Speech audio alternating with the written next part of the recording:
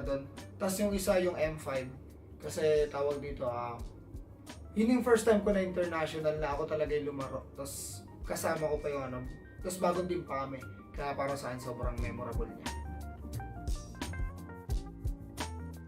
Marami rin siyang nabago sa buhay ko. Kumbaga, part din talaga siya ng buhay ko ngayon kung bakit nandito ako ngayon, kung bakit si Renny J ako ngayon dahil din sa ML. Pero syempre, hindi lang dahil sa ML yung kumbaga, marami din siya mga patterns like dahil kay Boss D din, pinakilala niya ako or siya yung nakapag, siya yung nagbigay sa akin ng opportunity. So, marami siyang natulong sa akin, tsaka kung ba't si Renny J ako ngayon, isa siya sa dahilan.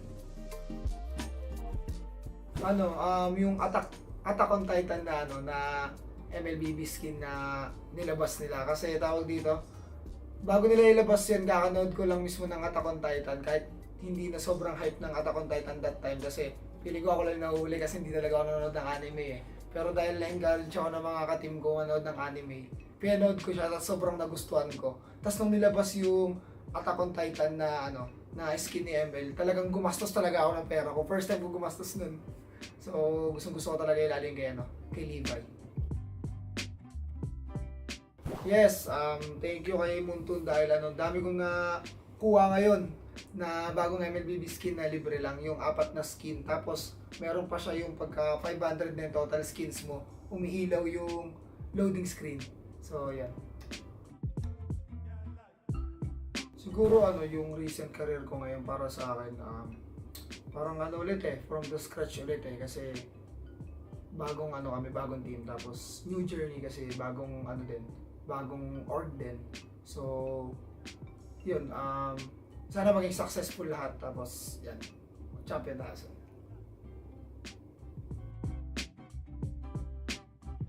Siguro na lang, kasi marami naman ng nagagawang events si Munton Siguro sa akin na lang, parang yung banding siguro sa ibang teams, kumbaga pagkaka-team ni Munton yung mga iba't ibang teams, kumbaga bawat roles, tapos paglalaban-labanin, gano'n. Yun lang siguro sa akin. Siyempre, unang-una gusto ko magpasalamat sa lahat ng mga MLBB fans ko. Yan, sa mga sumusuporta pa rin sa akin since day one, since pumasok ako sa MPL. Yun lang, tuloy-tuloy lang tayo sa pangarap natin and mas magiging better ako ngayon, tapos mas gagalingan ko. Tapos supportahan nyo kami, Aurora. So, we are back guys. Kita-kits sa MPL.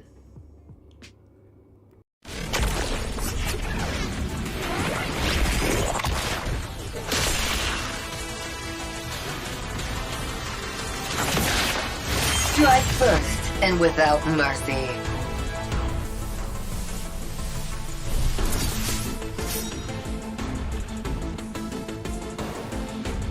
Where I tread, death follows. Enjoy your last breath. Deploying smoke. Going dark.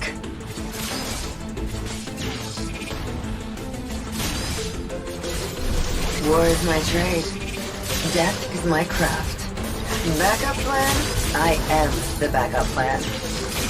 My destiny is what I make of it.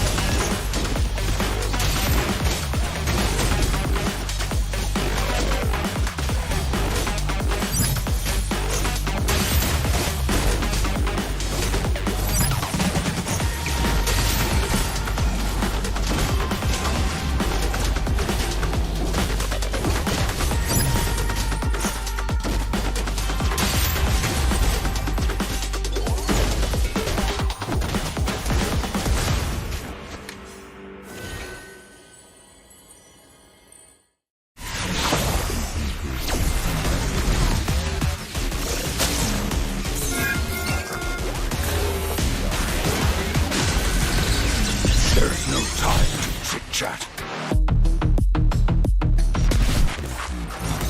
You will never learn. Mystic magic is so wonderful. Face yourself.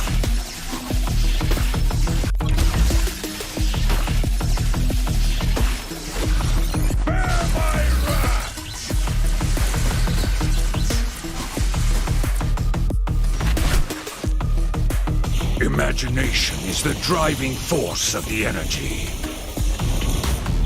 I'm not a monster. I'm a demon.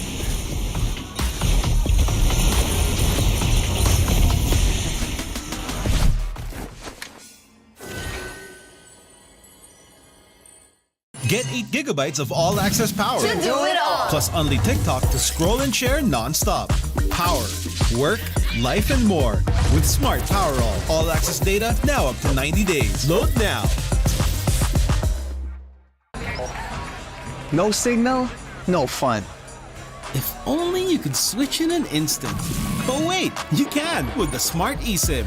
Backed up by nationwide coverage. Get your Smart eSIM now.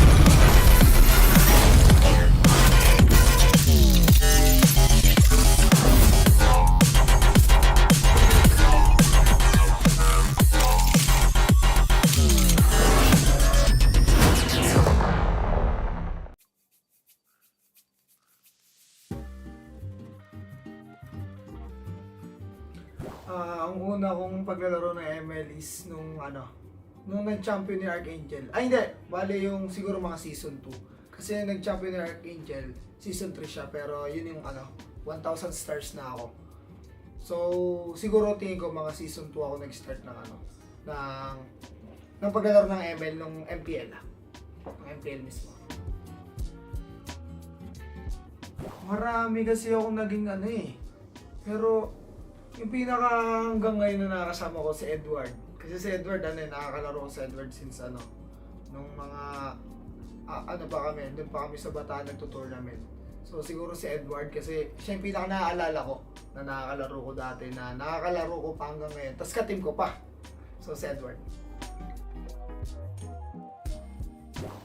Siguro yung best MLBB memory ko, dalawa. Parehas first time yun. So yung season 6 nung nakapasok kami ng MPL sa qualifiers ng MPL. So para sa akin sobrang pa rin siya. Sobrang saya at naalala ko pa rin yung moment kung paano kami nag-champion doon kasi sobrang tawag dito. Talaga nag-prepare kami ng sobra doon.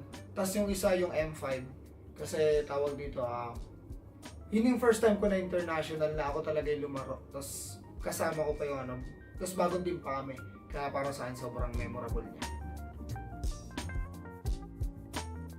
Marami rin siyang nabago sa buhay ko. Kumbaga, part din talaga siya ng buhay ko ngayon kung bakit nandito ako ngayon, kung bakit si Renny J ako ngayon dahil din sa ML. Pero syempre, hindi lang dahil sa ML yung kumbaga, marami din siya mga patterns like dahil kay Boss D din, pinakilala niya ako, or siya yung siya yung nagbigay sa akin ng opportunity. So, marami siyang natulong sa akin, tsaka kung ba't si Renny J ako ngayon, isa siya sa dahilan. Yung Attack on Titan na MLBB skin na nilabas nila. Kasi tawag dito, bago nila ilabas yan, kakanood ko lang mismo ng Attack on Titan. Kahit hindi na sobrang hype ng Attack on Titan that time. Kasi feeling ko ako lang nahuhuli kasi hindi talaga ako nanonood ng anime Pero dahil na-encourage ako ng mga ka-team ko manood ng anime, pinanood ko siya at sobrang nagustuhan ko. Tapos nung nilabas yung Attack on Titan na skin ni ML, talagang gumastos talaga ako ng pera ko. First time ko gumastos nun. So, gusto ko talaga ilalim kay Levi. Yes, thank you kay Muntun dahil dami kong nakuha ngayon na bagong MLBB skin na rin.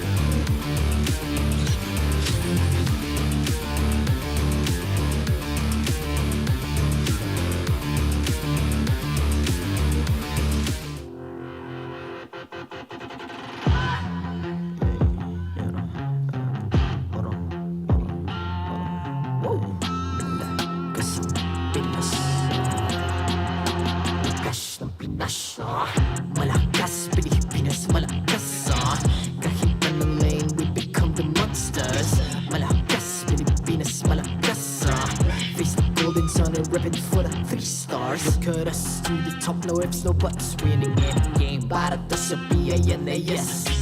Di mo matitin ang aming boses sa new level. Nasa kalye man o mobile window, I become a legend. Open fire, we unite, we winners. Built with pressure, the diamonds are made of. Switch in a lane na parang gera. HP racing, way reset up. Built like a tank, buhat, we hear that full load. SS parang Lyra. Susundan ko ang iyong bakas, kasama patas, tagumpay natin to. Dahil tayo'y malakas para sa Pinas. Nasa amin ang alas, hindi tuwa atras. Kinikilala sa taas kasi kami ang malakas para sa Pinas. Nasa amin ang alas, hindi tuwa atras. Kinikilala sa taas, ganito kami sa Pinas. Wow! Hold on. Yeah, malakas ang Pinas. We are lacking every beat, no surrender, no retreat. Pag nagsama-sama, just imagine what we can achieve. Lacking every beat, no surrender, no retreat. Giving 100 all my all, cause we just cannot be defeated. We are unstoppable, immune and invulnerable. Ready ang equipment, lahat frozen, malang crowd control. Pakita ko na jab like pow, beast of the southeast. Takas sa matawag, proud and loud, cause every enemy we devour. Susundan ko ang iyong bakas, kasama patas, tagumpay natin to. Dahil tayo'y malakas para sa Pinas. Nasa amin ang alas, hindi tuwa atras. Kinikilala sa taas kasi kami ang malakas para sa Pinas. Nasa amin ang alas, hindi tuwa atras. Kinikilala sa taas, ganito kami sa Pinas. Wow!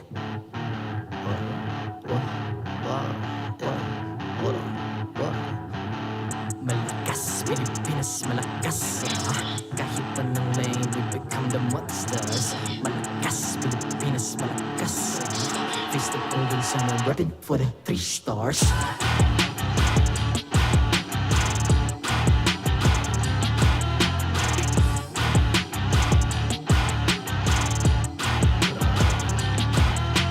Ang lakas ng Pinas, we unite, be the stars. Ang lakas ng Pinas, we unite, be the stars. Ang lakas ng Pinas, we unite, be the stars. The 14th season of MPL Philippines is brought to you by the following sponsors. Smart, the official telco partner of MPL Philippines Season 14. The official tournament phone of MPL Philippines, Infinix GT20 Pro. Official suppliers, EMC Asia and Index Salon. Experience the MPLPH Season 14 action live at Green Sun, Makati City. Grab your tickets now via official MPLPH website. Don't miss any MPL action by following our official Facebook and subscribing to our YouTube channel. Follow MPLPH on TikTok for more content. And to ensure the equality and fairness of our games, MPL Philippines is also monitored and supervised by the Games and Amusements Board.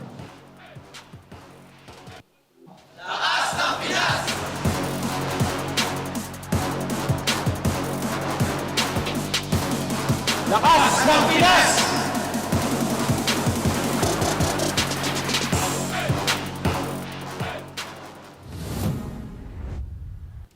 Isang magandang araw, Pilipinas. This is the MPL Philippines Season 14 regular season. Pangalawang araw ito ng action, and my name is Hans Kelra. Together with me, of course, is Ingan and Auntie Anara, and I would just like to welcome you guys. Welcome to the MPL. Yeah! Finally. I'm so happy that you guys are here, and ang buena mano for day number 2 is none other than a triple header, if I should say. At uumpisahan tayo niyan in just a bit. How are you guys feeling? Kamusta kayo? Alam mo, day number 1 pa lang, naramdaman ko na yung aura kasi literal nanalo yung Aurora. Yung fans dito, sobrang wild. That's right. And alam mo, gusto ko din banggitin yung sinabi ni Ate mo Chantel kagabi. Okay. What a way to end the day with Renny J. Ganon. Mainit ang dance floor. Yes. Hindi ko na kailangan pang sabihin yon. Alam nyo na kung ano ba ang ganap. But this time, just like what we said, yesterday was yesterday. Today is another set of matches na ating masasaksihan because we are gonna be witnessing a lot of these teams. Preferably yung mga matchups na hindi pa natin nakita kanina. Ngayon, it's Fnatic Onic Philippines making their debut going up against TNC Pro Team that is actually looking forward na makabawi mula sa pagkatalo nila. Yeah, and alam mo, interestingly enough, Hans, no? The performance from TNC yesterday, it was there. Like, we saw the potential coming from them. It's just that they fell short in terms of what they wanted to execute. So now that they're going up against Fnatic Onic, na kung babalikan natin last season, they were very strong in the regular season but fell short also coming into the playoffs. To me, it's interesting to see kasi ang daming reunion na mangyayari in our first matchup for today pa lang. Yeah. I mean, kudutosin, not only TNC, because this time, it's Fnatic Onic Philippines making their debut dito sa Season 14. The question is, super pa rin ba ang FNOP family or Fnatic Onic Philippines family? Super pa rin. Diba? Yun yung tanong. Feel ko kasi with their newest additions, nandiyan sila Brusco, Kirk, and of course si Spider-Man sa talaga namang kilalang-kilala natin, napakagaling na roamer. Feel ko, mas super sila ngayon eh. Okay, eto na nga.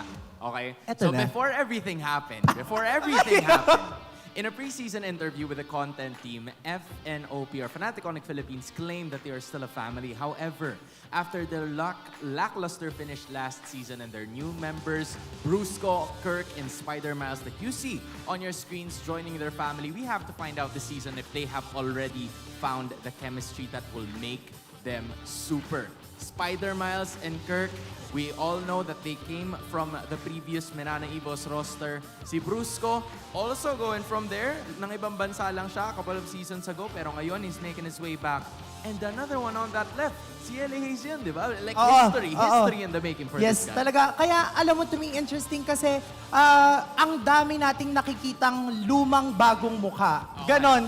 Kasi alam mo, for the longest time, we haven't seen both of these players, especially after what happened last season, no, na magpakitang gilas. But now that they are part of a Fnatic Onic Philippines, how will they make the lineup super? Alright, you talk to me or you talk to us about yung mga new players Yes. joining the club. But talk to me about the old ones. Kelra and King Kong, sila ang natirang core ng super team. Alongside Super Friends pala, which is the last player of the Monster Anarchy variation nung sila Sinsui, Nets, Rapidut pa yung kasama. Way back into we go love. way back. So kahit ano yung para sa akin kasi kahit lackluster nga yung naging finish nila last season. Again, the KK, feel ko tatlong kayo yun kasi Kimpi sila eh. Kimpi, King Kong, Kelra.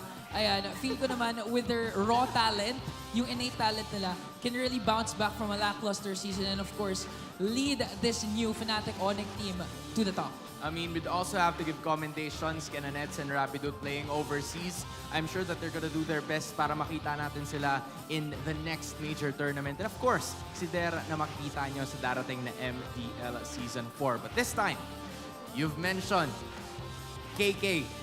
Meron ding Zen sa kabila. Alright, coming back stronger. We're gonna be reintroducing King Kong and Kelra as the key players of this team. Kumbaga, undeniable na yan kasi sila yung natira dito sa Fnatic Onic Philippines. Kelra is one of the most stable gold laners in the league. Meanwhile, King Kong sa kabila is about to make a grand reintroduction with the assassin meta favoring his mechanical prowess. Auntie, we're talking about the meta here. What makes King Kong really good? Paano ba pumapabor kay King Kong itong metang ito? Yeah, I like that you asked that question because I've gone up against King Kong in a separate tournament before. And then I think one of the key things talaga about King Kong, even in his amateur days, is he's really skilled in using assassin junglers. So to me, masasabi natin na right now, no, na unti-unti na nga nawawala ang dawn of the utility junglers. Bumabalik yung meta ng mga assassin junglers na we all know, very, how do you say this, mechanical-based yung paggamit, micro talaga. So, how will they be able to flex that is something that we are seeing right now as we enter the day 2. Day second yata yung sasabi. Ano yun? Day second. Pwede na rin. And speaking of which, all right, I also want to take note of Kzen and Kouzen. Yung Zen-Zen combination naman sa side ng TNC, we've seen Kzen even before in the previous seasons, right? But Ingan, talk to me about Kouzen. You've casted this player in day number 1. How was his performance like? And ano sa tingin mo yung pwedeng points of improvement of this player? Simple lang yan eh. May mga day 1 jitters talaga tayong tinatawag. So, feel ko babawi yan si Kouzen. Alam naman natin yan, isa yan sa mga napaka-gold standard talaga when it comes to the gold lane. And of course, favoring nga sa kanila yung meta dahil si Kzen mahilig sa mga junglers na he actually hoped for before nung puro na lang tayo utility. Puro na lang utility. Saya na ngayon ni Kzen dahil balik yung jungle and of course, pag magaling yung jungle trio mid mo, ma-activate lalo si Kouzen sa gold lane. Yup, Kzen activated. Boss D's hamster, as he would call it. Alright, as he would call it. Hindi sa akin ang galing Hindi yun sa amin. Sinasabi niya na yun nga daw yung hamster niya na magpapakitang gilas, aka Kouzen. This time, it's Etomax, the coaching staff. Escalera, one of the captain, or actually is the captain of TNC Pro Team from family reunion to family feud. Wow. Oh, I like that. I like that. Because Ang again, ganda. Escalera and Coach Etomax with whom were under Fnatic Onic Philippines last season. Oh, nga no, are gonna meet each other in the opposing side. Oo. Auntie, parang paano ko ba mag-a-adjust sa ganun? Kasi ang bilis eh. Ang bilis eh. Di ba like last season, mag-aampi kayo. And then all of a sudden, ngayon, mag-aarap kayo kaagad. Like, is there some sort of adjustment na familiarity in some sense? Oo. I think, no, going into this draft, more than just Escalera and Etomax, I think for the longest time, Etomax and Kelra have been teammates. From Execration to OMG, and now to Fnatic Onic, last season. So yung kind of familiarity, yung alam mo yung masasabi mo na, in a way, alam ko how you will move, alam ko kung paano ipe-predict yung next steps mo, yun yung kailangan nating makita from the side of TNC specifically. You talked about Etomax, and in a preseason interview, the content team, Coach Etomax, also wished the best for Kelra. Kasi nga, di ba, family, brothers for life. Kumbaga, para silang Vin Diesel and Paul Walker, eh, na alam mong vibes lang. It's diba? been a... Okay na. Sorry. Okay lang. Sige. Mamaya. Pasa mo playoffs, di ba? You wish the best for Kelra the same way. But in the same interview, Escalera, medyo mainit yata. He had a stronger reminder for King Kong. Sabi niya na kailangan daw mag-work on ni King Kong sa pagtanggal ng kanyang katamaran. Alam mo, Hindi sa amin galing Hindi sa amin ang galing yun. Escalera yan, Alright? pero alam mo Han, saktong-sakto eh. Ay, hindi pala Bakit? sakto. Sayang na nawala si King Kong bigla sa TNC. Bakit? Bakit? Kasi nakita mo naman yung release ng video nila. Bawal tamad dun eh. Tama. Bawal tamad dun. Ang ganda ng Ikaw, audition. tamad ka ba? Hindi, syempre. Okay. Kala ko tamad ka eh. Sabay walk out. I'm sure napanood nyo yun. If you know, you know. Yeah. But again, this is what we were talking about right from the start.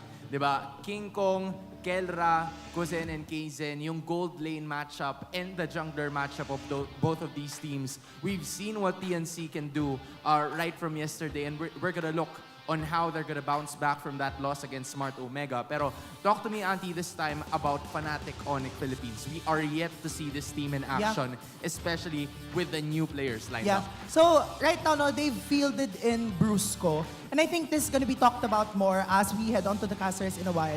But then, to me, right now, especially because we are in the Assassin meta, I think one of the biggest things as to why they put in Brusco is mostly because of the fact na super aggressive ni Brusco as a player. And we all know Escalera is a very bombastic, dynamic player. And it was Doggy also who mentioned that. So, I think it's about time for them to go up against each other, and kung sinong aggression yung mas magpe-pay off, yun yung mas makikita nating magiging effective in terms of how the go and the series will go. Ano daw? Hindi, gets ko. Yeah. Gets ko. Thank Gets you. din nila. Huwag ka Gets mag-alala. yun din. Tama, din gets nila. nyo. Alright, gets din nila. I just want to ask you guys in terms of yung Fnatic Onic Philippines, because you've mentioned Brusco.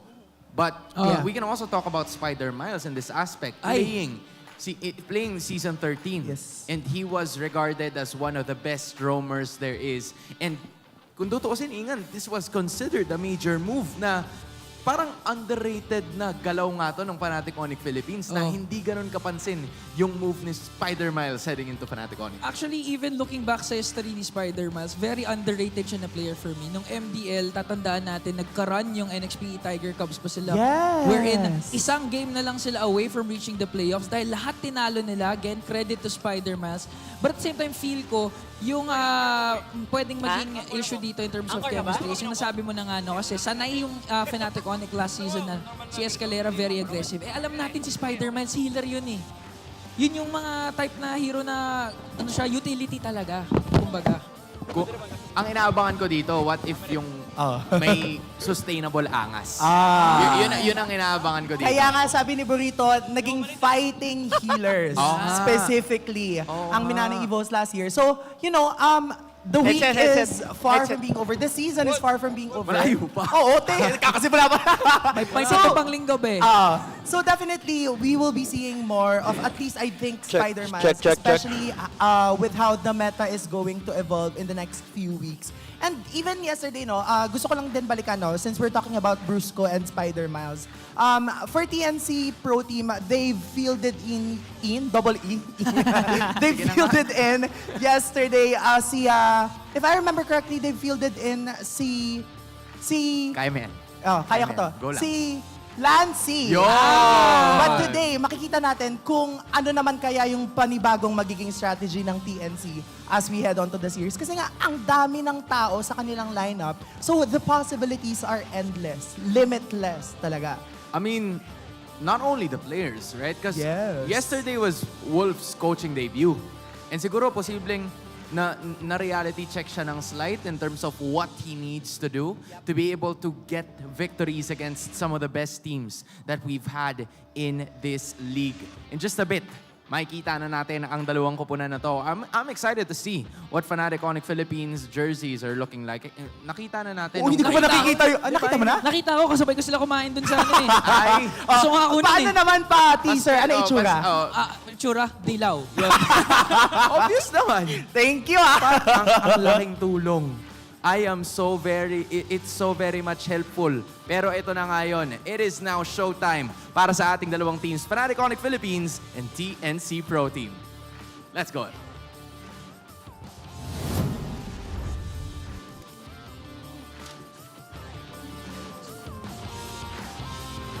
Muli tayo babalik sa MPL Arena para sa ikalawang araw ng bakbakan. Welcome to the battlefield where your hero within takes the front lines.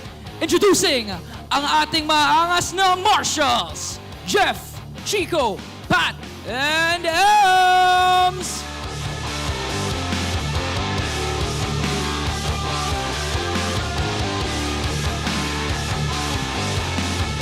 And the first to walk into the stage, a revamped team ready to retake glory. It's Kirk, King Kong, Super Friends, Kelra, and Spider Miles. Make some noise for Fnatic Onic!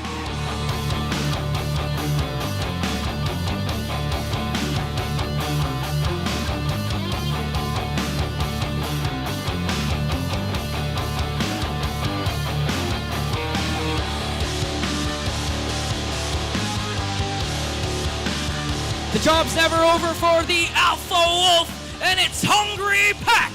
Can they take their first prey? Here's heads. Kzen, Hatred, Kouzen, and Escalera. All rise for TNC Pro Team.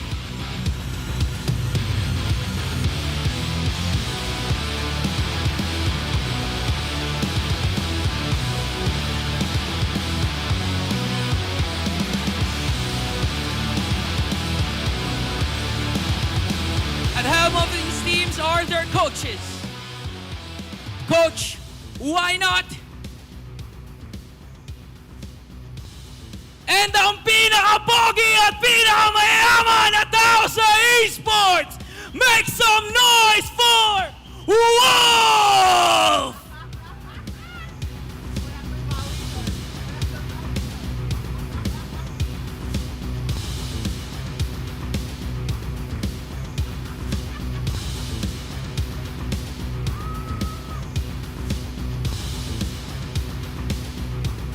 And now, it's time for the face-off. Simulan natin sa panig ng Onic. King Kong, step forward. Sa panig ng TNC Pro Team, Kzen. It's time to face each other. Step closer. King Kong, ano ang hamon mo kay Kzen? Wala akong hamon sa kanya eh. Respect na lang kasi parang lugi ako sa current meta ngayon, assassin eh. Kzen, ano ang palag mo kay King Kong? Para sa akin kasi talaga di ko kailangan highlights eh. Bonus na lang siguro kung makagawa ko ng play na maganda. Basta magawa ko yung trabaho ko sa team ko at ikapapanalo ng team, goods na ako doon. Palag! Alright, players, you may go back to your spots. Tingnan natin kung gaano kainit ang magiging bakbakan ngayong araw na ito. It'll be TNC Pro Team versus Onic. It's time for them to unleash the hero within. Casters, pasok! It is a battle of new houses as the opener here for the day 2 of the first week of MPL Philippines Season 14. Their newly built TNC and the revamped Sonics that will be fighting out in game or match number 1. Here we are in the Casters desk. My name is Midnight and I'm with Rockhart, of course. Rockhart, I know there's a lot of heat coming into this match. There's a lot of familiar battle that is going on, especially with the players. Exactly. I feel like that's the reason why we're not wearing ties right now, because you know what? It's just way too hot, and I love what I'm seeing here. Maximum respect given the opportunity to really say something to your opponent. You know what? They said, I don't need to say anything. Let's be back in the battlefield, and you know what? Highlights are probably a bonus. Panel has touched a lot on this. There's a lot of things going on here. But before we move on to the match ahead of us, let's talk about the players first. And also the coaching staff, because we have a lot of former teammates here, at.PM and Kelra. For the first time in their careers, they're going to be playing against each other. And we all know Wolf, who's been the coach of Onic in Season 7. It's not like, you know, it's not a secret anymore. It's in the Wikipedia page, come on. Oh, it really is? It is in the Wikipedia page. Okay, so it's cat's out the bag, and there you go. And it's interesting that he will be facing off against Yellow this time around as well. So I wonder if that's going to be something that you might be familiar with him. Obviously, Yellow's not going to be enough, but you know what? For TNC Pro Team, definitely was not the game or the start that they expected yesterday. Yeah, we saw TNC play out a grueling match against Smart Omega. 0-2 score, unfortunately. And again, Hans, or the host of the panel earlier, mentioned that maybe there's a little bit of reality check here that is going on with TNC. That this is the real deal. You know, it's no longer the hype. This is all about winning the games that you're supposed to. Because again, every game that you win does not matter. What matters is you win the entire thing. And it's either a 1 or a 0. Yep. We had a lot of opportunities actually to talk about that. Yep. It is so interesting, and it's kind of a little bit more forgiving in terms of series. Like, you can probably get away with having a really bad game number 1. At the same time, we've seen games get finished really quickly yesterday as well, right? Yep. So, also a double-edged sword. Momentum is really definitely something that both of these teams can use for both of the sides. Now we are going to be looking at the keys to victory here for both TNC and Fnatic Onic. For Fnatic Onic, Brusco, be the super, and Fnatic Onic, the new family for Fnatic Onic. We all know Brusco came from Indonesia. Now he's back in the Philippines just because of one ranked game with Kelra. But now it's time to prove yourself. Yeah, it's super, meaning, you know what, they've called themselves the super fam. So that's something that we can talk about later as well. Yeah, and with TNC Escalera, polish your shot calling, positioning, and initiation. We all know this. He played with Fnatic Onic Philippines before, so there might be something that might give them an advantage playing against Fnatic Onic, but again, he has to polish his shot calling and the positioning, especially from what we saw yesterday. And both sides make KK and Zen's lives easy. KK with King Kong and Kelra, and of course, Zen with Kzen and Kouzen. Yes. Making it a lot easier. Easier said than done, to be honest. But to be honest, it's also just a question of whether or not we can see more polished play. Yesterday, we saw a pretty good start for TNC. They were fighting neck and neck in game number 1.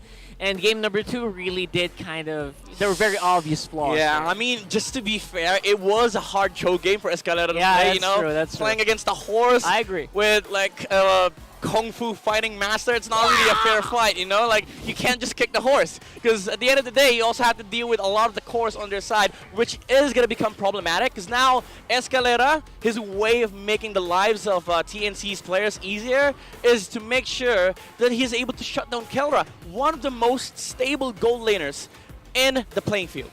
Not just the most stable, probably one of the, I would say, slipperiest gold laners. We've seen him do like cross-map BMIs, battle mirror images. Yeah, with a Louis Claude. Definitely, you're going to have to really, it's going to be a big challenge, definitely for Escalera. And I hope that yesterday's jitters are already shaken off from this guy, because this is going to be one tough opponent to beat. Kelra has been proven to be a huge commodity for so many teams right now. Despite not winning any rings, you know what I mean? I mean, most of the community regard Kelra as the uncrowned king.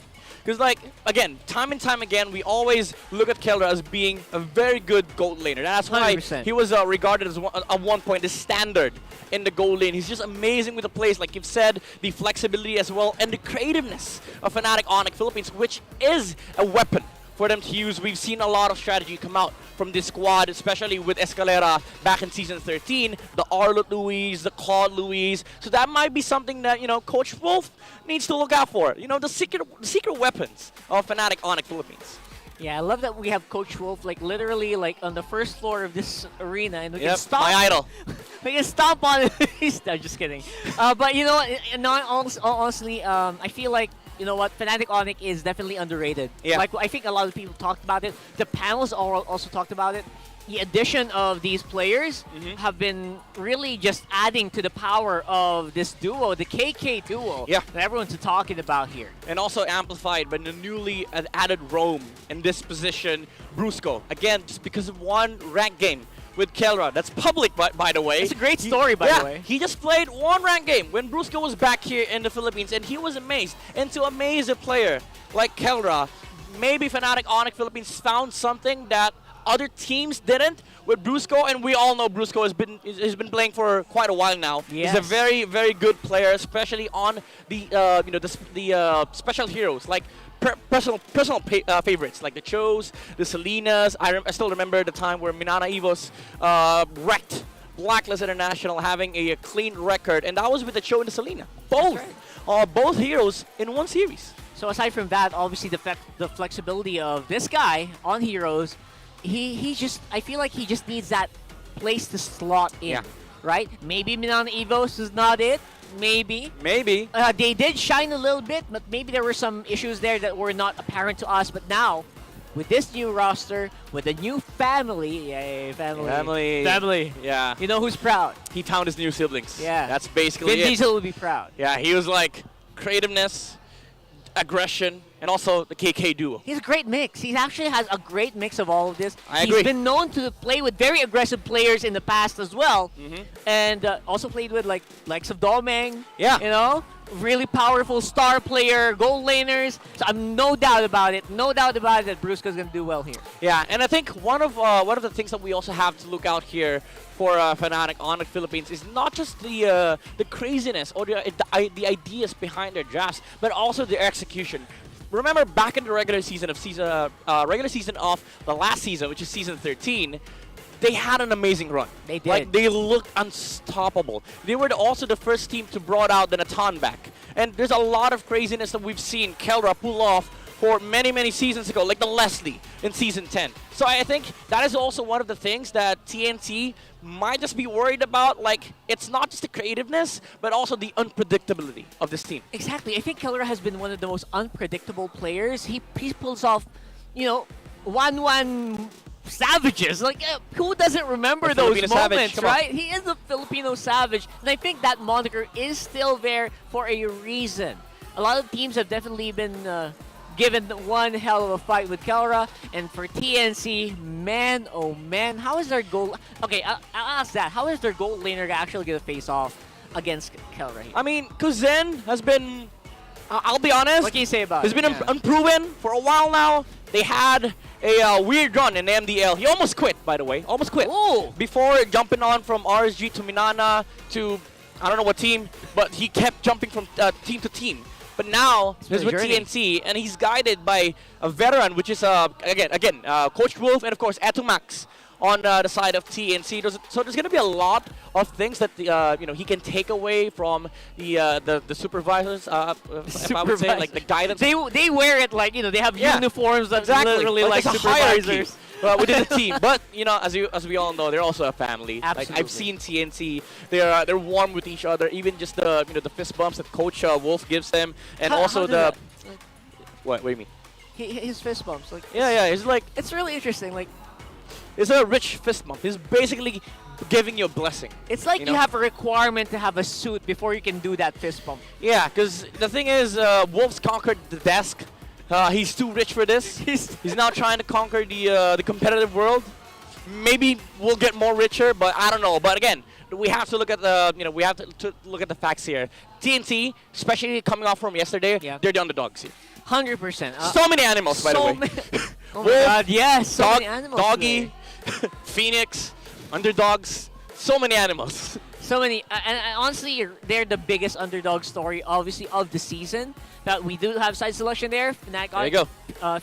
On blue and TNC on red, not orange. Just not- kidding. We don't have an orange side, but yes. Yeah. So knowing this, like Fnatic, Onic Philippines, they're on blue side. Do you think this is going to become a huge factor coming to the draft? That's actually pretty big. Obviously, what are the picks that we're going to be contested most likely? Are we going to see Hylos get contested? Hylos. I don't know if teams are ready for the Hanzo yet, but I am ready to see it. I hope I see it. Unlikely, let's say that, but here we go. We are going to see if both of these teams can pull off surprises here. As you all know, we've seen Hanzo yesterday, and if I can just take you back Season 9, King Kong, or actually not Season 9, Season 12. King Kong played a Hanzo before, and that was on TNC. So again, there's a lot of bloodbath between family and history here for both sides. Again, Fnatic Onic Philippines on the blue side, Zosk, Ruby, and Hayabusa ban, while TNC bans out the chip, and of course the respect with the Fanny. I love that Wolf did not buy what King Kong said earlier. King Kong said earlier, oh, you know what? It's probably not my meta assassins, yeah, blah, blah, blah. But no, Wolf remembers your Fanny. You cannot mess around with the guy. Yeah, he's not gonna get bamboozled. He's Yeah, like, what you doing, "Oh, man? What are you saying? I already predicted that you're gonna be picking assassins." Yeah, so, bro. It's Wolf. It's kind of hard to sway him away from these perfectly good options. So again, perfect respect with the Fanny and of course the Ling. Now, first pick, Roger is open for Fnatic Onic Philippines, but again, this team has proven time and time again, not just because of Onic time, but constantly has been a biggest, I would say, a surprise to everyone. Huge. And again, speaking of surprises, the Tsukshin probably Juicin. Possible first pick here. I think that's definitely going to be a hot contested hero as well for TNC. So if it's going to be taken here, might as well do it. There you go. There I love it is. I love what Fnatic Onyx is doing here. Yep, Rockhart's right on the money here. Juicin, first pick, a very potent mage, as we've seen from the previous international tournaments, especially in our hands of Hugh. Very good in contesting, like the front roams, even the front liners. Anybody that you put in the front lines are just gonna be swept on their feet, not because of the character's beauty, but because of the spells that is available to her. Yes, and get thrown around, by the way. He can throw you around everywhere on the map, so beware. No matter who you are, maybe even a Hylos can get really displaced by a Zushin. Yeah. So you gotta be careful. But right now, we're talking about those heroes. We still have a lot of sleepers, Midnight. We have a lot of sleeper picks here. Yeah, there's the Roger and also the Alpha that we've seen TNC pull out yesterday. But they are going to go with a different set here. Oh, okay. Roger Harrit. This does tell us that one of those is jungle. That's right. So it's like, right, no flexing today, which normally, guys, right, normally, you'd want to leave the Roger there, then maybe pick another role. That's what teams usually do. But you know what? This is very clear-cut. So I wonder what Wolf is thinking here. And it's really apparent that they don't want to play around. They don't want to mess around right now. Yeah. They have a lineup in mind, and they want to land that lineup. Yeah, Wolf was like, I'm prepared for this. I've seen the Kouzen from a mile away. And now I'm going to go with two mobile heroes with dashes that are very capable of going in and out of the team fights. But now Edith is going to be selected here by Fnatic Onic Philippines alongside the Moscow, locking it in for Kelra. A very, very strong pick for the goal laner, considering that the very first game on Moscow in MPL Philippines history since Season 6 is on Kelra. There you go.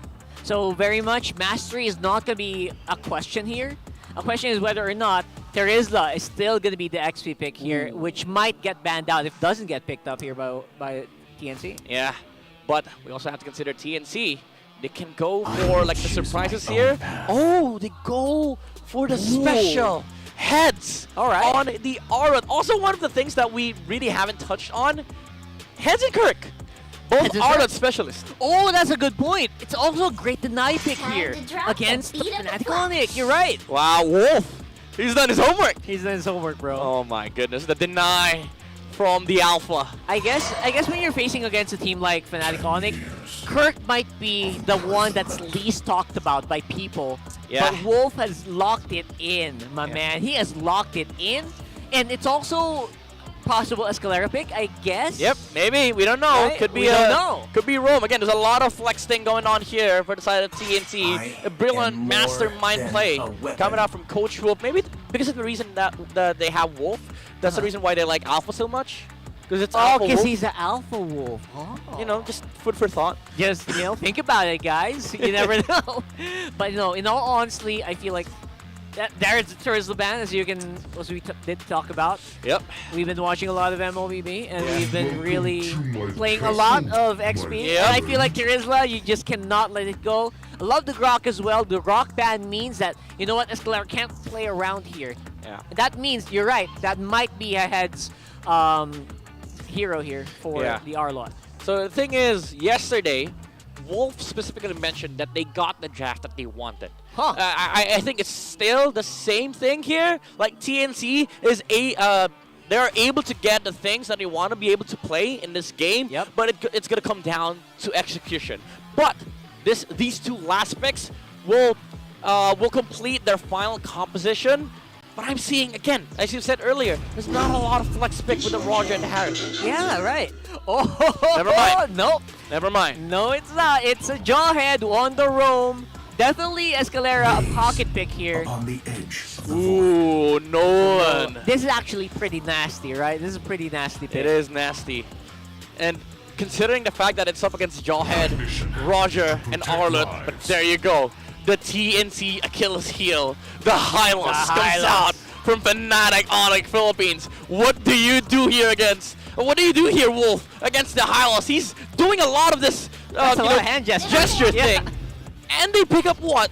The Aurora. All right, at least the Aurora gets snatched. Because yesterday we've seen the Hylos and the Aurora on the other side. Now they both get Aurora and Jawhead. Kind of like a Eudora replacement, but still, like the Hylos pick seems like a very good pick for the side of Fnatic Onic Philippines. That's right. And for TNC, they also pick up the Aurora, which is, again, also one of the heroes that Hatred actually picked up when he first started in TNC. You're right. The very first week it did not last win, season. but he kept using it. He kept trying to use that hero. There's a lot of throwbacks happening here between TNC and Fnatic Onic Philippines, but now we are going to be thrown to the Land of Dawn for the first match of the second day of the first week of MPL Philippines Season 14. Of course, CNC trying to look for a way to bounce back off of the loss yesterday in Fnatic Onic Philippines, trying to get a first win for the first match.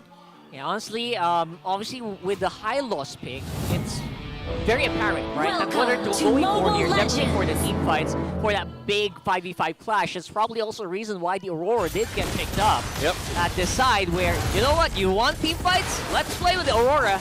That can definitely do a lot of damage. Yeah, TNC's looking to fight it out head on against Fnatic Onic Philippines, especially with the Roger and the Harrod. Like, the idea between these two heroes is that you're able to brawl a lot, but Hatred is getting a lot of heat here in the middle lane. That's right. He is actually going to be up to...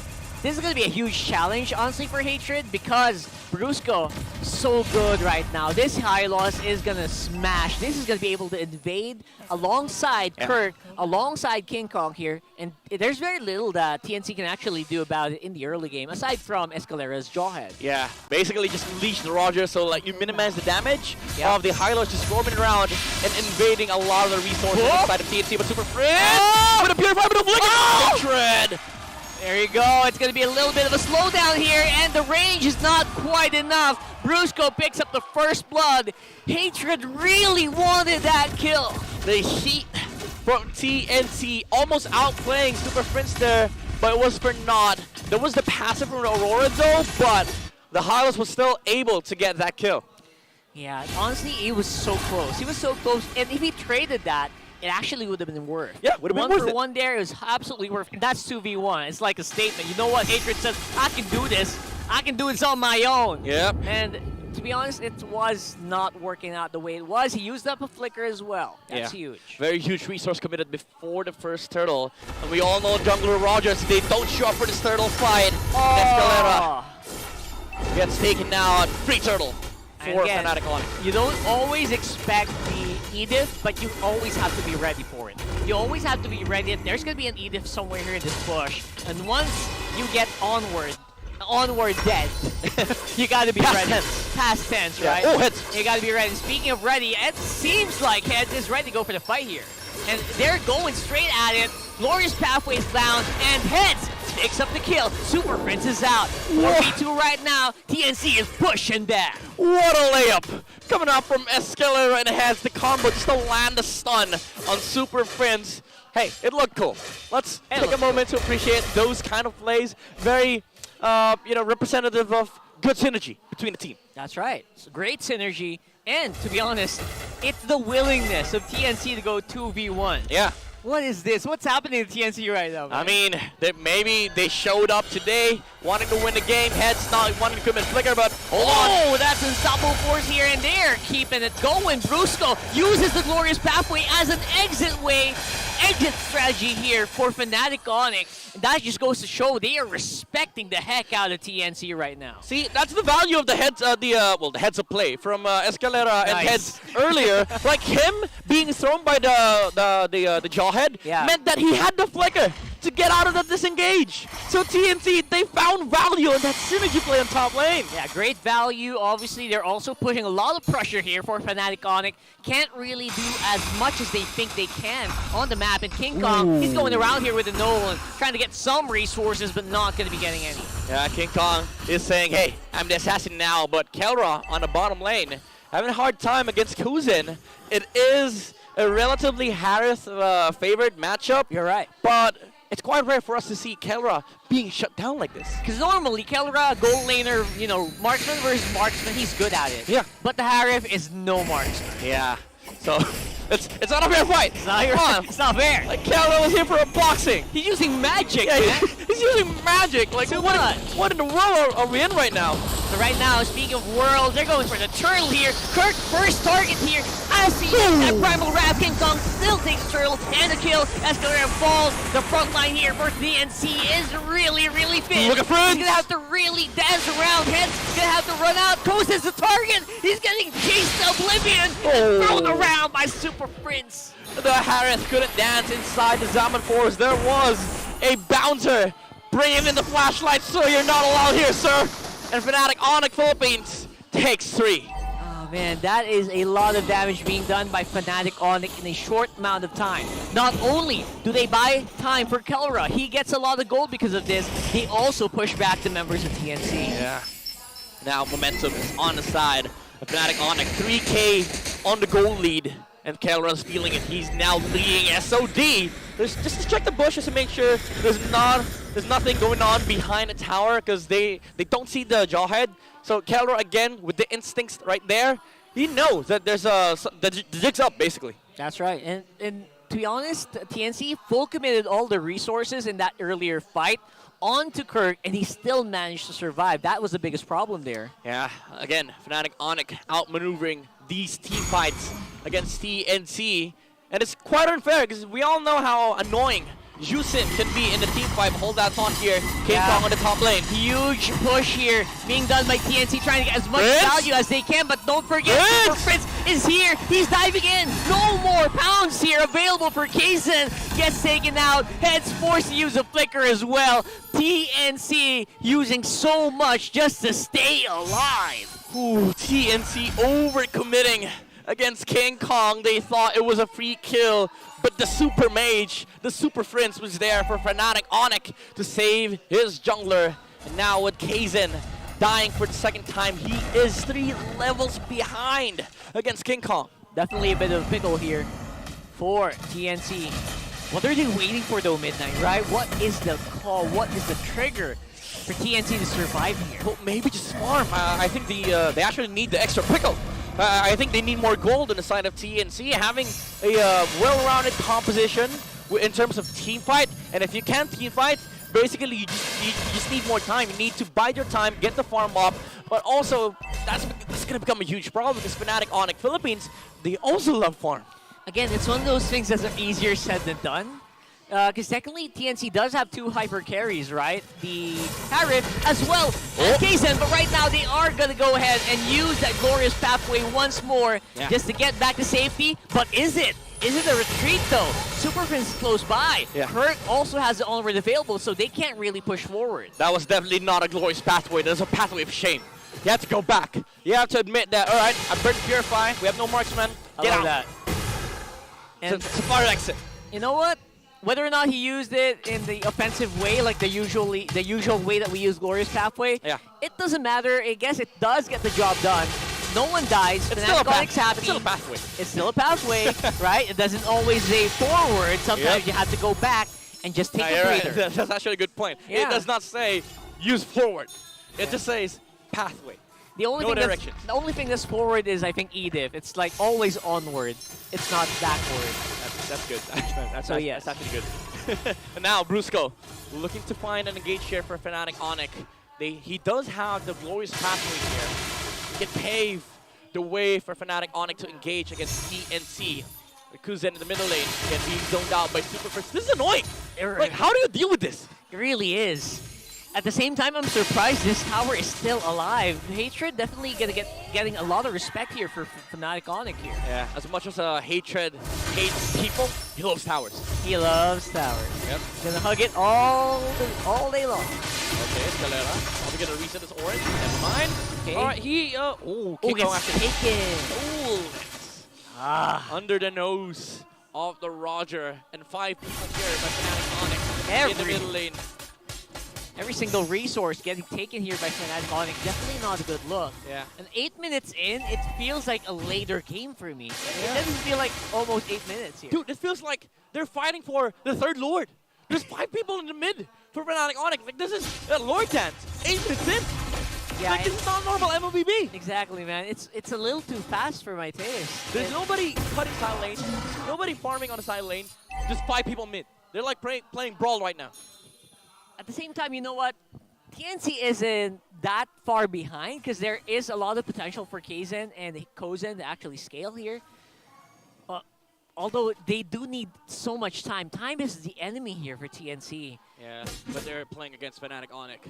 They love to accelerate. Yeah, when they have time, it's theirs. Because, you know, song time. Nice. Connection. Good setup. I love it. Now TNC, you're going to try and look at setup for their own. But Fnatic Onic, they have to push it on their side. Brusco is looking forward. Now charging. He knows he has the pathway, but he gets thrown around. Brusco's getting in. Again, no space at all for TNC to go there for the steal. Pathway. And they go for the head. And apparently that's what Captain America wants. Right now, though, it's going to be a fight once more.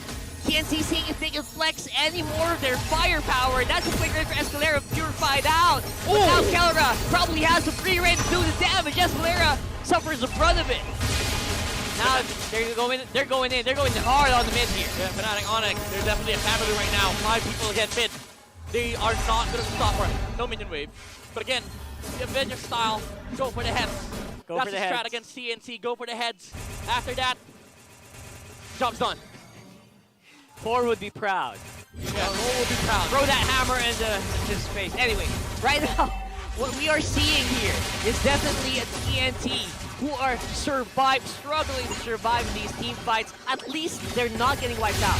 This is still Fnatic Onic. Like last season, every game, 9 minutes, 10 minutes in, they're leading by 9k gold. It's still the same thing. Same deal, right? Especially in the regular season, right? They were all nigh unstoppable. They're so powerful. And we are seeing the exact same recipe, even with different players. And again, Bruce going in Highland. With the pathway in the top lane, they are going to be able to push out the first outer base tower of TNC. They're now taking it. Alright, Lord takes it. And adding Onic. Splitting on the bottom lane. King Kong is going to be able to take another one for their side. Oh, okay, never mind. No minion wave. But still, that is actually as good as dead. Yeah, it really is as good as dead. And again, the only bright side here, the only upside for TNC, the silver lining, is that they're not getting wiped out yet. So people are able to clear, but how long can they keep this up? Yeah, they're still in this, but now, again, Brusco with the pathway and the revitalize, he gets nice throw out. Oh my goodness, Brusco definitely absorbing a lot of damage, and there you go. A great kill for TNC, trading their inhibitor turret on the mid. That's an objective suicide right there. And go in. Usually Exfiltrators do that, but Hylas goes in, pathway, revitalize, use everything on me. My teammates get 3 towers. And now TNC, they can't do anything about them because you also have to deal with the Hylos. If you don't, now you're dealing with the Hylos with the Juice in. Yeah, even if Brusco dies there, that's just only a full reset. They can't really do anything aside from that. There's no Lord for them to take. The only thing they can do is maybe set up for another one. But then again, they're not ready to take these fights. Even if they do set up, they have to take Fnatic Onic by surprise. And you also have to think about the way they set up. Their setup is basically the Jawhead and the Arlet. But we haven't even seen one commit out from TNC. They can, you know, the last time we've seen a very good final slash play from Heads was that first turtle that they took, and they lost it. And now TNC, they're in the back foot here. They need to find something. Yeah, huge back foot for sure. And again, at the same time, no opportunities for them to steal this Lord. Every single Lord has been zoned to perfection by Fnatic Onic here. No way for TNC to bounce back here in terms of objective. Yeah, they have to give it away, but they also have to defend base right now. This is the only house that exists for the Phoenix Army. And Fnatic Onic, they're on the very next stage of their plan to take it away from TNC. Lord is marching in the middle lane. Holy Crystal is now up on Kouzen, however, so damage is definitely there. But again, the one that we're looking for is the setup, but Kirk does it! Kirk misses on the setup here with the Earth Shatter, and that's 1 man down, and the Lord as well. 4 members remaining for Fnatic Onic, and Head, he's looking for more targets here, trying to go for that flash, but will not make it in time. And look at that, Fnatic Onic goes straight for the Crystal and for the win.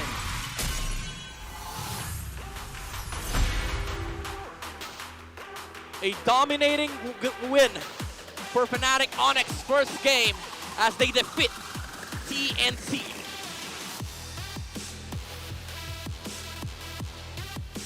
(1-0) for the Super Family.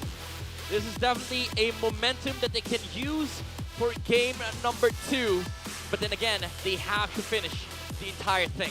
Fnatic Onic Philippines reintroducing themselves dito sa MPL Philippines Season 14.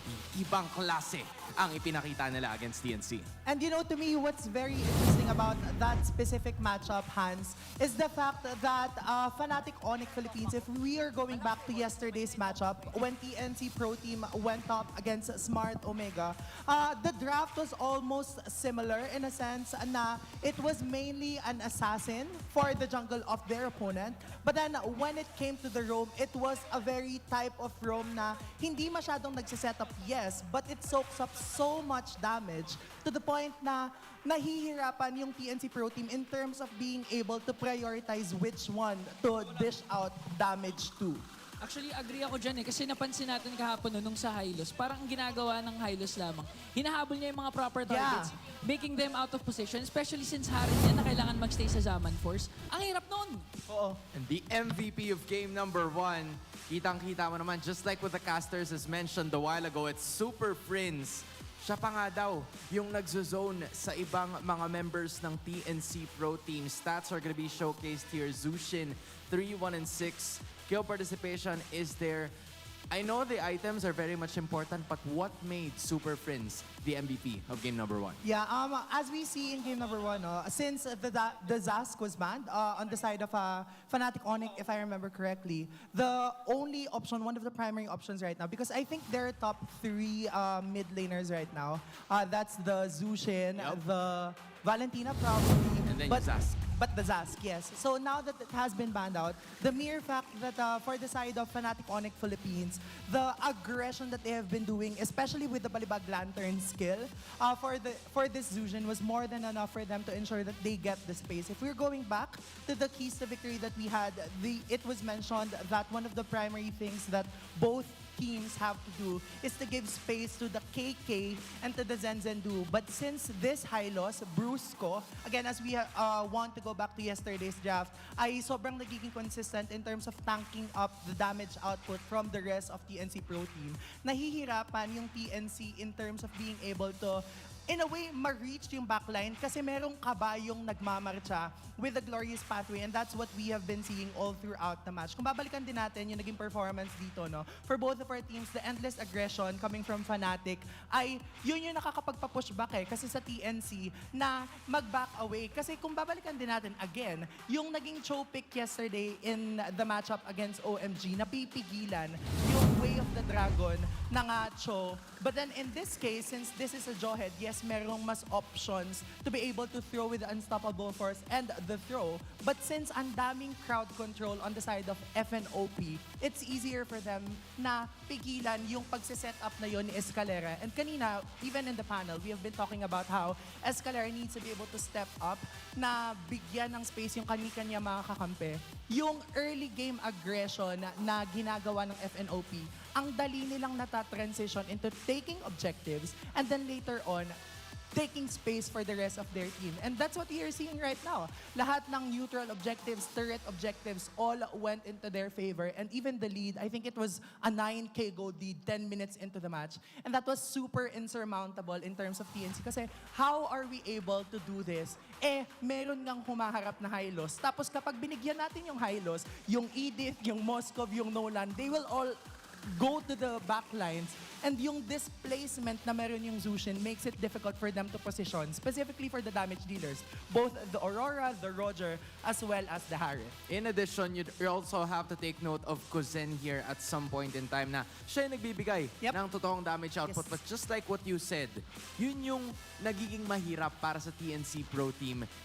Kasi isa lang yung tumatangke ng damage. Yeah. And there's just one person, yung Jawhead going up against the Hylos. You'd love that situation if you're Hylos. Kasi alam mong lalapit ng lalapit yung Hylos moving forward. And it's the way for the rest of the members to actually initiate at doon mag-uumpisa. Yung gaya nga sinabi ni Auntie kanina. Tsaka apart from the Hylos ang ganda din kasi ng Hylos-Zushin combination. Imagine mo, pagkalatag ng Glorious Pathway, habulin ng Hylos, stun, tas masastakan ka agad ng Zushin. Kaya ang dami natin nakitang Balibag Lantern plays And kung titignan natin here, Super Friends has a spotless kill participation, which meant that every step of the way for the side of FNOP, he was there. He was needed in all of the team fight. And we can say that this is a relatively low-scoring game, mostly because of the fact that it was more of the macro mechanics wherein they try to take as much objective, as much space as they could. But then again, as we have mentioned, that Hylos pick, kung babalikan natin yung naging statistics kanina, siya yung sandbag. And understandably so. That's right. Kasi yung elegant gem right now, by the way, if you are a Hylos and a roamer, pwedeng i-build mo lang yung Elegant Gem and then move on to building the Thunderbelt. Kasi yung Elegant Gem, kapag nag-15% yung health mo, 50% rather, yung health mo, magre-regen siya in the next 5 seconds nung health na meron ka. So yung buff na yun sa Elegant Gem is super wonderful, especially for a high loss na in this case in the meta, and even before, ay sobrang mana dependent. So kapag na-deplete na yung mana ng high loss, dahil nagre-regen because of the Elegant Gem, it's easier for him to soak up the damage kasi meron pa siyang revitalize. So healing galing mechanic, walang nababawasan. So Super Prince, alam niya yung trabaho na kailangan niyang gampanan. Kumbaga yung healing galing mechanic, nasa kanya lang.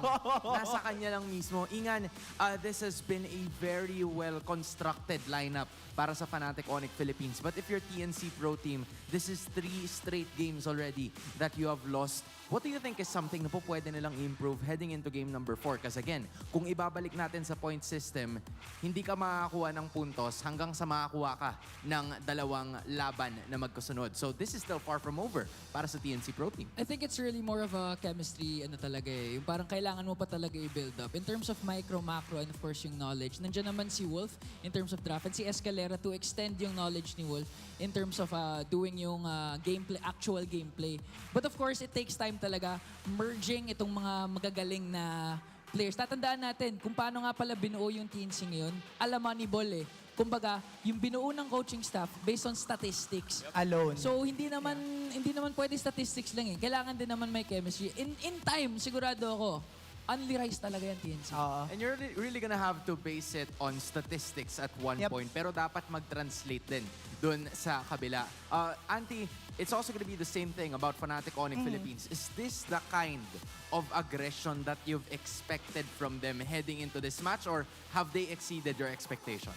Definitely, you know, paulit-ulit nating binabanggit, di ba, yung pagbalik ng Assassin meta. And more than anything talaga, yun yung strength na nabibigay ng Assassin meta na kaya mong, in a way, mag-move forward as much as you could because you know that your damage output is enough. And knowing King Kong, we have talked about King Kong multiple times already, not just in this season. He is a very proficient assassin user. So the mere fact na meron laging threat na may assassin na dadalaw in all of the lanes, ay talagang, ano nang gagawin ko? Parang napupush back sila because they don't know kung kailan yung time na merong looming danger na papunta para sa kanila. Okay, you've made the first move now if you're Fnatic Onic Philippines, right? You've done the math, you've done the calculations. TNC Pro Team, sila naman ngayon ang pipili ng side which is gonna be the red side. 2 picks available for both of these teams. Without explanation, man, just give me 2 heroes na sa tingin mo should be a part of that TNC lineup kasi you're watching them for quite some time now. Ako feel ko blue side if ever open yung link, ma-open yung app, punta blue side. So red nga side, sila. sagot ako, Roger. Hindi, kasi nga sa blue, sige, link na for yan context, eh. Sa red side, Roger Hylos talaga. For Okay. me, dominant talaga yung Hylos either sa XP or sa Rome. And good flex pick siya, so ako Hylos. I'm glad that you've mentioned Hylos. Auntie, we've seen Hylos, I think, 100% for the past 2 days. Na every time na merong araw, may Hylos na maglalaro. Yes. What about Hylos is really good? Aside from what you've mentioned kanina na yung revitalize, yung healing galing individually nandun. Yes. What makes Hylos so much better in terms of team fights or maybe in individual play? Yeah. To everyone who's watching there, no, if you're still confused about the mechanics of a Hylos, again, I've already mentioned the Elegant Gem buff. So, yung fact lang na sandbag, feeling ko yun yung best term to describe a Hylos. Sandbag talaga.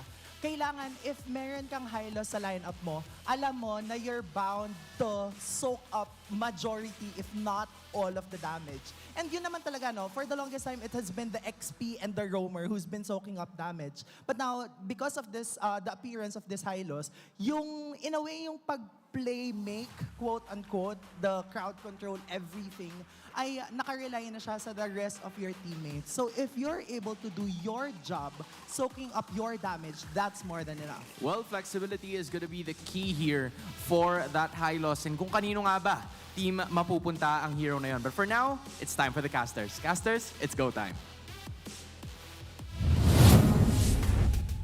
Go time indeed for the second game of the first match. Again, Fnatic Onic Philippines winning Game 1 against TNC. And the panel has a very good discussion.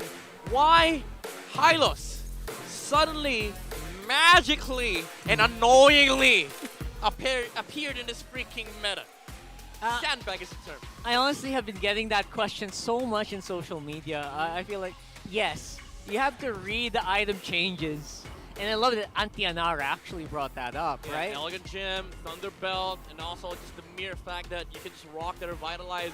And Ingen mentioned that it's also good on both roll and XP. Yeah. So like the flex factor, which the meta is like revolving around, like the flex of Roger, the Ediths, the Arlots. Hylos provides the same thing. At the same time, you know what? I'm glad people are not surprised by these picks anymore. I love that, you know, especially our teams. Yeah. A lot of teams, a lot of players all around the world actually look up to these teams. And you know what? They're up to date, guys. Don't worry. At the same time, hope you're also applying those to your games, because right now, obviously, it's really, really efficient. I hate Hylos, man, though. Everyone does. I hate Hylos. If you're up against me, just don't. I'm gonna quit life if you do that. But we'll see if Hylos again shows up again in the draft here for game number 2 between Fnatic, Onic, and TNC. As I've mentioned earlier, it has been the Achilles heel for TNC, or maybe Wolf or Coach Wolf just straight up bans it away. You know what's really funny? Because we literally looked at each other when we saw the red side pick here for TNC, and yes. Okay, they are red side. They're red side. They are red side. Same thing. Fanny, Chip. Wolf's not gonna be swayed by the speech King Kong made earlier. But, huh? Hylos banned out. I don't know, man. Is that true? I don't know what's happened. Is that true? We will double check that. Fnatic, Onic removing their secret weapon. And also, by the way, just acknowledge that is Haze. That is Yellow Haze. Yes. He is an assistant coach to Why Not, who has been with each other for the longest time in Smart Omega. Now, the family's back on the House of Onic. Never forget the Season 1 champion. Yep. He looks so dashing as ever. Never will. Never really... doesn't grow old. We've come a long way. Wolf against Haze? I never thought I'd see that, right? Because... I don't know, it's odd. Imagine Haze's reaction right now. That's the guy that used to gas my games. Exactly. Now, we're drafting against him. And honestly, Feels it's weird. a really... Wolf is a really tough opponent in terms of drafting. Yeah, I know. He's been doing so many draft predictions. Almost everyone knows how he is just so good at knowing what teams are usually going to pick up and how to counter them. Hey, he's the seer for a reason. The seer. He's the seer. He does not predict drafts. He sees the draft ahead of time. And now, we see ahead of time that it is Hylos banned on the side of Fnatic. Onic, but also picking up the Hayabusa. Kouzen gets through. And, okay, that's a very interesting thing. I actually was surprised by that. I was half expecting Zushin to be actually banned out, but no. All right. I love Wolf, but that's a very questionable move. That's... I mean, Roger Edith is very strong. As you said earlier, Wolf loves these two picks. Roger and Edith is very potent. It's a strong combination. But for the price of Kouzen, maybe not. You're going to have to put Zushin on the left and Roger Edith on the right. And see if that's kind of even on the scales, right? Yeah. If they're like kind of weight the same. And I feel like the Zushin kind of weighs heavier a little Yeah, bit. it weighs a lot more. But I heard of Phobius, by the way, the revamped Phobius on the side of TNC. That's a pick. Maybe that's it. That's a possible pick here. Maybe. No, there's no dash, though. Oh, well, to be Harith? fair, the ultimate. No, Right. the Kouzen. It's that just is? the ultimate. Oh, that's right. That's right. But the thing is, Phobius does not really counter dash heroes anymore. He's more of a crowd control hero. Huge revamp, by the Yeah, way. on huge the revamp. Phobius. I do love the current Phobius, but I gotta be honest, man. I do miss the old Phobius. The old Phobius was very, I would say, polarizing, right? It was very polarizing, and there's only really certain situations that you want to use him. I guess what they're trying to do is try to put Phobius into more situations where you would be more viable. You would more likely use him. Yeah, and maybe also that's the reason why they picked up the Edith first. So when they traded Roger and Harith, they will be able to get a very favorite matchup with the Phobius, because now you don't have to worry about the Edith. because Phobius hates Ediths. Well, a lot of heroes hates Ediths, but specifically Phobius, because you can't really crowd control if you're getting stun locked for like 6 seconds. Yeah, it's like he I bagged don't it even out. know why that combo exists, honestly. It's a huge combo, honestly. The crowd control duration is going to be massive here, and maybe that's going to be buying a lot of the time for Kouzen to do some damage here. Yeah, and to add to the fact, Phobius can can proc his own passive, and also Edith's onward. There's also a dash. So, and there's also already a lot of dashes on the side of Fnatic Onic. So I think it does make sense that they traded the Juice in. It's just, it's so scary. Like, up to this point, it's been proven and tested that Juice in currently has no counters. Yeah, it's maybe aside from the fact that Panny's banned out, but other than that, this hero has been proven to be a very, very strong hero in the mid lane. almost impossible to kill, especially in a 1v1 scenario. That's why you see bans on the Zasks as well as, possible Julian picks. We saw that earlier. Ooh. Julian get banned out. That's gonna be hot if TNC goes for the Julian, or never mind. Alpha gets taken out. Tig has been banned by TNC, so you're right. Maybe they are eyeing at the Julian here for Kzen, but also they need a mage. That will be a good flex though. Like Julian 4th can be played in the jungle, can be played in mid. 100%. And I love that, at the end of the day, Hatred is still going to play that Aurora. I don't know what his statement he's trying to make here, but I wonder how that's going to look, especially with very slippery heroes that we have on the King Kong, on the Haya. Yeah, I mean, it does make sense against the Haya, because even if you eat the whole ult, you have the passive to rely on. But against Harith and Juicin, both, by the way, in the same field, on the side of Fnatic Onic, I think that is just dangerous. But here's the thing, it's still an Edith and Aurora combo. We haven't seen that, we haven't seen a lot of, utilization between these Auroras and Ediths, but now TNC is going to be able to have that chance to showcase their potential. But now Fnatic Onic, with the last 2 picks on their side, Brusco still needs to pick up his hero. Maybe the Cho? Never mind, it's the Grok and the Rizla for Fnatic Onic. What do you think about this? It's actually, honestly, for me, it's a no-brainer. Pick up the Trizla every single time you can. She's just so good right now. Yeah. And that's the reason why people just throw the Trizla in the What? It's a Matilda. It's not the crowd control lineup Wait! that we were thinking about, Midnight. What is this? Is it a Phobius Gold? Oh my goodness! Okay.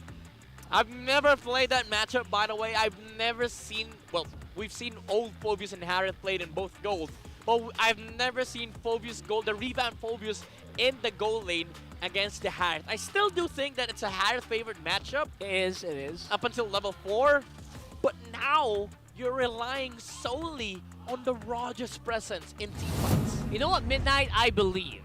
Maybe there's like 14 million scenarios that Wolf had to climb through, and he said, you know what? If there's a Harith, let's use the Phobius.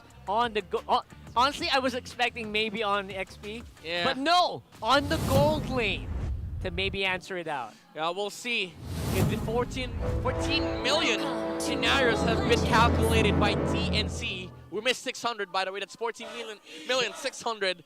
But can TNC find the one in this game number 2 up against Fnatic Onic? Do remember, folks, Fnatic Onic, they're up by 1. They're up by 1. That is not an easy task. At the same time, you know what? Like we mentioned earlier, it's either a 1 or a 0, guys. So if TNC has a plan, they have a leeway. Yeah. They're definitely going to be an uphill battle. As Hatred, It's the facing same off thing. exactly the same scenario. It's the exact same image. Flicker being used by Hatred, but instead of being aggressive, it's a defensive Flicker this time around. Yep, defensive Flicker this time for Hatred. Again, Brusco, we've seen shades of him on this hero before. He does not fail, and mastery is definitely not a question for this Grok. Yep, especially with the wall on level 1. Make sure that Super Prince gets the advantage in the laning stage. Now, looking at the gold lane, again, this is where most of the questions are going to be addressed by both squads. Yep. Whoever wins that lane is going to come out on top of this first turtle fight. And you see King Kong already rotating towards the top lane to help out Kelra. And Kouzen is actually doing a pretty good job and just sustaining this lane against the Harriet. But definitely the pokes are still there from the Synchrofician. Alright, so we mentioned it is definitely a Harriet advantage in terms of gold lane. And we are seeing that, you know what, Kouzen says, it feels like I'm ready. Coach, I'm ready for this. Okay. HP's getting reduced here on top lane, both in Kouzen and Kelra. But the flicker has already been committed by Kouzen earlier. So definitely, again, a very big win for the Harriet. Turtle is now up. And TNC, they are poised to contest against King Kong. Time to go for Turtle. Super Prince has the lanterns at the ready. Terizla also just waiting for the opportunity. Penalty zone is active. I think both teams are just waiting for the level 4s on both roams. But again, as we see top lane, Kzen did get level 4 much earlier. Ooh, actually, Kelra, I think Kelra missed a lot of minion range. He did. There you go. Ooh. There's the amount of damage that you can really expect coming in from this hero now in the Phobius. Okay, Kzen has changed my mind. It is a Phobius-sided lane. But you know, we need more sample sizes from that matchup. But top lane, definitely King Kong with the rotation. Already committing the ultimate here by Kouzen, but that is not gonna be able to help him out as they take first one here inside of Fnatic Onic. But Turtle, it's taken by Kzen. All right, great setup for Fnatic Onic, but the retribution is definitely better in terms of TNC. And now, Fnatic Onic, they missed out, but they know they won a little bit there. They sent their main jungler here. Oh, Hatred. Flicker out once again. The shadow kill has been committed by King Kong. Don't worry, folks. It's just Hellkurt with a cameo. Yeah, bit of a cameo here for Hellkurt. Yeah, you're still seeing the same thing. It's still MLBB. It's just Hellkurt. Right, for now, obviously, they sent King Kong up on top. They have some that gold, but look at that. Heads. Gonna be facing off 2v1 again. TNC trying to go for 2v1. Goes for the trade, and it's only a 1-for-1 here. The willingness of TNC and the very weak Kurt. He might fall victim here to Kzen, and there it goes. And I think Kurt, he accepted, this is my fate. I will go down. It goes to the Roger. TNC putting 2 on the board here, putting them up in the lead for the early game. Kzen, again, getting that kill is very crucial, considering the fact that King Kong died. So the jungler trade definitely is in favor of TNC. And again, Kouzen still getting gold and also fighting off 1v1. Kelra this time around, Super Friends close by, Lantern being spotted here. Kouzen fights it off with Infernal Pursuit, diving in non-stop against Kelra here. And no joke, the combo of Super Friends is unbelievable. That was not his jump, by the way, that was his juice in. But Kzen is going to be able to finish the job here and take out the Harith. And Brusco looking for a way to re-engage here, but the damage output is high enough for TNC to re-engage on the clock. Kzen! With the lock and pounds, but the Watcher was there for him to get out. But TNC, you're feeling now the aggression. They won the early game. Now Kzen is finally able to move out of his jungle. Yeah, that's actually, he's getting a lot more gold than I thought he would. I thought he would struggle in the early game here, but Kzen has been shining. Yeah. He's not AFK jungling anymore. That's right. He's not just taking resources, he's taking your HPs away. And that's impressive. At the same time, Fnatic Onic do have a lot of tools. Wild Charge ready for Brusco. Also have ready for Kurt. Everyone is roaring. They are gearing up for the big 5v5 they know was coming here on this hurdle. Now chasing it out, Brusco getting damage to Heck here. Getting the bits by TNC, taking out the roll. And they are also have some of these ultimates ready for the turtle fight. Will it happen though? Goes for the jump. Kouzen again. He is heading the fights, but King Kong still got on the retreat. Fight happening around the Zalman Force. Kelra being pushed back. Jumping in and out. Kouzen is unstoppable here. He is jumping and diving on everyone. But there you go. King Kong with a star play on the Hayabusa. Gets the double at the end. All right, 2-for-2 trade, but Fnatic Onic took away the turtle away from Kzen. But now the Roger is looking for the ninja. The Hayabusa like and pounce out. Actually, that's just the transform. And King Kong is able to get out. Kzen didn't have the damage to take out the Hayabusa. Kouzen pretty low in the HP department. Oh, nice block.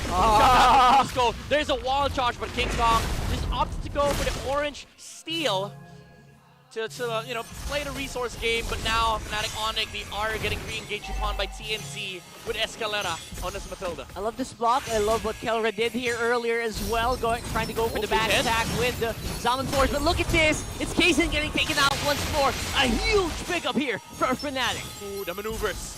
from the Super family. The transition from the orange buff to the middle lane. Kzen did not expect 4 members there in the mid. And Fnatic Onic, again, reclaims the early game lead. Great tug of war here right now. Fnatic Onic still up by 1.7k. Still definitely something that you have to respect here if you're TNC, despite what Kouzen might look like. He has a lead against Kelra. Yeah. We're seeing still that you still have to respect the amount of damage that Brusco can give in the fight. Yep, and also the crowd control with the wall charge, and just the fact that he is able to block your exits. Even if you have the Mathilda, if you don't have the dashes, you're gonna be stopped under the Guardian's barrier. But now TNC, again, as we've said earlier, they're lost their lead. You think that with the early game lead that they have, they are gonna be just gonna be able to snowball, but with Mr. Roger alone, I don't think it's enough. It really is. I feel like later on, we have to... I think Kouzen has to do more damage later, right? Because Roger, you're right, definitely will not be enough in these team fights. After that Lycan pounce, the normal attacks are not going to cut it, especially for really tanky members of FNOP here. So maybe the idea here for TNC is just be able to brawl it out, get some lifesteal, drag out the fight. Especially with these War Axe pickups coming out from TNC. But as of right now, Fnatic Onic, again, are on top of the objectives. Turtle once again goes to their side. Brusco, by the way, heads with a flicker. Oh, you rate flicker here, and again, Terry's already using penalty zone here. Pride Device, passive still there.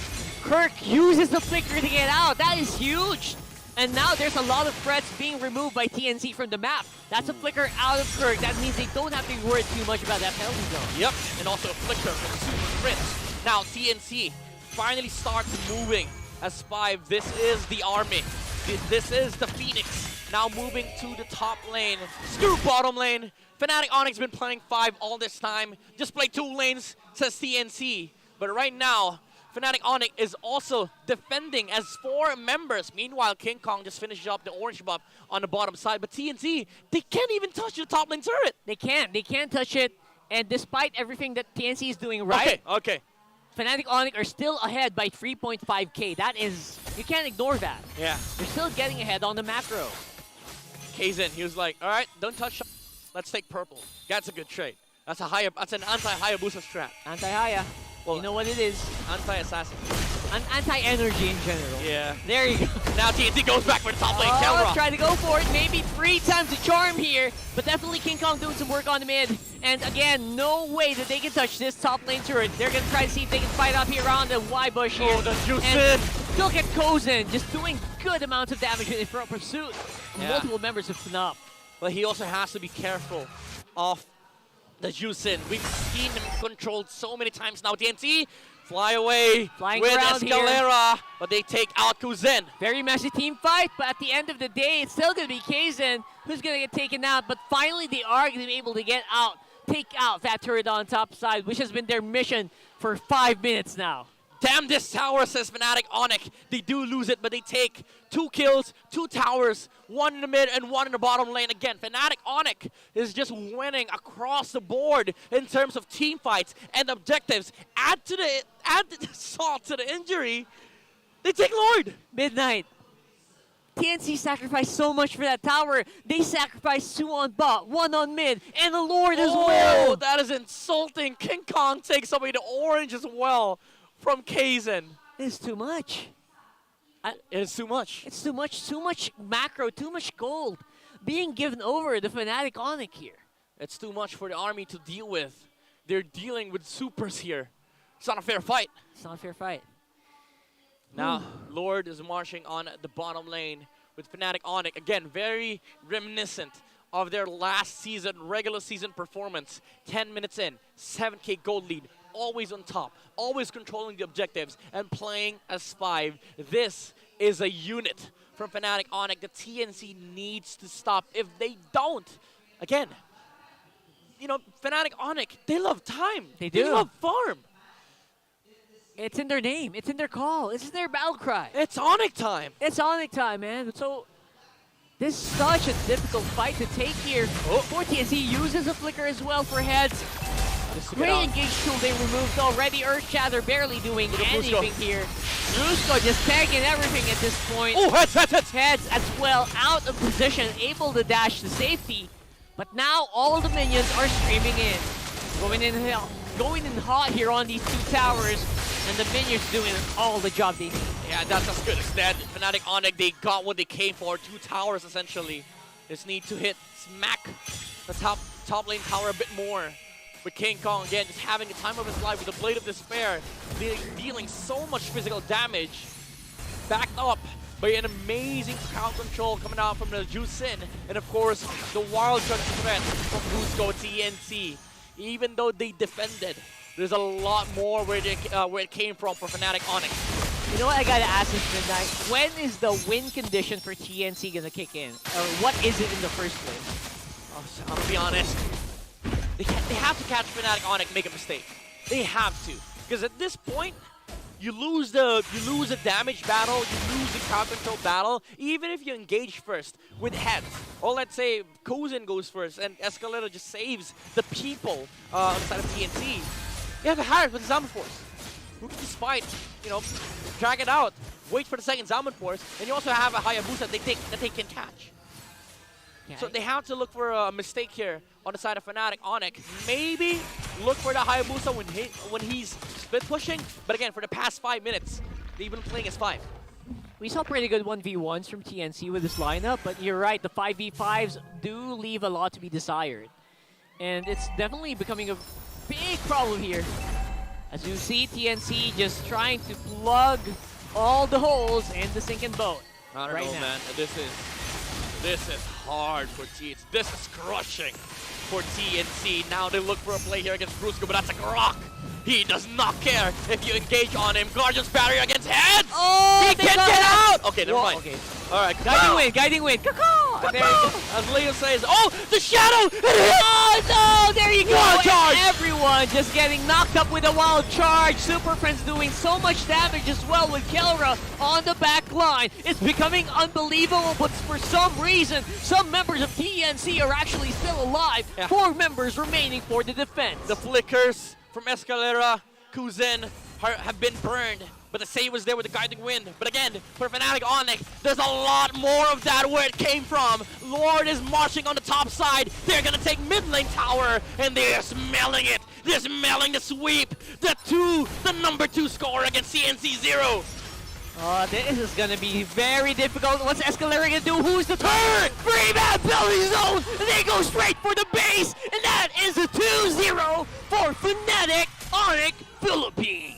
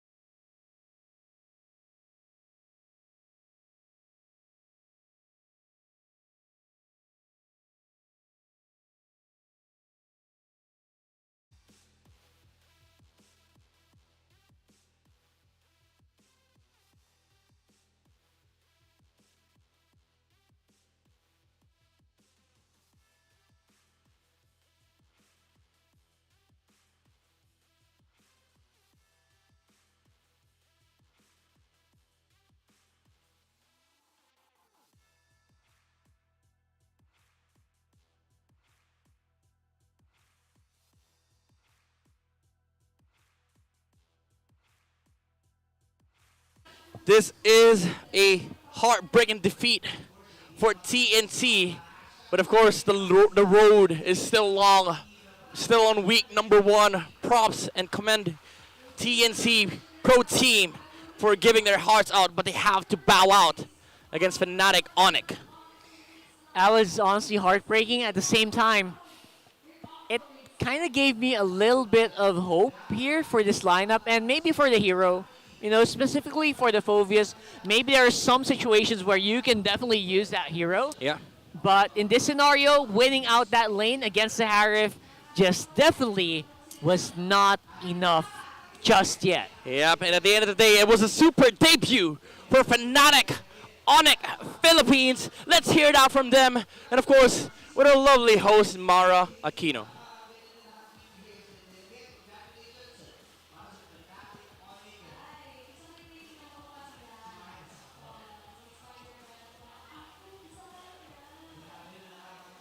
All right, once again, Fnatic Onic Philippines winning the first series, their very first match for Season 14. An amazing, an incredible, and a fantastic performance. It's definitely a good time to be a Sonic right now. Oh, yeah. Fnatic Onic Philippines with a revamped version of this roster takes a sweep against TNC. I love watching Kirk play here. Honestly, he's a highlight. And as well as, obviously, not just Kirk, right? But the whole of him. The way that Brusco actually held his own against really veteran players, against Kelra, who's very good at pressuring his opponents. Yeah, I think that was what Kelra found in the ranked games. Like, this guy knows how to zone, knows how to suicide for the objective trades. And again, it's just the unique identity of Fnatic Onic Philippines that was able to give them the first win for Season 14. Let's hear more of the thoughts here of our panelists with our lovely, lovely panel host, Hans.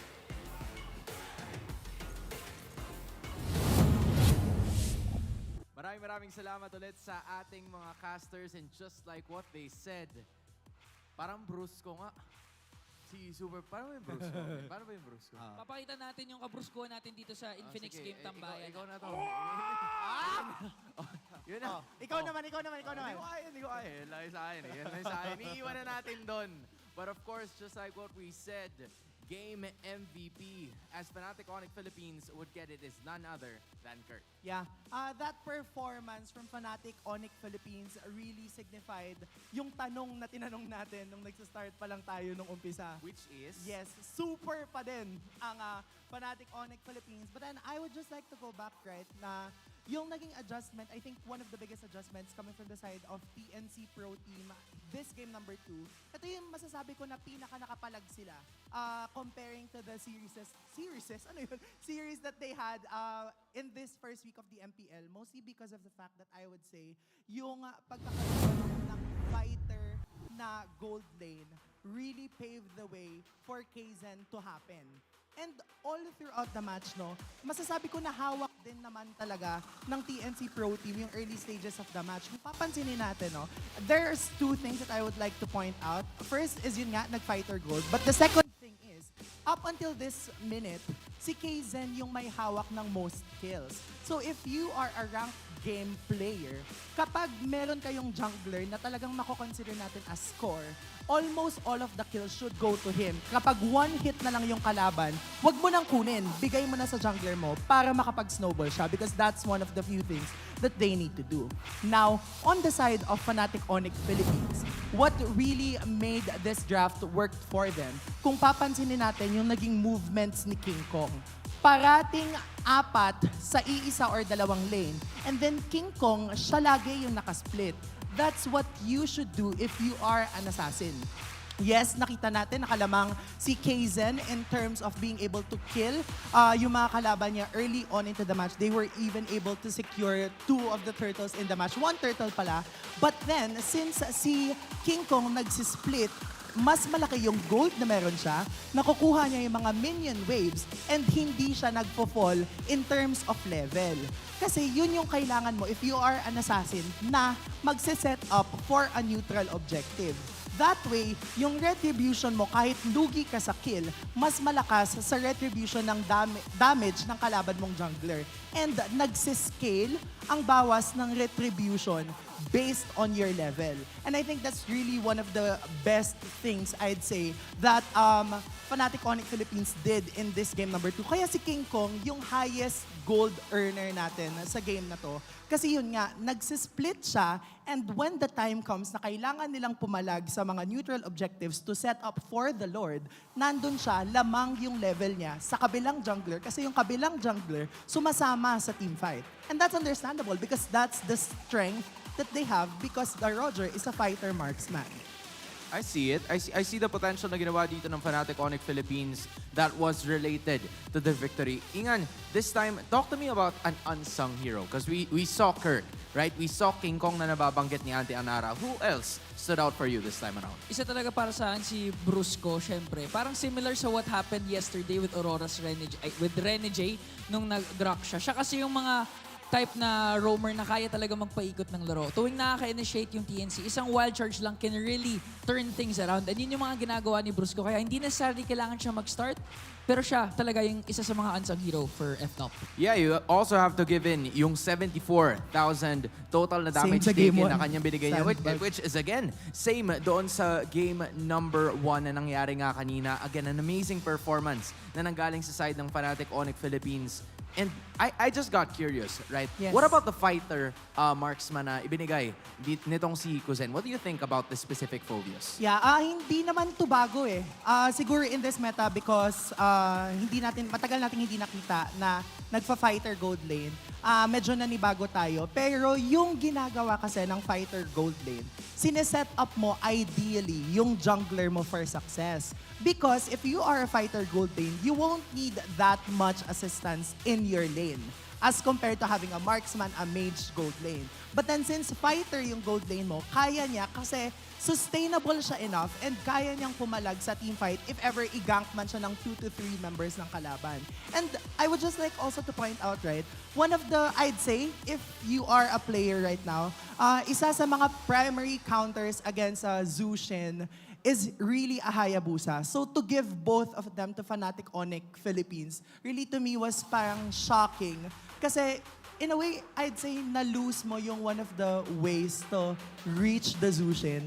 Kahit naman naging effective yun for the side of TNC early on into the match.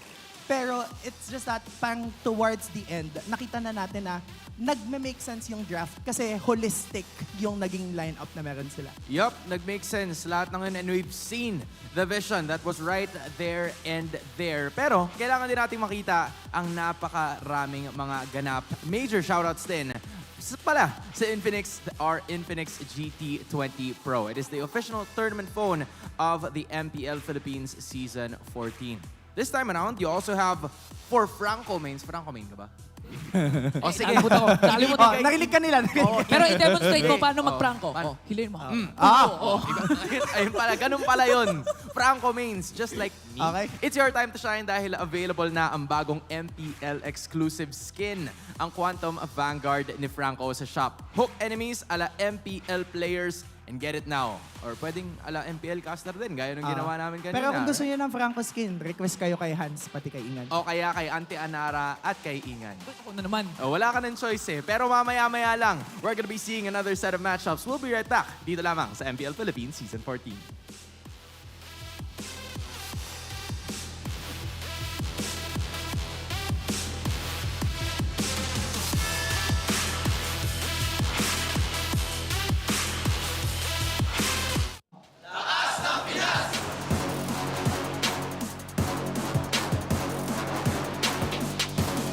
Lakas ng Pinas!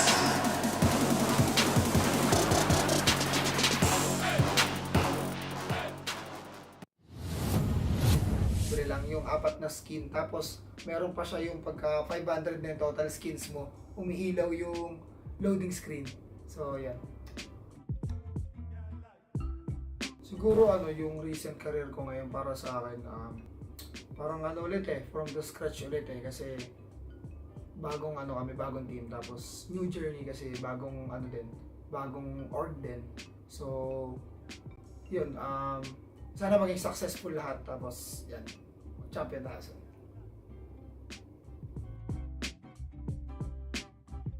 Siguro na lang, kasi marami naman nang nagagawang events si Munton Siguro sa akin na lang, parang yung banding siguro sa ibang teams, kumbaga pagkaka-team ni Munton yung mga iba't ibang teams, kumbaga bawat roles, tapos paglalaban-labanin, ganun. Yun lang siguro sa akin. At syempre, unang-una gusto kong magpasalamat sa lahat ng mga MLBB fans ko. Yan, sa mga sumusuporta pa rin sa akin since day one, since pumasok ako sa MPL. Yun lang, tuloy-tuloy lang tayo sa pangarap natin and mas magiging better ako ngayon, tapos mas gagalingan ko. Tapos supportahan nyo kami, Aurora. So, we are back guys. Kita-kits sa MPL.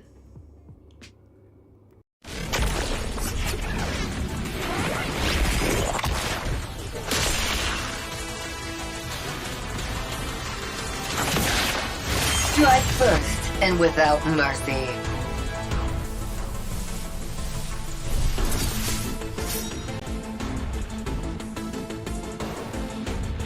Where I tread, death follows.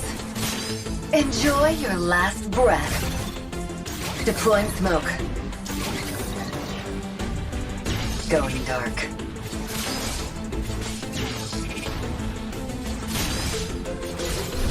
War is my trade. Death is my craft. Backup plan? I am the backup plan. My destiny is what I make of it.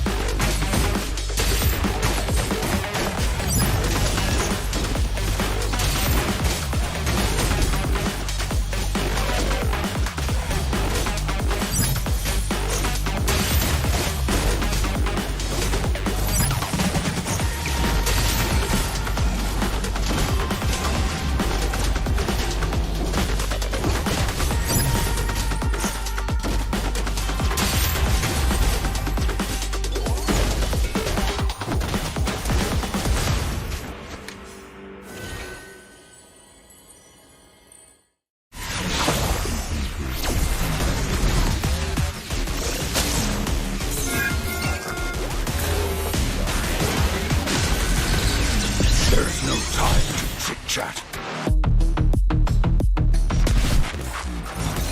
You will never learn. Mystic magic is so wonderful. Face yourself.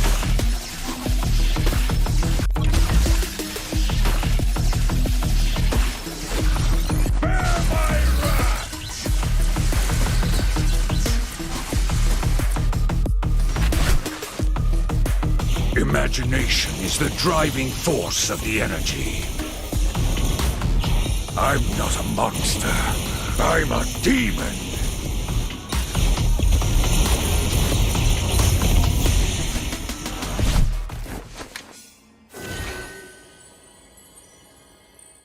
Get 8 gigabytes of all-access power. To do it all. Plus only TikTok to scroll and share non-stop. Power, work, life, and more. With Smart Power all-access data now up to 90 days. Load now. No signal, no fun. If only you could switch in an instant. But wait, you can with the Smart eSIM. Backed up by nationwide coverage. Get your Smart eSIM now.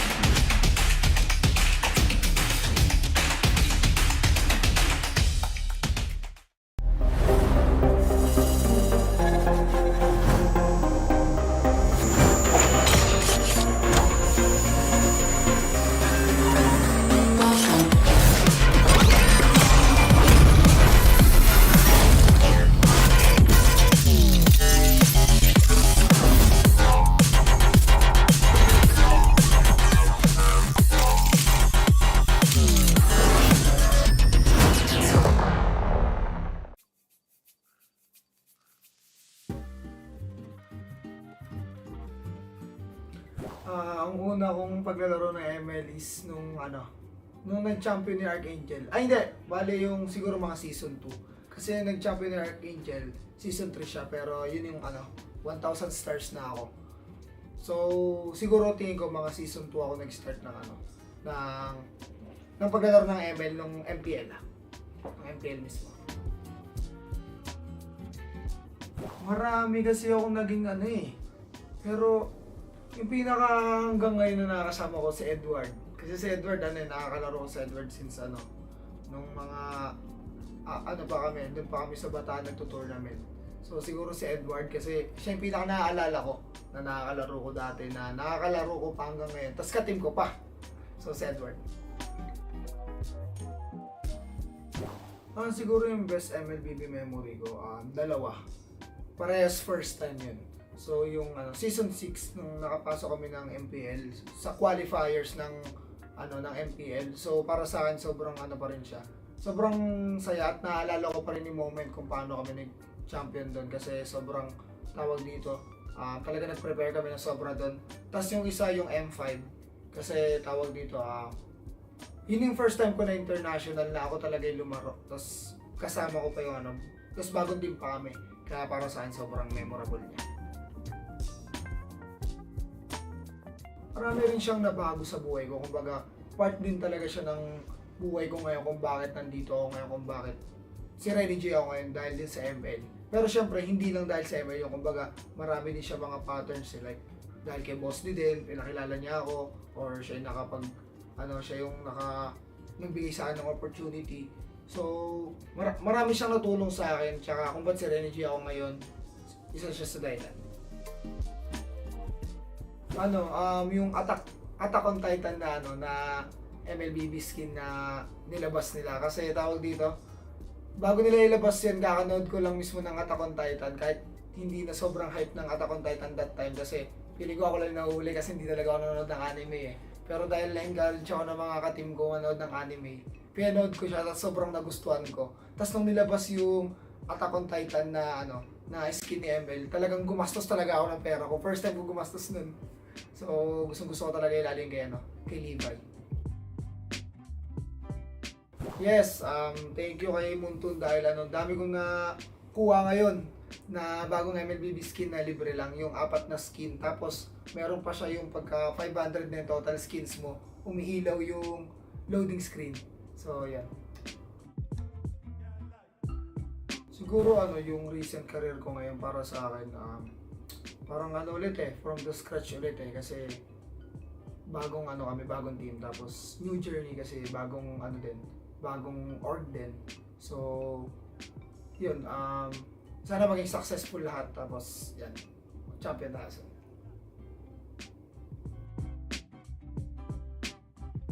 Siguro na lang, kasi marami naman nang nagagawang events si Munton eh. Siguro sa akin na lang, parang yung banding siguro sa ibang teams. Kumbaga pagkaka-team ni Munton yung mga iba't ibang teams, kumbaga bawat roles, tapos paglalaban-labanin, ganun. Yun lang siguro sa akin. Siyempre, unang-una gusto kong magpasalamat sa lahat ng mga MLBB fans ko. Yan, sa mga sumusuporta pa rin sa akin since day one, since pumasok ako sa MPL. Yun lang. Tuloy-tuloy lang tayo sa pangarap natin and mas magiging better ako ngayon, tapos mas gagalingan ko. Tapos supportahan nyo kami, Aurora. So, we are back guys. Kita-kits sa MPL.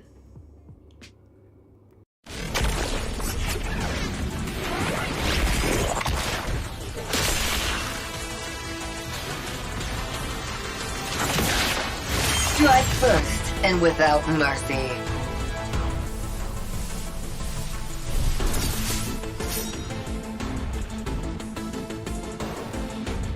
Where I tread, death follows.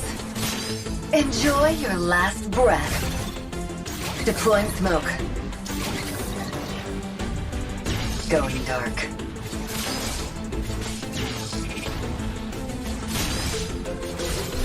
War is my trade. Death is my craft. Backup plan? I am the backup plan. My destiny is what I make of it.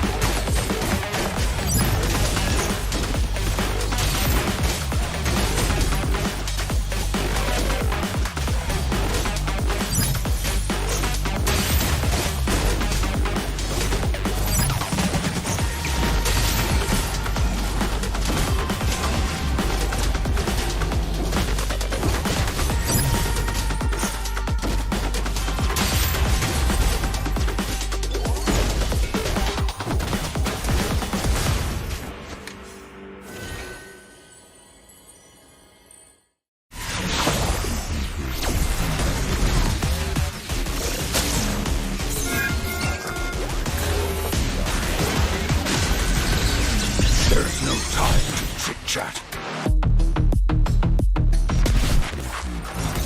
You will never learn. Mystic magic is so wonderful. Face yourself.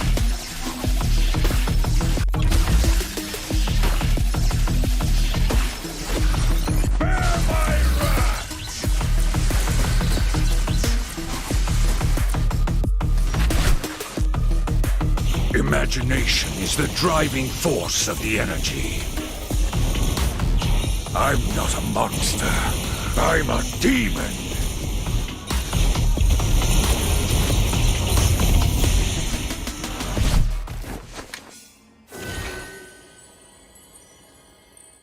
Get 8 gigabytes of all-access power. To do it all. Plus only TikTok to scroll and share non-stop. Power, work, life, and more. With Smart Power all-access data now up to 90 days. Load now. No signal, no fun. If only you could switch in an instant. But wait, you can with the Smart eSIM. Backed up by nationwide coverage. Get your Smart eSIM now.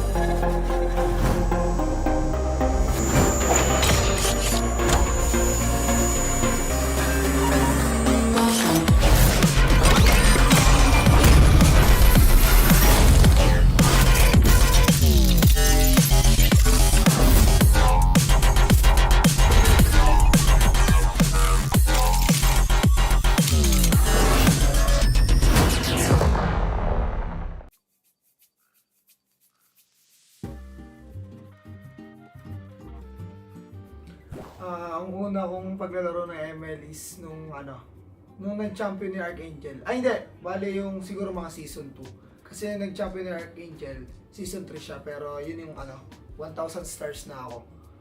So, siguro tingin ko mga season 2 ako nag-start ng paglalaro ng ML nung MPL. Ng MPL mismo. Marami kasi ako naging pero yung pinaka hanggang ngayon na nakasama ko si Edward. Kasi si Edward, nakakalaro ko si Edward since nung mga, pa kami, doon pa kami sa Bataan nagto-tournament. So siguro si Edward kasi siya yung pinaka naaalala ko na nakakalaro ko dati, na nakakalaro ko pa hanggang ngayon. Tapos ka-team ko pa. So si Edward. Siguro yung best MLBB memory ko, dalawa. Parehas first time yun. So yung season 6 nung nakapasok kami ng MPL sa qualifiers ng MPL. So para sa akin sobrang pa rin siya. Sobrang saya at naalala ko pa rin yung moment kung paano kami nag-champion doon kasi sobrang tawag dito. Talaga nag-prepare kami ng sobra doon. Tapos yung isa yung M5 kasi tawag dito yun yung first time ko na international na ako talaga yung lumaro. Tapos kasama ko pa yung tapos bagong team pa kami. Kaya para sa akin sobrang memorable niya. Marami rin siyang nabago sa buhay ko. Kumbaga, part din talaga siya ng buhay ko ngayon kung bakit nandito ako ngayon, kung bakit si Renny J ako ngayon dahil din sa ML. Pero syempre, hindi lang dahil sa ML yung kumbaga, marami din siya mga patterns like dahil kay Boss D din, pinakilala niya ako or siya yung siya yung nagbigay sa akin ng opportunity. So, marami siyang natulong sa akin. Tsaka kung ba't si Renny J ako ngayon, isa siya sa dahilan. Yung Attack on Titan na MLBB skin na nilabas nila. Kasi tawag dito, bago nila ilabas yan, kakanood ko lang mismo ng Attack on Titan. Kahit hindi na sobrang hype ng Attack on Titan that time. Kasi pili ko ako lang nahuli kasi hindi talaga ako nanonood ng anime Pero dahil na-encourage ako ng mga ka-team ko manood ng anime, pinanood ko siya at sobrang nagustuhan ko. Tapos nung nilabas yung Attack on Titan na skin ni ML, talagang gumastos talaga ako ng pera ko. First time ko gumastos nun. So, gusto ko talaga ilalim kay Levi. Yes, thank you kay Muntun dahil dami kong nakuha ngayon na bagong MLBB skin na libre lang, yung 4 na skin. Tapos meron pa siya yung pagka 500 na yung total skins mo, umiilaw yung loading screen. So yan. Siguro yung recent career ko ngayon para sa akin, parang ulit from the scratch ulit kasi bagong kami, bagong team, tapos new journey kasi bagong bagong org din. So yun, sana maging successful lahat, tapos yan, champion tayo.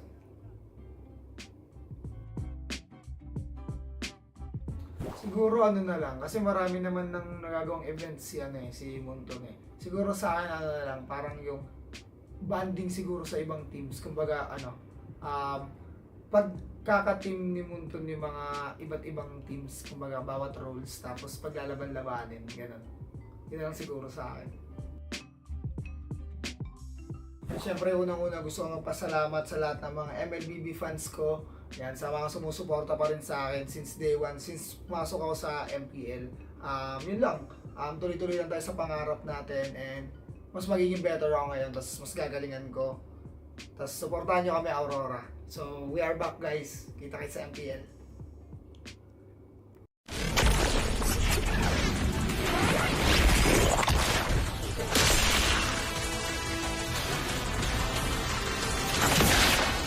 Strike first and without mercy.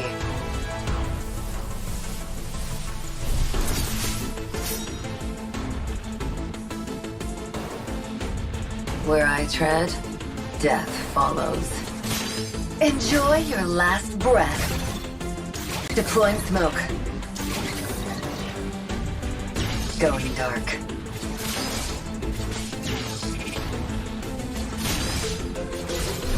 War is my trade. Death is my craft.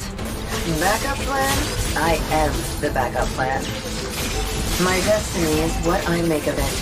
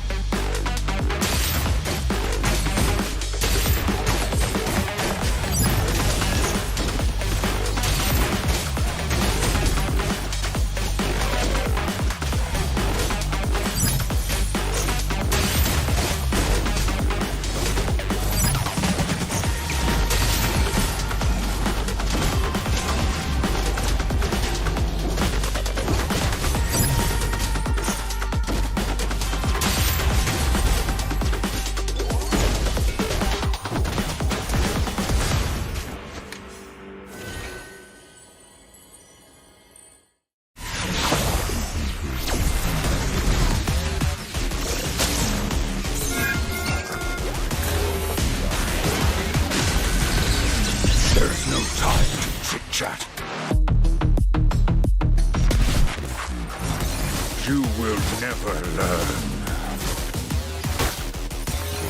Mystic magic is so wonderful. Face yourself.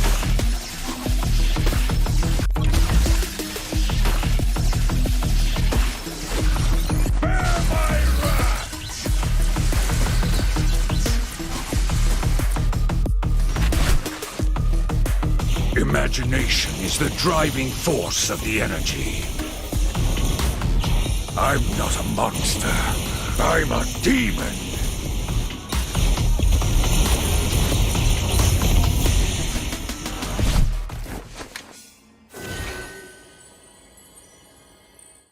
Get 8 gigabytes of all-access power. To do it all. Plus only TikTok to scroll and share non-stop. Power, work, life, and more. With Smart Power all-access data now up to 90 days. Load now. No signal, no fun. If only you could switch in an instant. But wait, you can with the Smart eSIM. Backed up by nationwide coverage. Get your Smart eSIM now.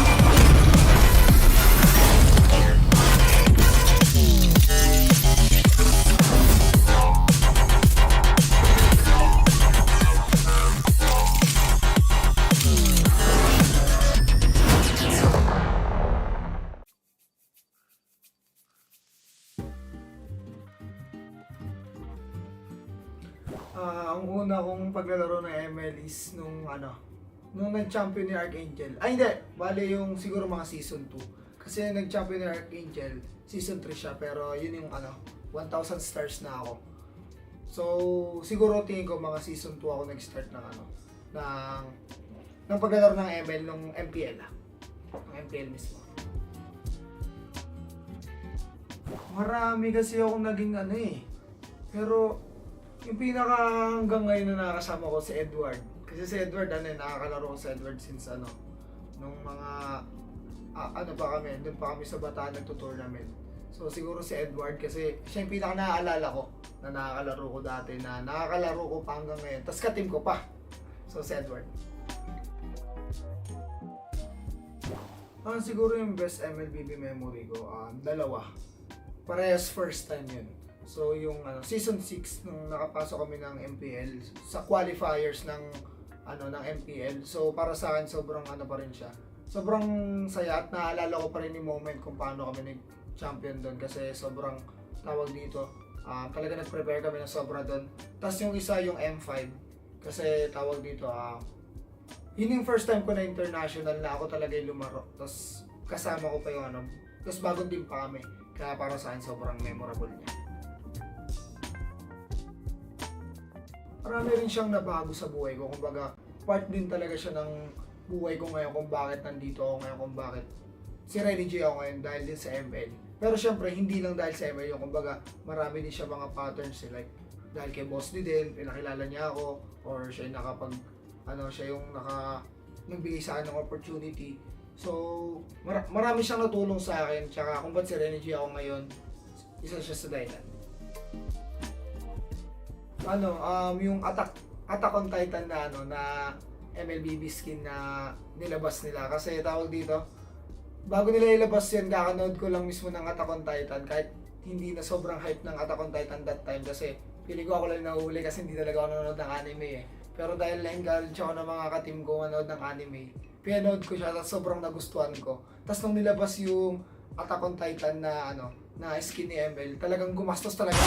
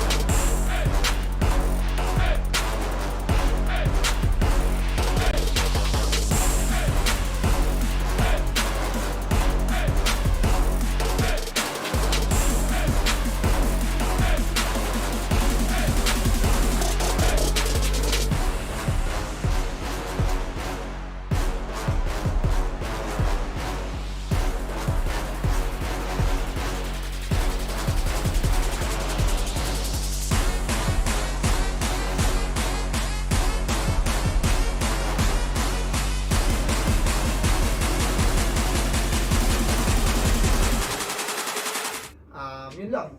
Tuloy-tuloy lang tayo sa pangarap natin and mas magiging better ako ngayon, tapos mas gagalingan ko.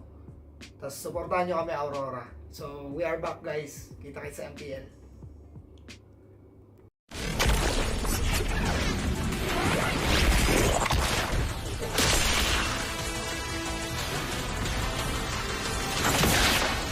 Strike first and without mercy.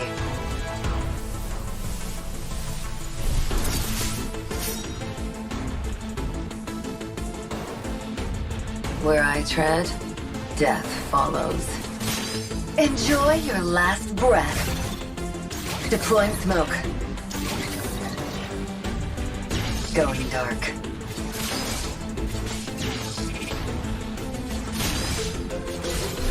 War is my trade. Death is my craft. Backup plan? I am the backup plan. My destiny is what I make of it.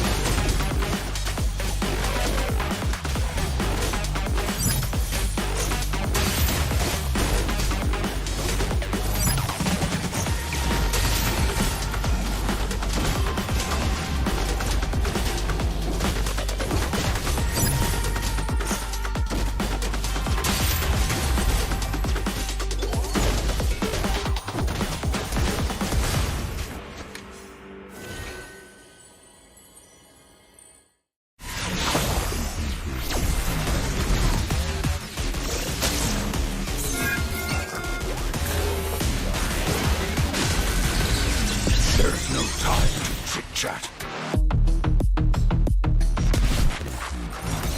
You will never learn. Mystic magic is so wonderful. Face yourself.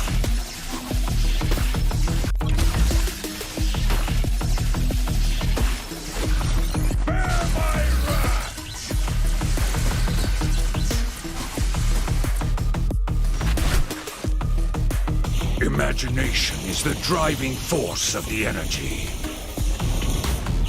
I'm not a monster. I'm a demon.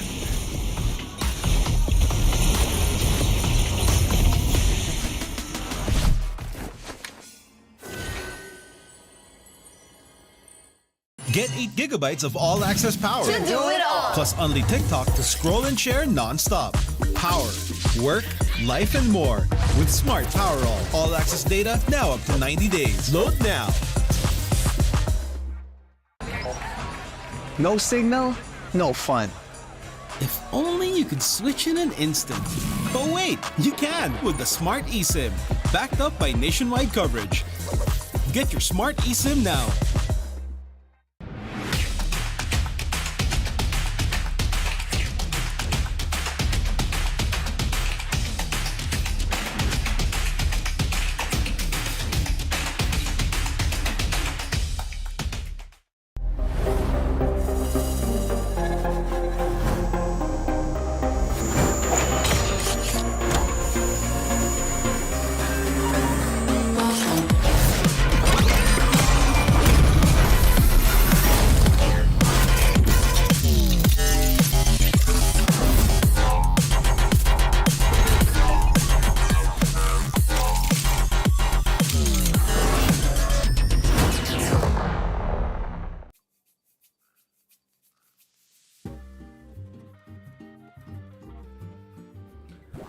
Ang una kong paglalaro ng ML is nung nag-champion ni Archangel. Ay hindi, bale yung siguro mga season 2. Kasi nag-champion ni Archangel, season 3 siya, pero yun yung 1,000 stars na ako. So siguro tingin ko mga season 2 ako nag-start ng ng paglalaro ng ML nung MPL. Ng MPL mismo. Marami kasi akong naging ano eh. Pero yung pinaka hanggang ngayon na nakakasama ko si Edward. Kasi si Edward, nakakalaro ko si Edward since nung mga, ano pa kami, doon pa kami sa Bataan nagto-tournament. So siguro si Edward kasi siya yung pinaka naaalala ko na nakakalaro ko dati, na nakakalaro ko pa hanggang ngayon. Tapos ka-team ko pa. So si Edward. Siguro yung best MLBB memory ko, dalawa. Parehas first time yun. So yung season 6 nung nakapasok kami ng MPL sa qualifiers ng MPL. So para sa akin sobrang pa rin siya. Sobrang saya at naalala ko pa rin yung moment kung paano kami nag-champion doon kasi sobrang tawag dito. Talaga nag-prepare kami ng sobra doon. Tapos yung isa yung M5 kasi tawag dito yun yung first time ko na international na ako talaga yung lumaro. Tapos kasama ko pa yung tapos bagong team pa kami. Kaya para sa akin sobrang memorable niya. Marami rin siyang nabago sa buhay ko. Kumbaga, part din talaga siya ng buhay ko ngayon kung bakit nandito ako ngayon, kung bakit si Renny J ako ngayon dahil din sa ML. Pero syempre, hindi lang dahil sa ML yung kumbaga, marami din siya mga patterns like dahil kay Boss din, pinakilala niya ako or siya yung siya yung nagbigay sa akin ng opportunity. So, marami siyang natulong sa akin. Tsaka kung ba't si Renny J ako ngayon, isa siya sa dahilan. Yung Attack on Titan na MLBB skin na nilabas nila. Kasi tawag dito, bago nila ilabas yan, kakanood ko lang mismo ng Attack on Titan. Kahit hindi na sobrang hype ng Attack on Titan that time. Kasi pili ko ako lang nahuli kasi hindi talaga ako nanonood ng anime eh. Pero dahil na-encourage ako ng mga ka-team ko manood ng anime, pinanood ko siya at sobrang nagustuhan ko. Tapos nung nilabas yung Attack on Titan na skin ni ML, talagang gumastos talaga ako ng pera ko. First time ko gumastos nun. So gusto ko talaga ilalim kay Levi.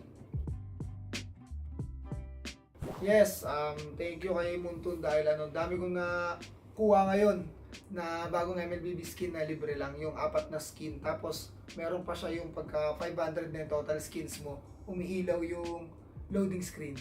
So yan. Siguro yung recent career ko ngayon para sa akin, parang ulit from the scratch ulit kasi bagong kami, bagong team, tapos new journey kasi bagong bagong org din.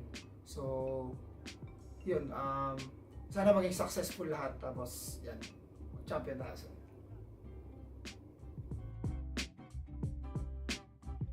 Siguro na lang, kasi marami naman nang nagagawang events si Munton Siguro sa akin na lang, parang yung banding siguro sa ibang teams. Kumbaga pagkaka-team ni Munton yung mga iba't ibang teams, kumbaga bawat roles, tapos paglalaban-labanin, gano'n.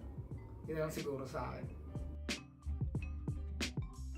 Siyempre, unang-una gusto kong magpasalamat sa lahat ng mga MLBB fans ko. Yan, sa mga sumusuporta pa rin sa akin since day one, since pumasok ako sa MPL. Yun lang. Tuloy-tuloy lang tayo sa pangarap natin and mas magiging better ako ngayon, tapos mas gagalingan ko. Tapos supportahan nyo kami, Aurora. So, we are back guys. Kita-kits sa MPL.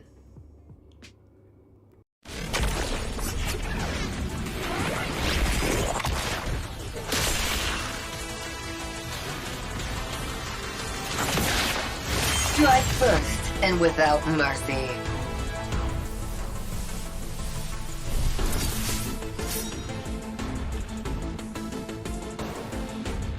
Where I tread, death follows. Enjoy your last breath. Deploying smoke. Going dark.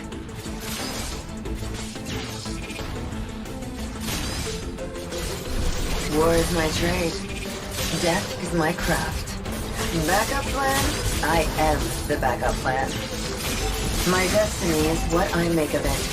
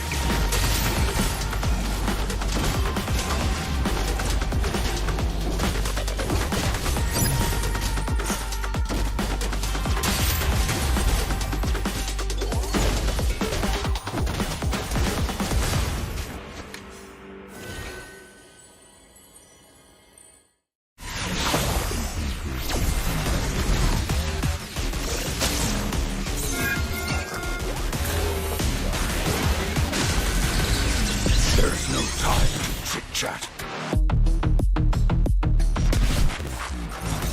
You will never learn. Mystic magic is so wonderful. Face yourself.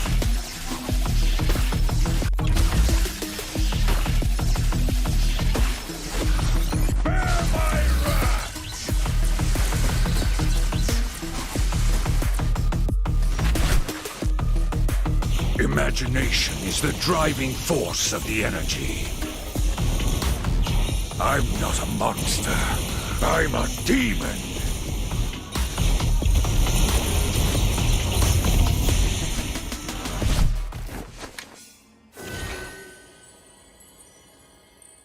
Get 8 gigabytes of all-access power. To do it all. Plus only TikTok to scroll and share non-stop. Power, work, life, and more. With Smart Power all-access data now up to 90 days. Load now. No signal, no fun. If only you could switch in an instant. But wait, you can with the Smart eSIM. Backed up by nationwide coverage. Get your Smart eSIM now.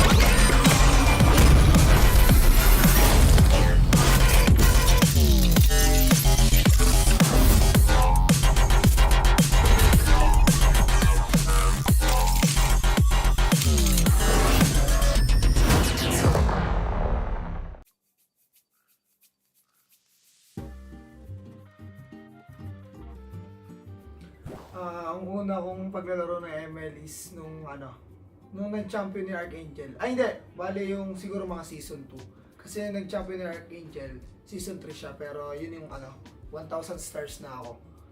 So, siguro tingin ko mga season 2 ako nag-start ng paglalaro ng ML nung MPL. Ng MPL mismo. Marami kasi akong naging pero yung pinaka hanggang ngayon na nakakasama ko si Edward. Kasi si Edward, nakakalaro ko si Edward since nung mga, doon pa kami sa Bataan nagto-tournament. So siguro si Edward kasi siya yung pinaka naaalala ko na nakakalaro ko dati, na nakakalaro ko pa hanggang ngayon. Tapos ka-team ko pa. So si Edward. Siguro yung best MLBB memory ko, dalawa. Parehas first time yun. So yung season 6 nung nakapasok kami ng MPL sa qualifiers ng MPL. So para sa akin sobrang pa rin siya. Sobrang saya at naalala ko pa rin yung moment kung paano kami nag-champion doon kasi sobrang tawag dito. Talaga nag-prepare kami ng sobra doon. Tapos yung isa yung M5 kasi tawag dito yun yung first time ko na international na ako talaga yung lumaro. Tapos kasama ko pa yung tapos bagong team pa kami. Kaya para sa akin sobrang memorable niya.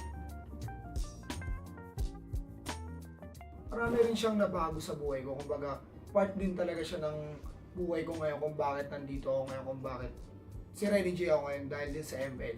Pero syempre, hindi lang dahil sa ML yung kumbaga, marami din siya mga patterns like dahil kay Boss D din, pinakilala niya ako or siya yung siya yung nagbigay sa akin ng opportunity. So, marami siyang natulong sa akin. Tsaka kung ba't si Renny J ako ngayon, isa siya sa dahilan. Yung Attack on Titan na MLBB skin na nilabas nila. Kasi tawag dito, bago nila ilabas yan, kakanood ko lang mismo ng Attack on Titan. Kahit hindi na sobrang hype ng Attack on Titan that time. Kasi feeling ko ako lang nahuli kasi hindi talaga ako nanonood ng anime Pero dahil na-encourage ako ng mga ka-team ko manood ng anime, pinanood ko siya at sobrang nagustuhan ko. Tapos nung nilabas yung Attack on Titan na skin ni ML, talagang gumastos talaga ako ng pera ko. First time ko gumastos nun. So, gusto ko talaga ilalim kay Levi. Yes, thank you kay Muntun dahil dami kong nakuha ngayon na bagong ML.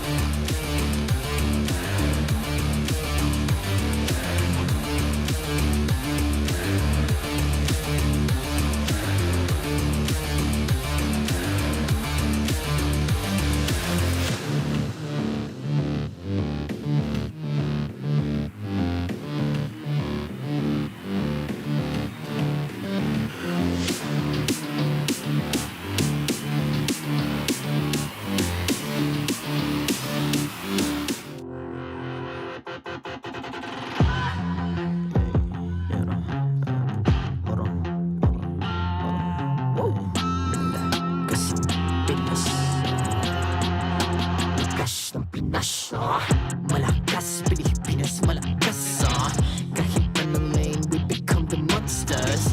Malakas, Pilipinas malakas face the golden sun and ribbon for the 3 stars. Look at us to the top, no ifs, no buts, winning any game para to sa PINAS. Di mo matitin ang aming boses sa new level. Nasa kalye man o mobile window, I become a legend. Open fire, we unite, we winners. Built with pressure, the diamonds are made of. Switch na lane na parang gera, HP racing, may reset up. Built na kitang buhat ni Hilda, full load SS parang Laila. Susundan ko ang iyong bakas, kasama patas, tagumpay natin to dahil tayo'y malakas. Para sa Pinas, nasa amin ang alas, hindi tuwa atras, kinikilala sa taas kasi kami ang malakas. Para sa Pinas, nasa amin ang alas, hindi tuwa atras, kinikilala sa taas, ganito kami sa Pinas. Wow! Hold on. Yeah, malakas ang Pinas. We are lacking every beat, no surrender, no retreat. Pag nagsama-sama, just imagine what we can achieve. Lacking every beat, no surrender, no retreat. Giving 100 all my all, cause we just cannot be defeated. We are unstoppable, immune and invulnerable. Ready ang equipment, lahat frozen, malang crowd control. Pakita ko na jab like pow, beast of the southeast. So matawag, proud and loud, cause every enemy we devour. Susundan ko ang iyong bakas, kasama patas, tagumpay natin to dahil tayo'y malakas. Para sa Pinas, nasa amin ang alas, hindi tuwa atras, kinikilala sa taas kasi kami ang malakas. Para sa Pinas, nasa amin ang alas, hindi tuwa atras, kinikilala sa taas, ganito kami sa Pinas. Wow!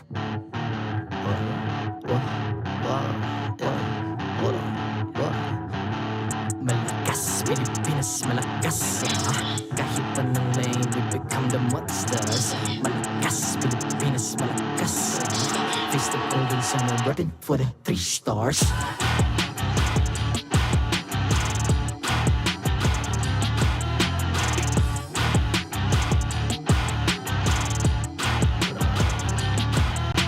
Ang lakas ng Pinas, we unite, be the stars. Ang lakas ng Pinas, we unite, be the stars. Ang lakas ng Pinas, we unite, be the stars. Ang lakas ng Pinas, we the stars. Ang lakas ng Pinas, we unite, we the stars. Ang lakas ng Pinas, we unite, we the stars. Ang lakas ng Pinas, we unite, we the stars. Ang lakas ng Pinas, we the stars.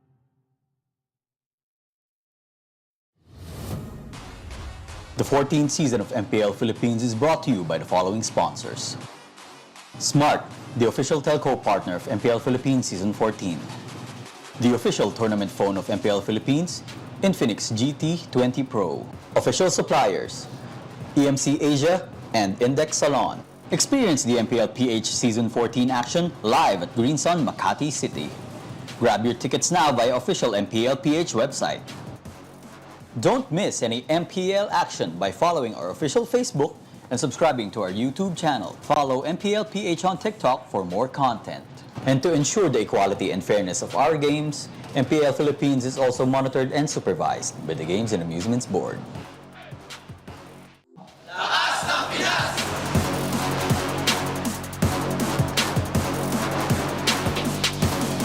Lakas ng Pinas!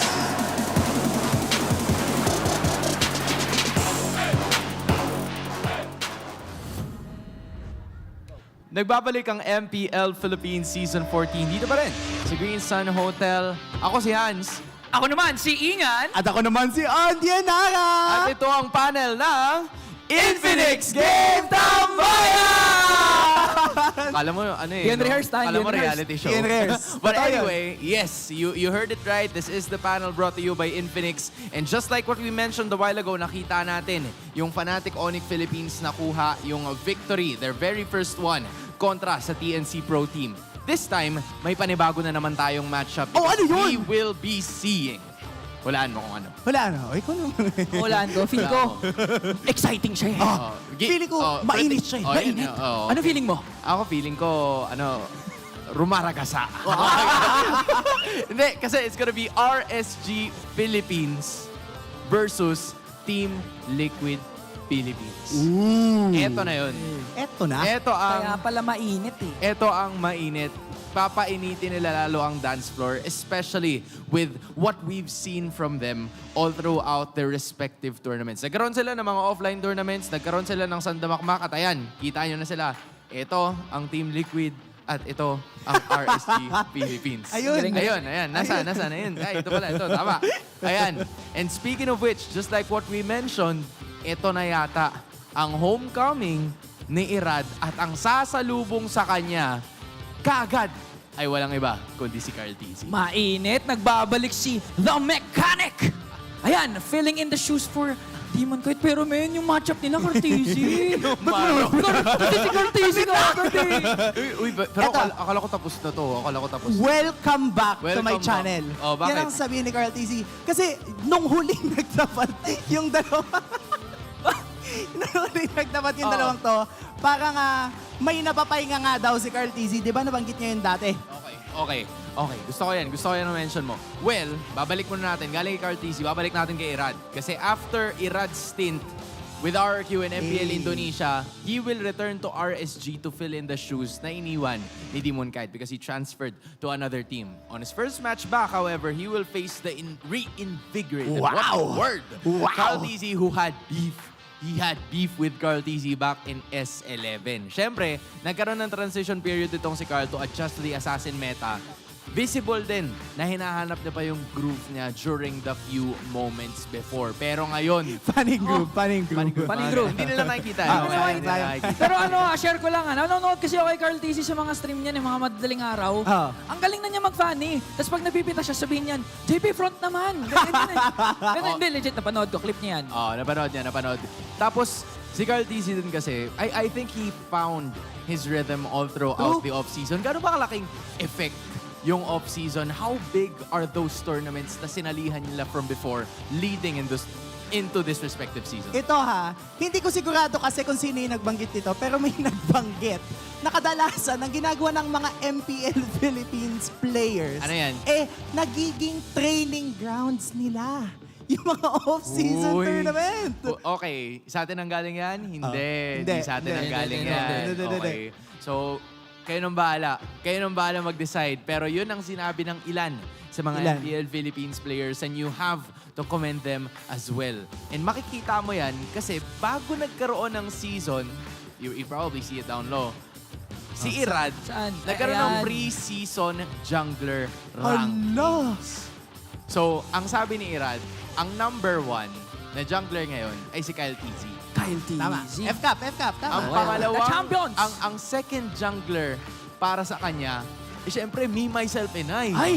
Si Self. Si Self. Di ba? Si Hi, Self. Pero, ang pangatlo ay walang iba, kundi si KarlTzy. Mainit. Hindi pa nag-uumpisa ang action. Kumbaga, itutuloy niya daw yata.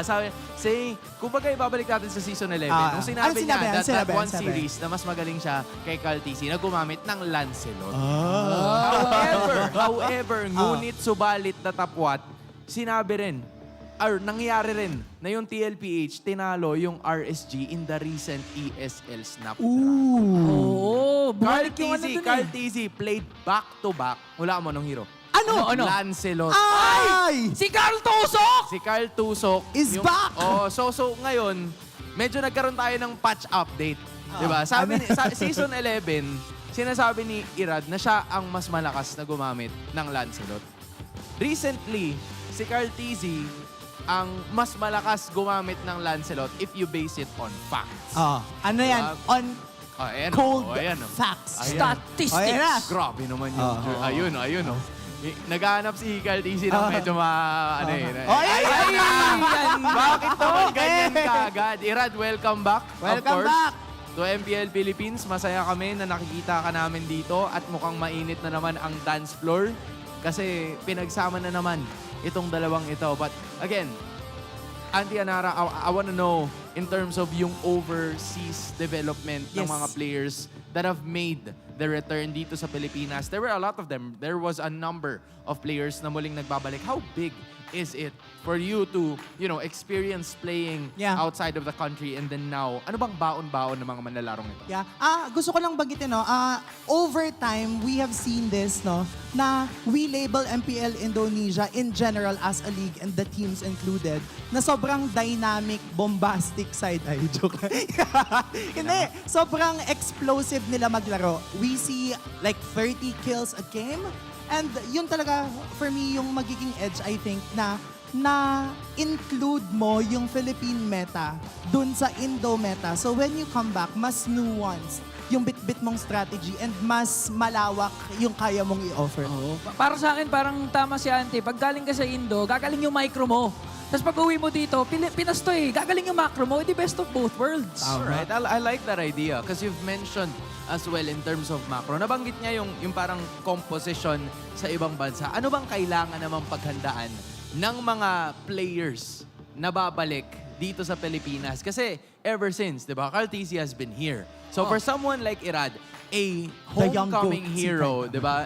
Young goat na kung sasabihin nila, di ba? But for someone like Irad, a very strong player heading back into the Philippines, ano bang dapat niyang i-expect dito sa season na to? Nakita naman natin nung season 11, palag-palag siya, nag-rookie of the season pa lang siya. Pero this time kasi, pag babalik ka sa Pinas, kailangan lahat ng bawat mong binibitawan mong salita. TLPH sa likod! Ayun, pag yung binibitawan mong salita, kailangan ibabakapan mo.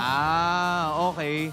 Siyempre, babakapan tayo. Babakapan sila ni JP mamaya. Ayun, Kaway naman dyan! Kaway, si Benny ba yan? Si Benny yan, tsaka si Benny!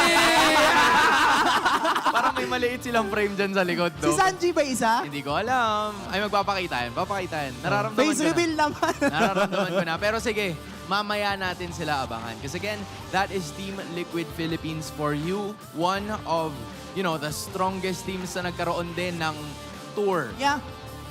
In different parts of the world, if I should say. And alam mo, undeniably, I would say, parang in terms of, tournament wins and wherever they go, this past year, masasabi ko talaga na yung Team Liquid Philippines and Falcons APBren, yung pinakamaraming nabag, not just achievements, but even their experiences. So to me, interesting to see kung paano nila i-applyan right now, especially now, pilot game, debut game nila to sa MPL Philippines Season 14. I love that you were talking about achievements because Mobile Legends is nominated at the Esports Awards. Panibagong achievement na naman yan. So head on to the esportsawards.com and vote for Mobile Legends as the Esports Game of the Year and the Mobile Esports Game of the Year. So gawin nyo na yan hanggat maaari. Alright, kasi mamaya-maya lamang ay makikita na natin in action ng dalawang teams na to. It's Team Liquid Philippines versus RSG Philippines. Let's get it on.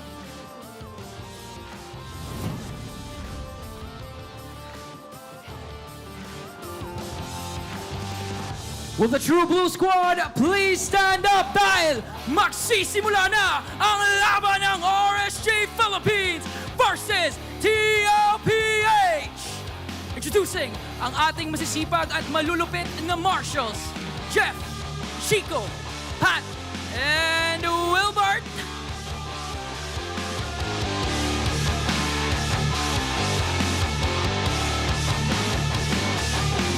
The Streak Breakers are back with a welcome party of their own. Returning to his squad, it's Iran! Alongside Nuts, Aqua, Kouzen, and Light. Let's give it up for RSG Philippines!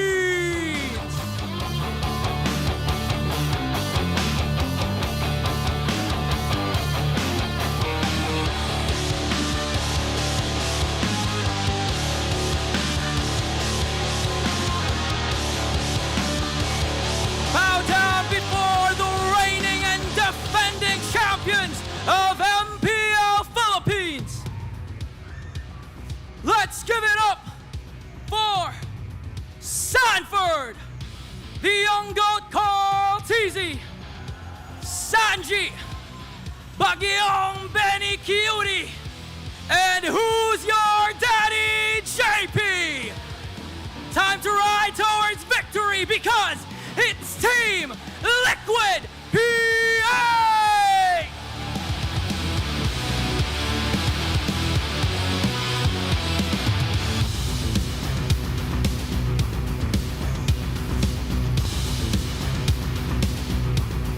Making their way to the stage are their coaches. For RSG Philippines, Coach Panda. And for TLPH, Coach CJ.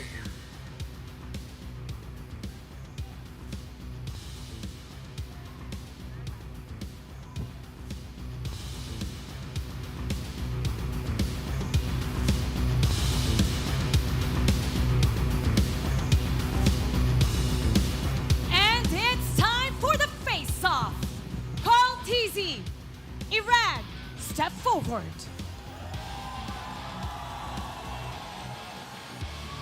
This is the time to show your confidence. Step up a little bit more.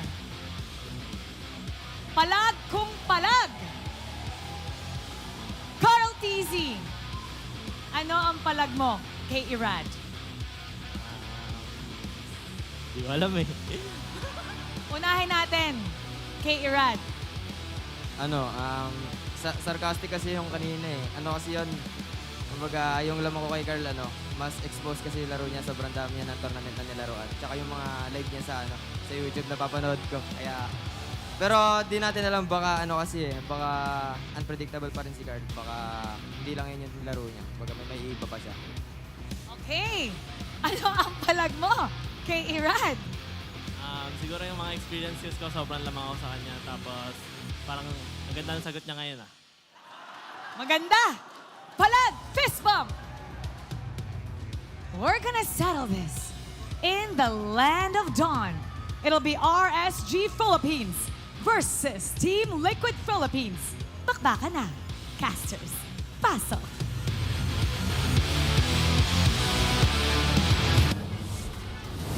Bluer than blue, that is the shade of the match that is in front of us. RSG Philippines versus the defending champions of MPL Philippines, Team Liquid Philippines. The question is, who is the bluer blue today, Rockhard? Well, my biggest question is who's going to be sadder than sad Nice. later on. Because right now, I'm really expecting, obviously, everyone to really look up to our current defending champions, obviously Team Liquid PH, who are coming in from a string of tournaments as well internationally. Yeah, even though it has been a long time ago, like we all know, we did lose MSC, but we did see FCAP and Liquid twice in the grand finals. But remember, Liquid was the one who took S13, season 13 of MPL Philippines, and now RSG. Yeah, 4-0.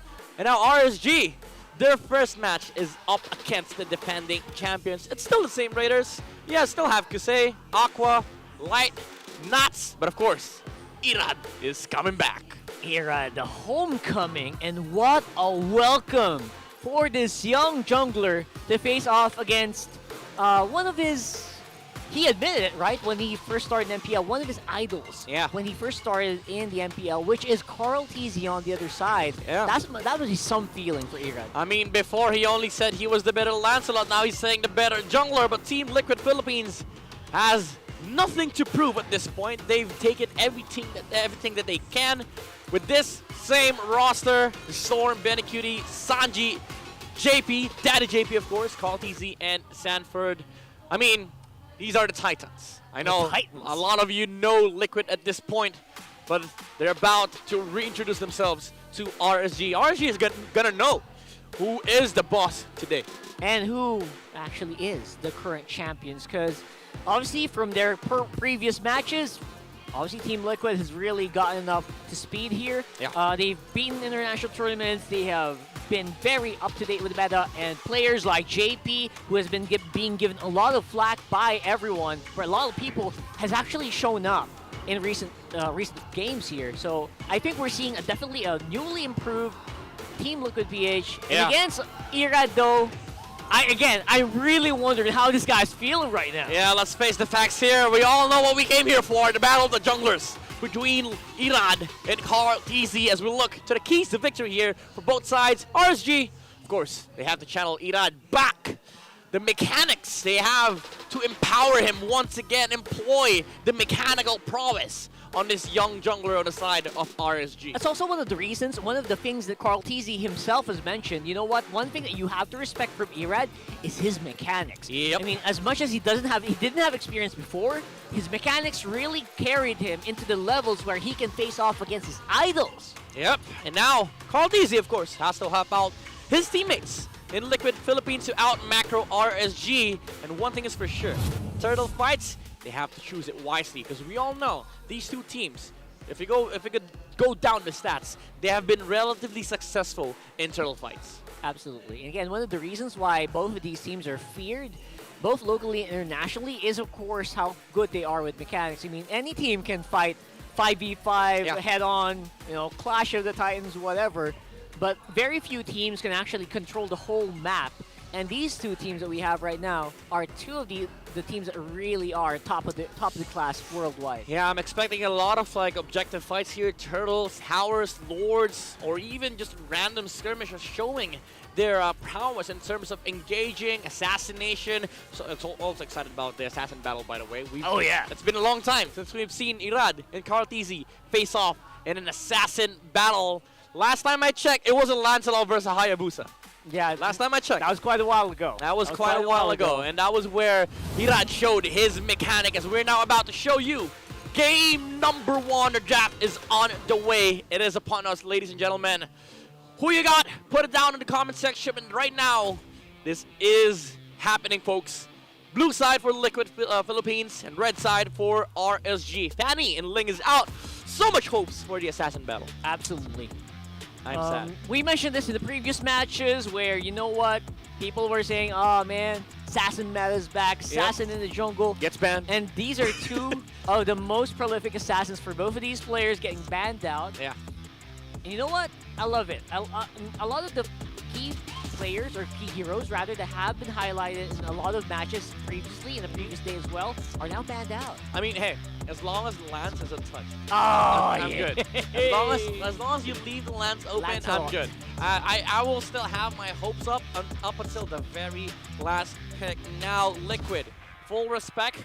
They have a lot of taste of this, especially against Arcangel, the captain of Falcons APBren, the Juicid. They're not going to let it through, even though they're first pick. That's interesting. Because earlier, we did see a lot of really players, a lot of teams, some teams did let the Sushan out, and I think they suffered very much for it. And I think we saw that in the TNC game. Really interestingly enough, we are going to see the Zas though. The Zas definitely one of the top tier mid picks right now. There's only a couple of heroes that I don't like seeing in my game, and it pains me to see Zask being taken on the first pick. This has been the flavor of SPS recently. Zask has been really annoying, especially on blue side. Now Liquid, they're saying to RSG, you don't ban this, we're gonna take it. Very few combination of heroes can actually straight up counter a Zask, right? It can really dominate a lot of these team fights, especially when a team knows how to play around the Nightmaric spawn. Yep. So RSG, they do have a big problem in their hands right now. They have to face the Zosk. Rogers banned out, but a lot of the options are still available here for RSG. They go for the steal on the Julian. Irad will probably showcase his Julian in front of the young GOAT. Again, we've seen Liquid play a lot of Julian games in their past tournaments, but now it's been taken away by Coach Panda. Very smart move, aside from obviously the deny pick, it also denies flexibility for Team Liquid, and definitely one of the heroes that you are going to have to look for in the jungle. I wonder if Irad's up to it, or maybe Aqua has practiced it. Maybe. I don't remember seeing Aqua play this hero. Yeah, but he's playing a lot of different mages. Different mages. He is one of the most flexible mages. Hayabusa locked in. Oh my goodness, when have we last seen KarlTzy play this? My boy, they brought this back from Kazakhstan. The jawhead of JP, and now bringing back the old soul of KarlTzy, the jungle assassin on the Hayabusa. We've seen this from a lot of the clips in the in the social media world, like the maniac, the savages of KarlTzy. Now it is gonna be up against Iran's Julian. So we do get the assassin battle between the two junglers. But right now, RSG, they're gonna close the first phase with the Moscow in the gold lane. Absolutely. Definitely someone clipped that. We're gonna use that in the group.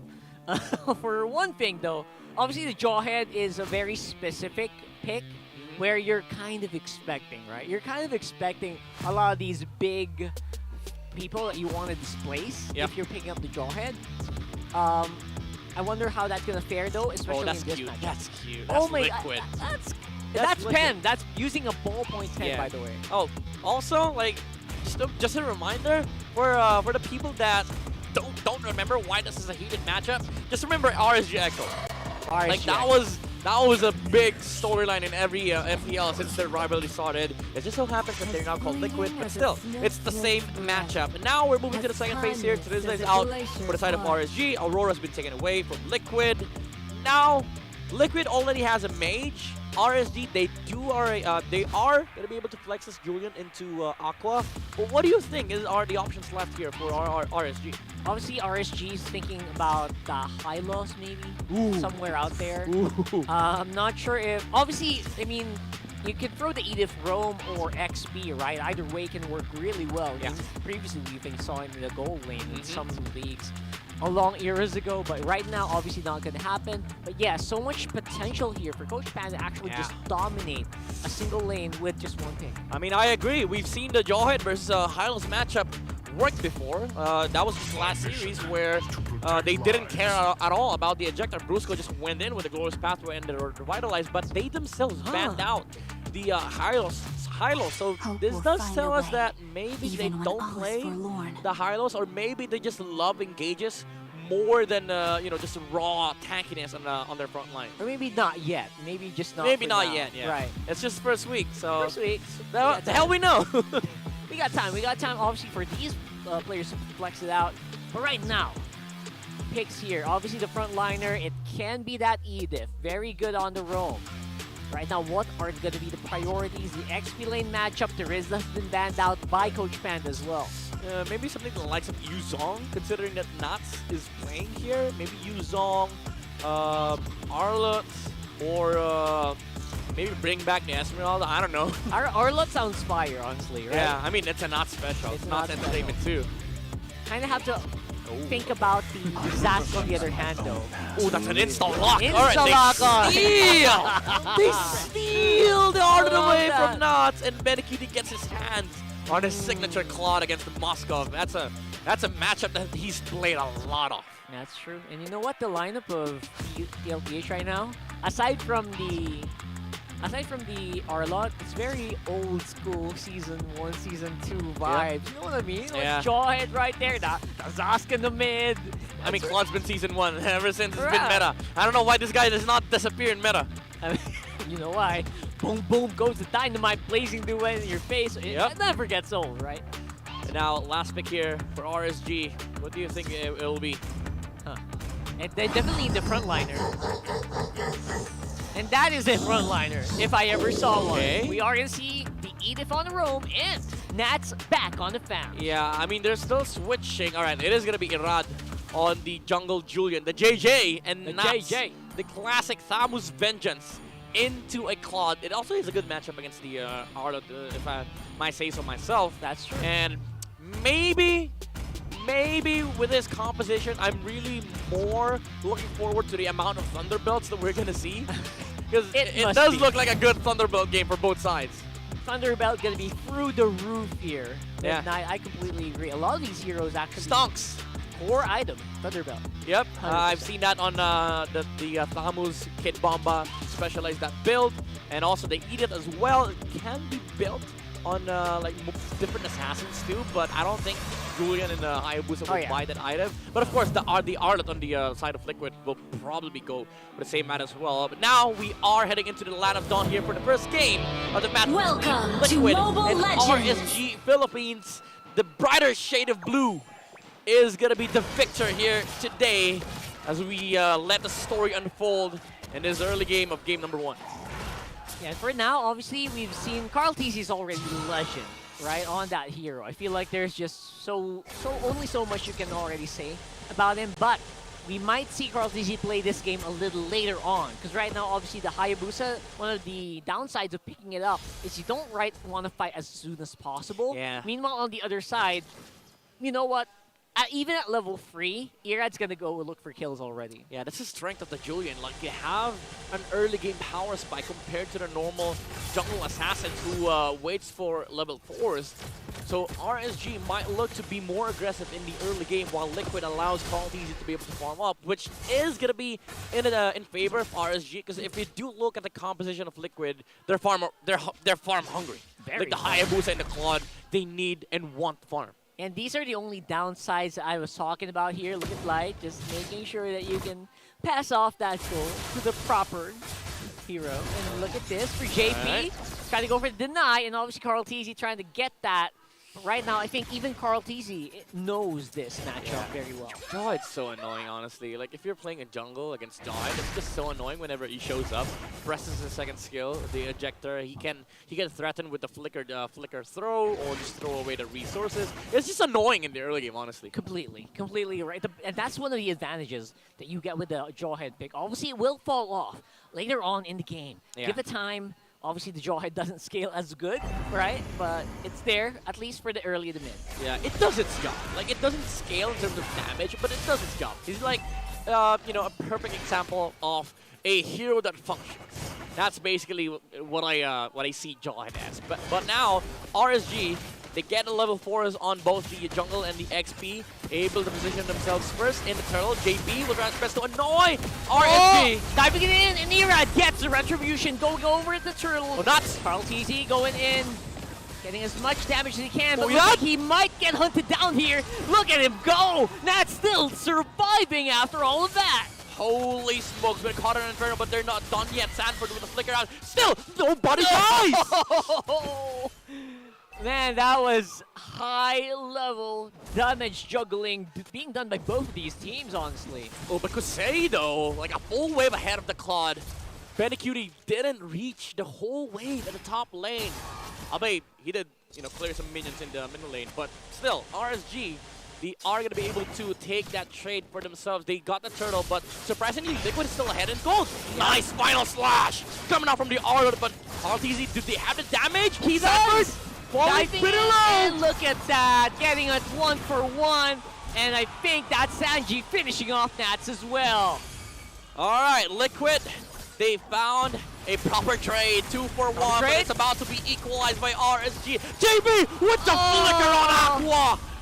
Look at that, just going in here. Light doesn't have anything to do at all. No tools to deal with this. And RSG getting stomped by TLPH in the first 4 minutes of the game. Hey man, we talked about this. The Jawhead does its job. And guess what? It's damn JP's fault. It's always JP's fault. It's JP's damn fault always. Liquid Philippines. Every single time. Set up for a 2K goal lead by 4 minutes in. I mean, it's 1.6, but they're about to go higher and higher. It's 1.7 right now. And RSG, even though they got the turtle, the momentum has now shifted to Liquid Philippines. This is exactly what TLPH is waiting for. That perfect moment to throw that nightmaric spawn in the middle of the fight. Yeah. That's the thing. We all thought RSG was about to equalize, but then again, Liquid shows up, expresses their mechanics as well, showcases their engaging abilities against RSG. And now both of them are eyeing at the turtle. Once again, second objective, they have to choose these fights carefully, as we've seen from the keys to victory earlier. Whoa, Sanford! I did not expect that very early on, but nice catch here coming in from Aqua. Will it be enough though? KarlTzy is still going to be able to get that turtle. Chase is going on, Nats is still at the front. Benecute doing some pretty good damage, but there's Vengeance slowing him down, and that's going to be the disengage. It's 1 for a turtle and 2 kills RSG punching back. All right, for what it's worth, RSG got the same value as Liquid got from the first turtle. A trade for the turtle, but they get 2 kills. And you have to ask yourself, that probably is going to be worth it for TLPH, but you also have to think about who was not present in those fights, the people who are getting most of this gold. Yeah, and also, just look at Liquid. Even though they did lose that turtle, Karl is a full level ahead of the Julian as we see that same fight again. That was a fantastic start with the final slash coming out from Sanford. Caught the core members of RSG, and even though they reacted, KarlTzy was able to secure that turtle for Liquid, getting that buff and being able to fight head on versus RSG. Honestly, that final slash was so Light. Look at Light here, almost getting thrown back into the pits here. Yeah. Manages to walk out just in time. The tough boots definitely saved them here. 100%. Shatter, you slow down JP, looking for another target here. RSG feels like they should keep going, but you know who's going? Kouzen. Yeah. He's non-stop going on that tower, and that's more gold back into RSG's pocket. It's a good split play coming out from the Raiders, and also very good river control from both Aqua and Light, just making sure that the Liquid Philippines cannot punish this cross-map play being done by Kouzen. But again, still, you have to face the music here. Liquid is getting a lot of golds on their important cores. The Hayabusa and Claude is sitting at the same amount of farm, while Irad trails behind by 600. Good chase as well. You know what? TLPH, they're going to have to keep their eyes as well on Kouzen. He's been having a pretty chill day. Yeah. I would say.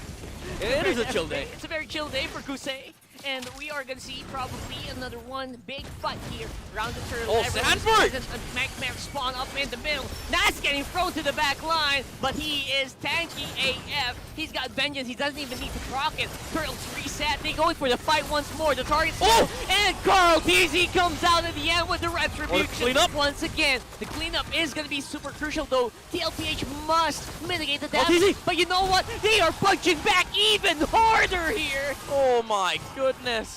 The shadow lands onto the Moskov and Liquid.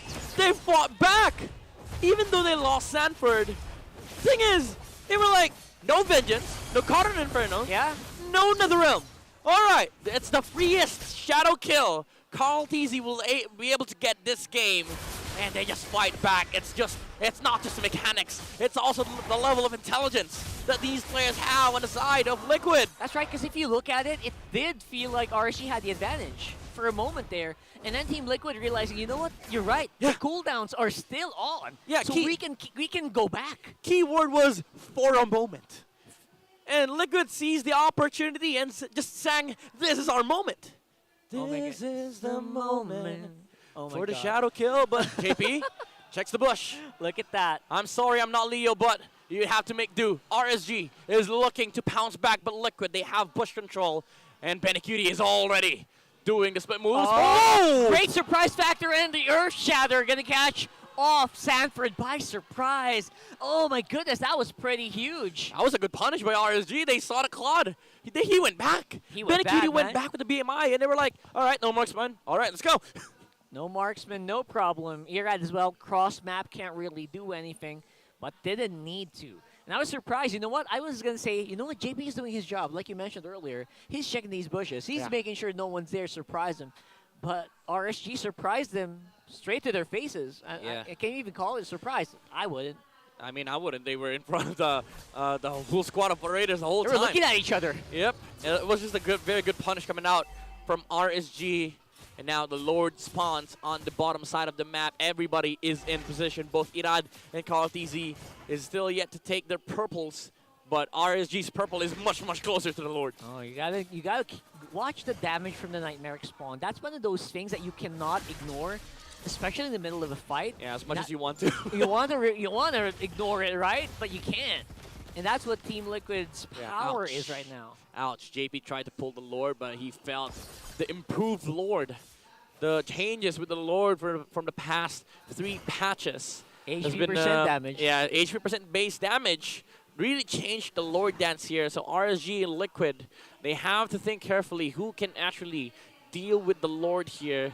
And as I would say, it's only the Lings and the Claudes. But right now, Liquid has a Claude. RSG does not have anything, but they go for the fight instead. They don't want a Lord. They know they want that fight, and you look at this, the tankiness of RSG. It's being thrown into Team Liquid's faces. Sanford's gonna get taken out. They're fighting off under the turret, and the turret will not be enough to slow down the attack from the back. And Benny is getting chased out here by Kouzen. Look at that beautiful movement here coming into play. And KarlTzy gonna get taken out as well. Oh my goodness, it's a disaster. 3 members now getting down here for TL. Oh, Kouzen! The International Spear of Destruction destroys Liquid Philippines and RSG. They climb back, they take the Lord, and they diminish the lead. That was unbelievable. The timing of Kouzen to go into the fight and take everyone he saw. He went straight into Benny Cutie first and then followed KarlTzy, and there was just nothing Team Liquid could do to stop him. It was such an honest attempt from Liquid. They forced the NetherRealm. It was a perfect opportunity, even though they didn't have the shadow kill. The Claude was in perfect position,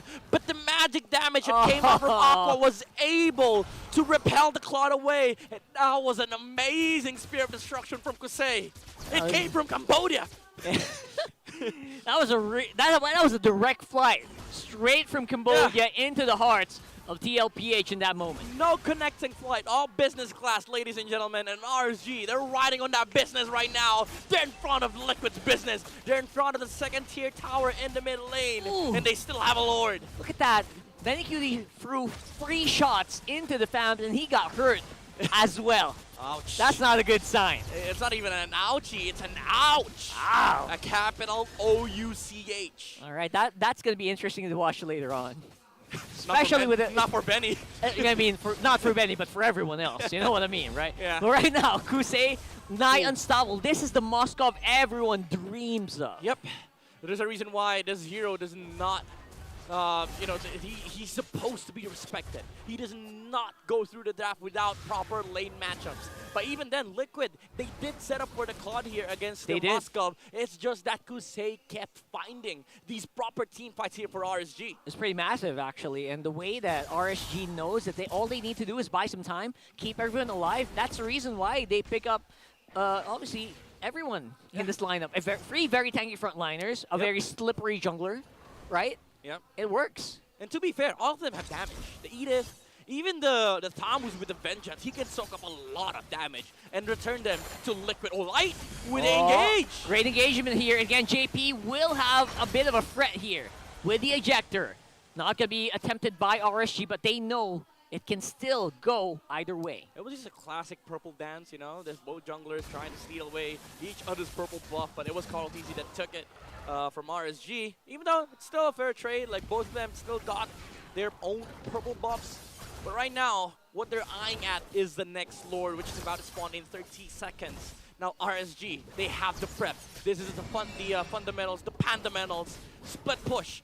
Go take that opposite side of the lane. Make sure that this lane is split pushing forever. Is slow push. That's a very good setup here from RSG. The top lane, they don't have to worry about that for the next minute. And that's the strength of the Moscow. They can control all of these lanes all the way up top, and there is still going to be an opportunity for Kouzen to join the fight with the Spear of Destruction. Yeah, again, the international presence of Kouzen, but Nuts again in the front line. He's jumping right here, back in front. RSG Kouzen with the damage. Nice pull with the Shadow Stampede, but now everyone is in range of the NetherRealm, and now it is going to be domination once more for the members of RSG. 4 members down. Benny Cutie is all that's left. Luckily for TLPH, no minion waves for them to manage. Again, RSG showing their brighter colors here. Their shade of blue blowing away Liquid's chances of winning this game. Oh boy. They're about to crack the base. It's just Benny. It's just Benny. He can't. The minion wave was too close by. Benny! Trying to go for the back line. Trying to see if he can buy some time.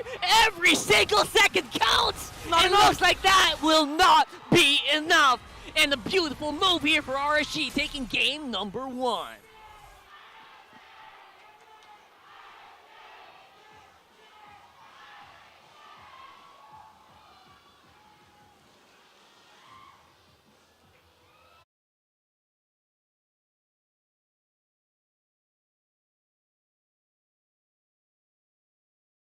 over mula sa Raiders. What a game! And then, dito natin nakikita na talagang gumagana ang homecoming ni Irad. First game, blockbuster agad. Pinag-uusapan namin kanina dito sa panel, hindi nyo kasi kami nadidinig. Ngayon narinig. Every single time, Team Liquid Philippines and RSG Philippines will go up against each other. Blockbuster. May something eh. May something. May something. Hindi ko may paliwanag kung ano, pero laging merong something. We've seen Demon Kite and yung response nga ni KarlTzy doon, di ba? Yung Pinagpahinga. Oh, let's say, Irad. Oh, yan, ganun din. Pero ngayon, would you look at that with the sign as well? That is to say, your MVP for game number 1, ibang klase yung pinakita niya dito, just making a statement in their opening match. Yeah. And kung babalikan natin yung naging draft ng RSG, it really was wonderful because they were able to secure the Moskov.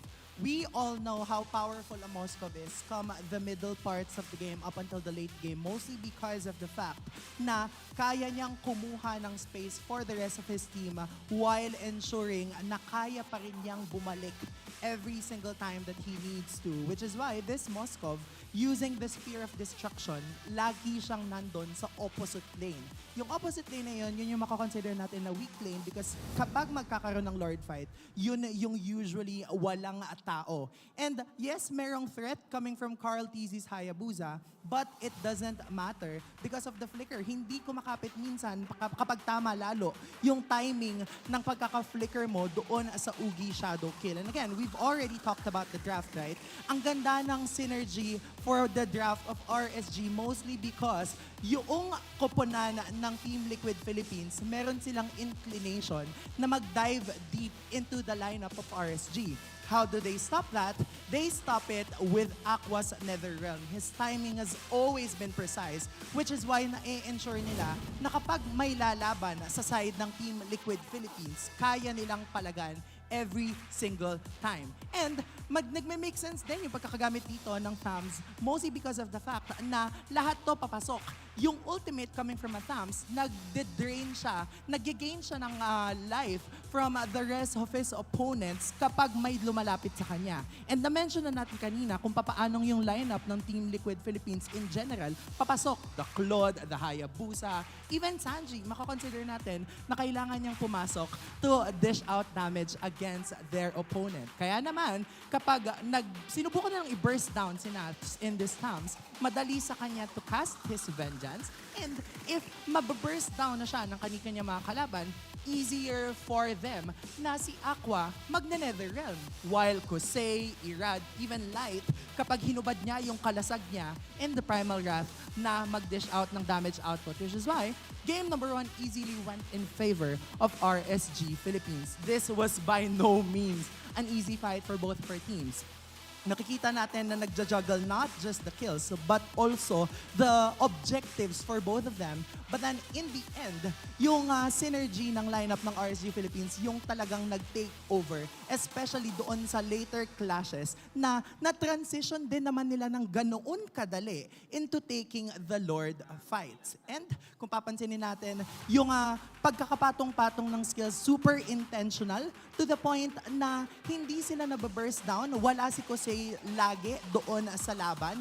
But then, kapag tumama yung Spear of Destruction niya, go sign yon for the Raiders na kaya nating labanan to kasi nabawasan na natin yung damage output nila. Meron tayong second life. Tapos, meron pang ultimate sinats na kayang tangkihin because of the vengeance, yung damage output dito ng Team Liquid Philippines. Hindi nagkulang ang both of our teams, but it just so happens na all throughout the match, the aggression for both of our teams yung talagang namayani. Yung aggression na yon, yung later on, bit both of them na parang hindi na natin alam kung kailan tayo kailangan mag-initiate ng team fight. Kasi nga naman, laging nakaalalay itong si Aqua with his Netherrealm plus the fact na meron siyang Purify. So kahit ma-crowd control siya ng kanyang mga kalaban, it doesn't matter kasi madaling ma-purify, madali kong maliligtas yung makakampi ko, and madali tayong makakapalag paulit-ulit. Hindi na natin nakikita usually ito nga Faramis here in this meta, but in this lineup, it makes sense. Because again, as we have mentioned, they only need a second chance na lumaban dito sa lineup ng Team Liquid Philippines, especially with this Claude's Blazing Duet. Kapag na-survive nila yung damage output na nanggagaling doon, kaya na nilang pumalag. You know, that was an incredible statement, especially with the gameplay na ipinakita ng RSG Philippines. Did you expect that RSG would perform the way that they did dito sa game number 1? Sinabi na nga natin kanina na pagtatapat itong dalawang team na to parating blockbuster. At ako, personally, sa masabi ko, pag si Aqua ang nagparamis, hindi natin pwede tanggihin yan. Sure na sure yan pag si Aqua nakaparamis ngayon. It was such an incredible gameplay coming in from Aqua and also Kouzen, our game number 1 MVP. RSG Philippines already slow and steady, making their way para sa kanilang unang series victory dito sa MPL Philippines Season 14. I am sure that all of the Raiders are ecstatic with the result that they have gotten. And kami rin, dito mismo, kasi nadagdagan kami. Apparently, Mara. Gulat kayo, no? Nagulat kayo. Akala nyo kami lang nandito, Mara. It's so nice to see you here. And you're together with an MPL super fan, I believe, right? Nicole Martinez, welcome. Welcome, welcome. And we're glad to have you because we heard you're not here. You don't live in the Philippines. You live in... Gumagana ba? Hello? Hello? Ayan. Yes. Ayan. I don't live in the Philippines. I've been living in Singapore for the past 5 years. So you've been in Singapore for the past 5 years, Yes. but you're here watching an MPL today. Of course. Just for MPL. Yes. Oh my gosh. Mara, it's the first week. Guys, kung siya nandito, bakit pumunta kayo na rin din dito? Wala kayong excuse. Galing Singapore! Singapore, oh. Kaya siya super fan. So, syempre, very curious kami, who you're supporting, which team? Siyempre, RSG Philippines. RSG! All in all. Yes. RSG, lumipat ka dito.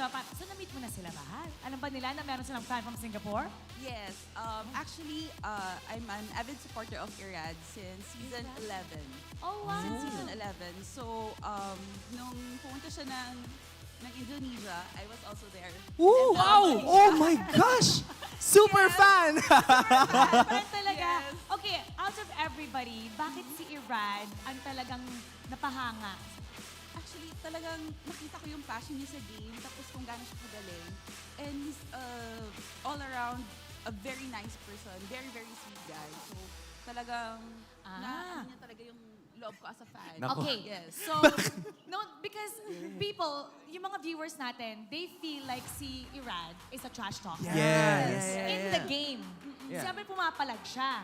Pero how is he outside? You're saying that he's a very nice person. He's a very nice person. And he he's is. a sweet guy, and he's very thoughtful. He Especially is. sa mga fans niya. Very appreciative sa mga fans niya. Kaya naglakas ng loob ako pumunta ng Indonesia for him. My gosh. See, Solid. there are players talaga that in the game, syempre, pumapalag sila.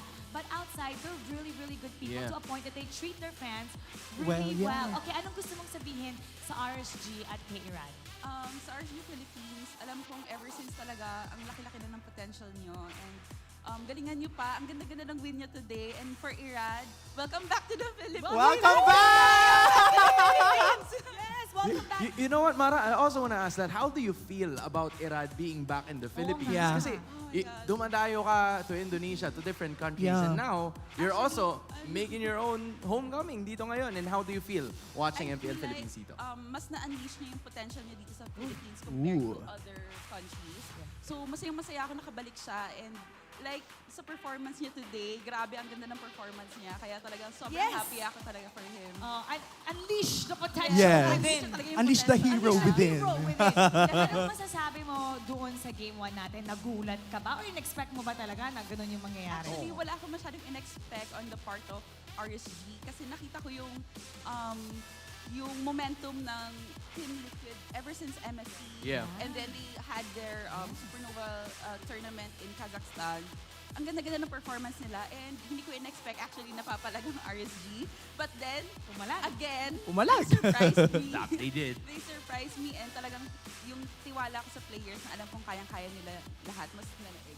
Okay, just in case, what do you think should, RSG be prepared for game number 2? Kasi medyo, Team Liquid, you Mainit said it eh. yourself, mainit sila. So, ano bang kailangan nilang paghandaan para makuha nila tong sweep na to? Actually, disiplina. Ah, Disiplina kasi knowing Irad, medyo minsan nag-iinit siya when it comes to getting kills and yung mga ano niya. Yes, so... Super fan for a reason. Yung disiplina and talagang i-follow lang nila si Coach Panda. I-follow si Coach Panda. Ito ang aking juicy na tanong. Okay. Kasi pinagtatapat palagi si Irad and KarlTzy. Okay. Ang sinabi ni Irad dun sa jungling tier, Yung tier list. 1 daw si KarlTzy. 2 si Irad. 2 si Irad. 3 si KarlTzy. Yes. So Ayun. mas nauna si Irad kaya kay Karl. Agree ka ba doon? Or what do you think about that statement that he said? Biased ako eh, so agree ako sa kanya. Biased ako eh, sorry. And what makes Irad, do you say, what makes him a better jungler? He's very aggressive. He's very aggressive. Agresibo. And parang talaga eh, ang ganda ng gameplay niya. Basta yung disiplina niya lang talaga, i-control niya yung sarili niya. Yes. Alright. Paano ba makokontrol ng players Alam mo, we're about to figure that out sa darating na game number 2. Kasi sila lang din ang makakasagot niyan. Pero kayo, na nandyan or nandito mismo sa Green Sun Hotel, it is now time for the smart gameplay pose. Hashtag the power of smart. Gayahin nyo lang yung player pose na nasa screen. Ayan na. Ang featured natin ay si Nats. Ayan na. So this is the idea. Pag talagang nababad sa inyo, alam nyo na ang gagawin at kailangan yung kopyahin yung move. Ito. Okay, bilang. 1, 2, 3, 4, 5. At ayan na. Ikaw, Boss, wag. Kuya, wag! Wag. Pumapalag! Boss, matapang. Matapang ka atay. Matapang. Oo! Relax! Relax! Ayun na. Naging si Joe na iba-iba na. Alam mo kung sa totoo lang kung ako yung paano pag kung hindi si na- Hans? kung hindi ko alam eh. Ano lang? Ikaw. Ito. Dapat puro amba lang. Puro ganyan lang. Tapos wala talagang kahit ano mangyayari. Nagiging heroes tayo ngayon. Tanungin natin si Nico. Okay. Ano nga ba yung ngayon na experience mo kasi itong MPL Arena natin? Anong masasabi mo sa lahat ng ating mga manonood na feeling nila super fans din sila? What should they do? Invite them to come here. Ini-invite ko po lahat na talagang to come join us here. The tickets are still available online. So, once na ma-experience nyo talagang manood here in the MPL Arena, talagang babalik-balikan nyo talaga. So, come and watch with us. So, babalik at babalik Just give it a try. I love it. Maraming salamat, Nicole, and thank you so much, Mara. We missed you being here at the Infinix Game Tambayan. Oh my, masaya kaya dito. Pero shoutout din sa ating mga official restreamers from Southeast Asia, MENA, South Asia, and North America. Kung sakali na gusto nyo din maging part ng weekly MPLPH action, scan nyo lang yung, asa ba yun? Ayun! Yung QR code now and be an official streamer. Okay? Alam nyo na yan? Mara, I feel like this is your line because we're gonna be throwing it back to our casters. Alright? You do it, you do it. 3, 2, 1, go! Casters, pasok! Much love for Irad, and his love goes beyond borders. Hey. Welcome back to this desk. You're still with Midnight and Rockhart, and we just got back from the panel, of course, the Nats Multiverse. Can't believe I can't believe I saw that. I can't believe I saw that. That was literally a replica of the Nats Entertainment. More entertaining, honestly, than the the recent Nats poses. Same hairstyle and everything, except jeez Louise. We got this, and then he just went like, damn on that. On that thing. What even is that? I don't know. I heard Cho sound, so maybe that's maybe that's a sign that Nats is gonna play Cho later.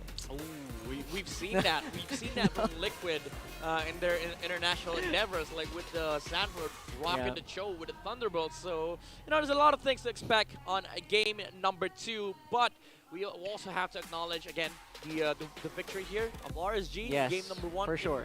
Immaculate showing from Kzen with the Moscow, but also the panel highlighted it out. A very good use of the promise on Aqua. As usual, Aqua, one of those underrated mid laners of the whole league. I've been very adamant on that one because I feel like his clutches, especially on the saves, and maintaining those 4v5s earlier, it was not a joke. It's very difficult to actually time that Netherrealm properly. Because personally, I use that hero all the time, the Faramis. It's really difficult to know when you actually have to do it, or maybe your opponent is just faking it. They're trying to bait you to use it.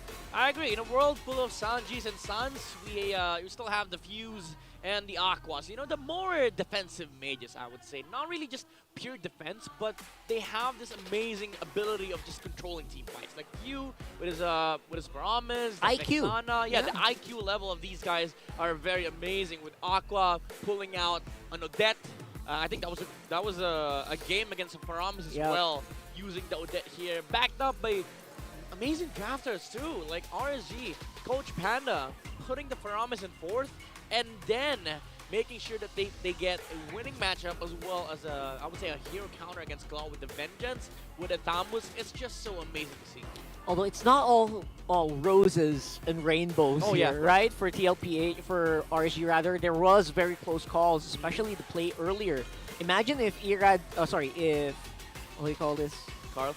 If Kouzen came in a Kouzen, little bit, like 2 seconds later, If that they SOD would have been wiped out. If that SOD didn't hit, we're talking about a different game here now. That's true, right? I mean, it's not as Very easy as different outcome, they sound, or our analysts or the panel made it sound like. Because obviously everyone just knows, oh, RSG won, right? But it was very thin. The line was quite thin there. Yeah, it speaks of their capabilities too, like hitting that crucial SOD and also capitalizing on the fact that the SOD hit. I can't imagine the shot calls, for RSG when that happened in game number 1, and I can't imagine what will happen in game number 2 as we head on to the draft here for our second game. Again, this is still RSG Philippines versus Team Liquid Philippines. RSG is up by 1 point, and Liquid is looking to reclaim the score back. Again, folks, what matters here in the series is that you win the match. No matter the score, even if it's a 2-1 or a 2-0, if you win the series, you get 1 point. That's all. That's all that matters. So uno or nada. That's right. And there you go. So right now, they're doing a pretty quick draft, very similar to what we saw, except this time around, Benny Cutie could be rocking that Roger.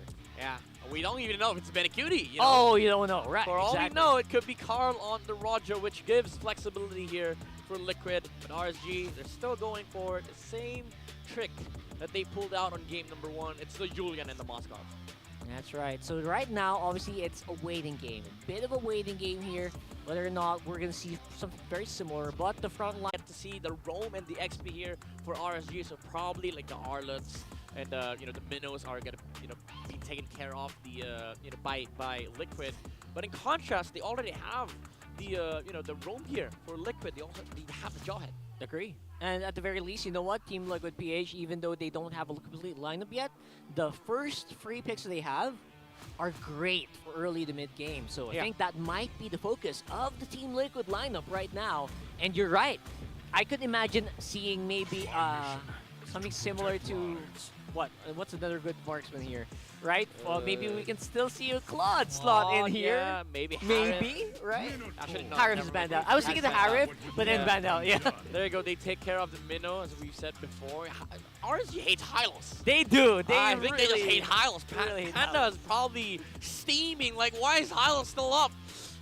Remove that horse. I think that's the point, right? That's a great point that you brought up, because at the first sight, if you think about it, Hylos is relatively new, or a resurgence. Pardon the RSG thing. It's a resurgence of the Hylos, right? Because you don't actually have it figured out completely yet. It's like playing with fire.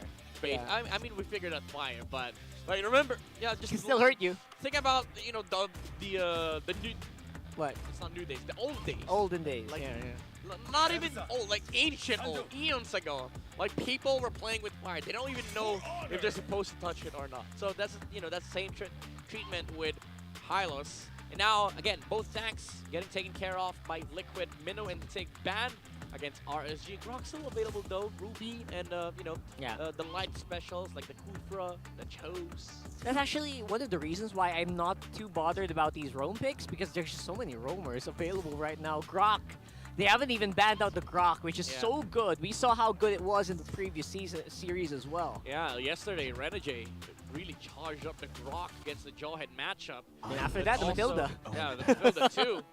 But crazy. They go for the Arlet, as it is going to be a flex pick for both Light and Knots.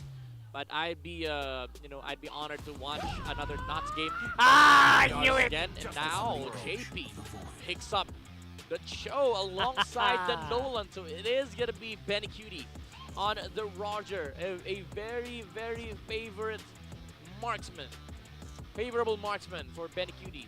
Loved by the community. Nice. Yeah, you know what I mentioned earlier? The first 3 picks are pretty good at the early to mid. This one, the last 2 picks cemented. They only win in early to mid. In the late game, they might not have as good of a time. I mean, they fall off, but they still do. They still do, yeah. Do their job. And there you go. An old there you pick. go. I love it. As said before, I the love it. Light special, the Kufra comes out from RSG. Hey, guess what? What? We're getting an XP show. There it is. I knew that sound looked familiar, or sounded familiar. Why are you looking at sounds? Right now, the Kufra is going to be a very... Hey, you can look at sound waves, come on. Technically, you can. You're right. Yeah. Science. Science, bro. And now, scientifically speaking, I lost my English there. Sanford with the Thunderbelt deals a lot of damage. Has good CC. Is a very good pick-off hero. But one thing is worrying me here for Liquid. Most of the heroes on the side of RSG has ways of dealing with the Cho. So I'm not really a big fan of this Cho pick of Liquid, but Welcome hey, to it's Mobile Sanford. Legends. It's been tested for quite a few times now, and it works. And like you mentioned, as long as it works, right? That's all you need. But because of that Cho pick, obviously the Purify timing is going to be a lot more important here, especially for RSG. Yeah. Maybe, I would say it's just a big problem for the Arlet to deal with, but when it comes to the mid-game, Arlet doesn't really mind playing into the Cho, because if you're the Cho, you're kind of scared walking into bushes, because you're always going to be under the threat of the final stash. Right. So like the displacement from RSG is way better compared to Liquid. Oh, the impression. Oh, huge explosion of damage here coming in, but look at that. The blowback here from the other members is immense, and the first blood goes over to KarlTzy because of that, quite easily, if I may add. RSG might be thinking, what the hell is this Cho doing here? He came from XP. He was way far from home. Yeah, and that's the strength of the Cho.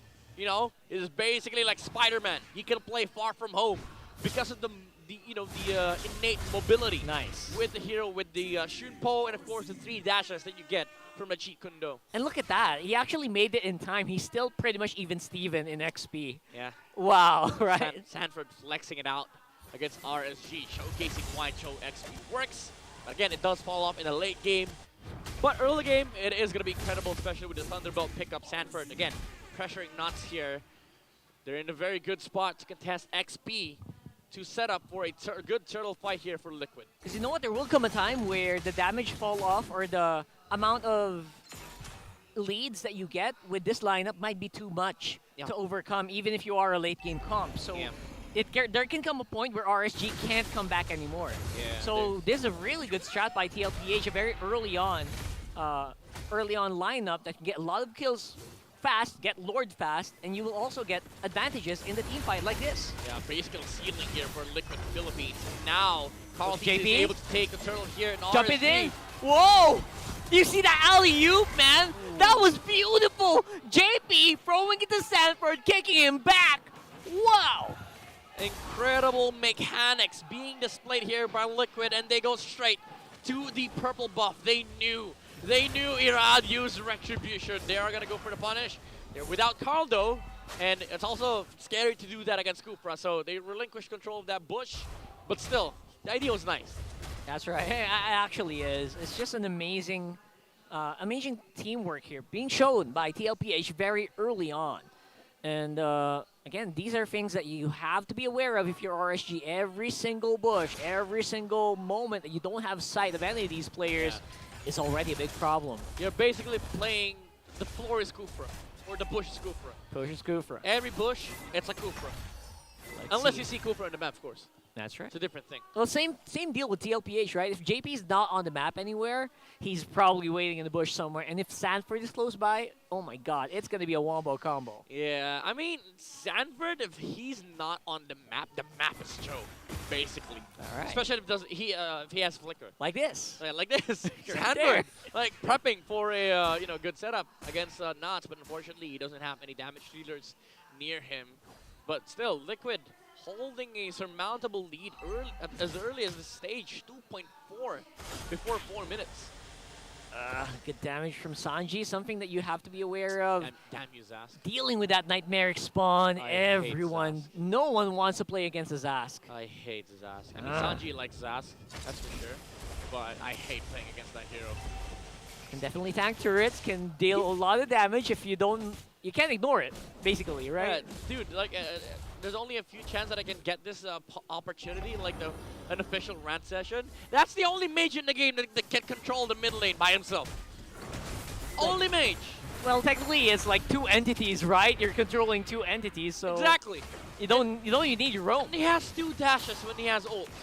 Why is that a thing? Oh, nasty. Aqua? Oh, speaking of nasty, look at damage coming in from the fractures. KarlTzy with hurt. a lot more pressure being thrown on the bottom side of the map, getting ready for another possible pickoff, but the turtle's already taken. Yeah.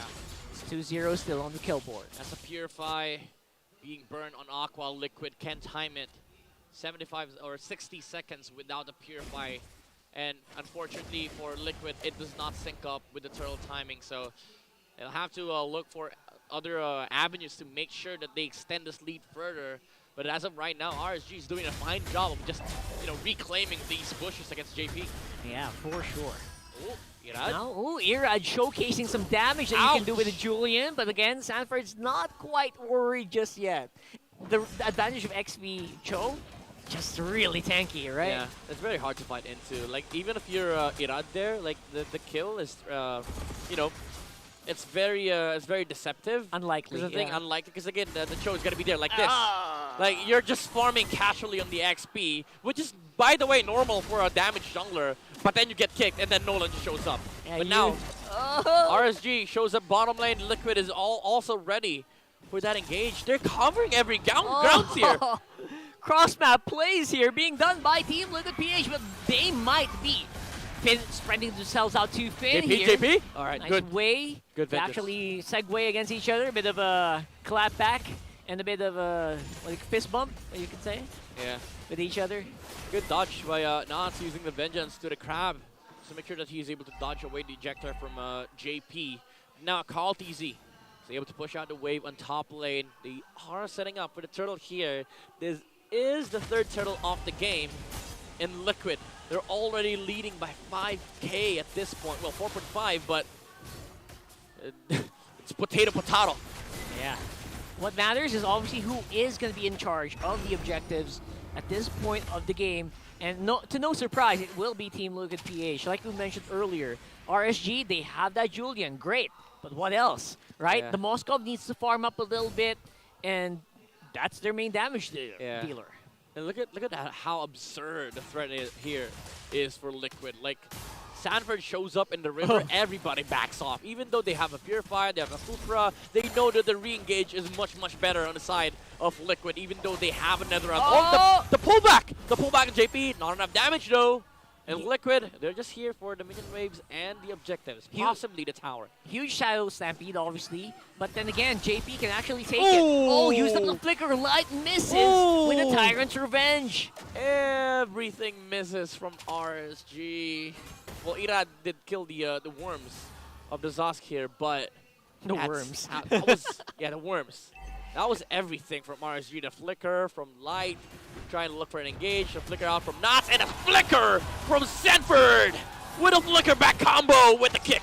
Very classic play here coming in from Sanford's show. One of the reasons why you pick it up in the first place, but then you go counters out against a Kufra. And look at that! They're giving the Kufra everything they got! They removed him from play. They're playing up against it. Benny still coming in with the double kill. Clutching it out. TLPH cleans up house. Damn you, JP. Damn you, JP. It is still, again, your fault. He was like, you want it, sir? All right, get in on here. He threw light into Sanford just because he bounced on the Cho. That's so impressive. Oh my goodness. That was such an impressive, I don't know if you know, but it's really difficult to play around the bouncing ball, usually. And then they have you in the corner. It's a very risky play, but you know what? They went with it with confidence. Yeah. They went into it with style. I mean, at that point, JP was maybe just thinking about, like, if they want it, they're going to get it. Come get it. Come get it. And right now, Liquid, they're in front of the Lord. 6 kills in, 6 kills in. 0 kills for RSG. Nice attempt, like we say, but it is not going to be enough as Liquid will cement their lead with a 9,000 gold lead, 9 minutes in, 1,000 gold lead per minute.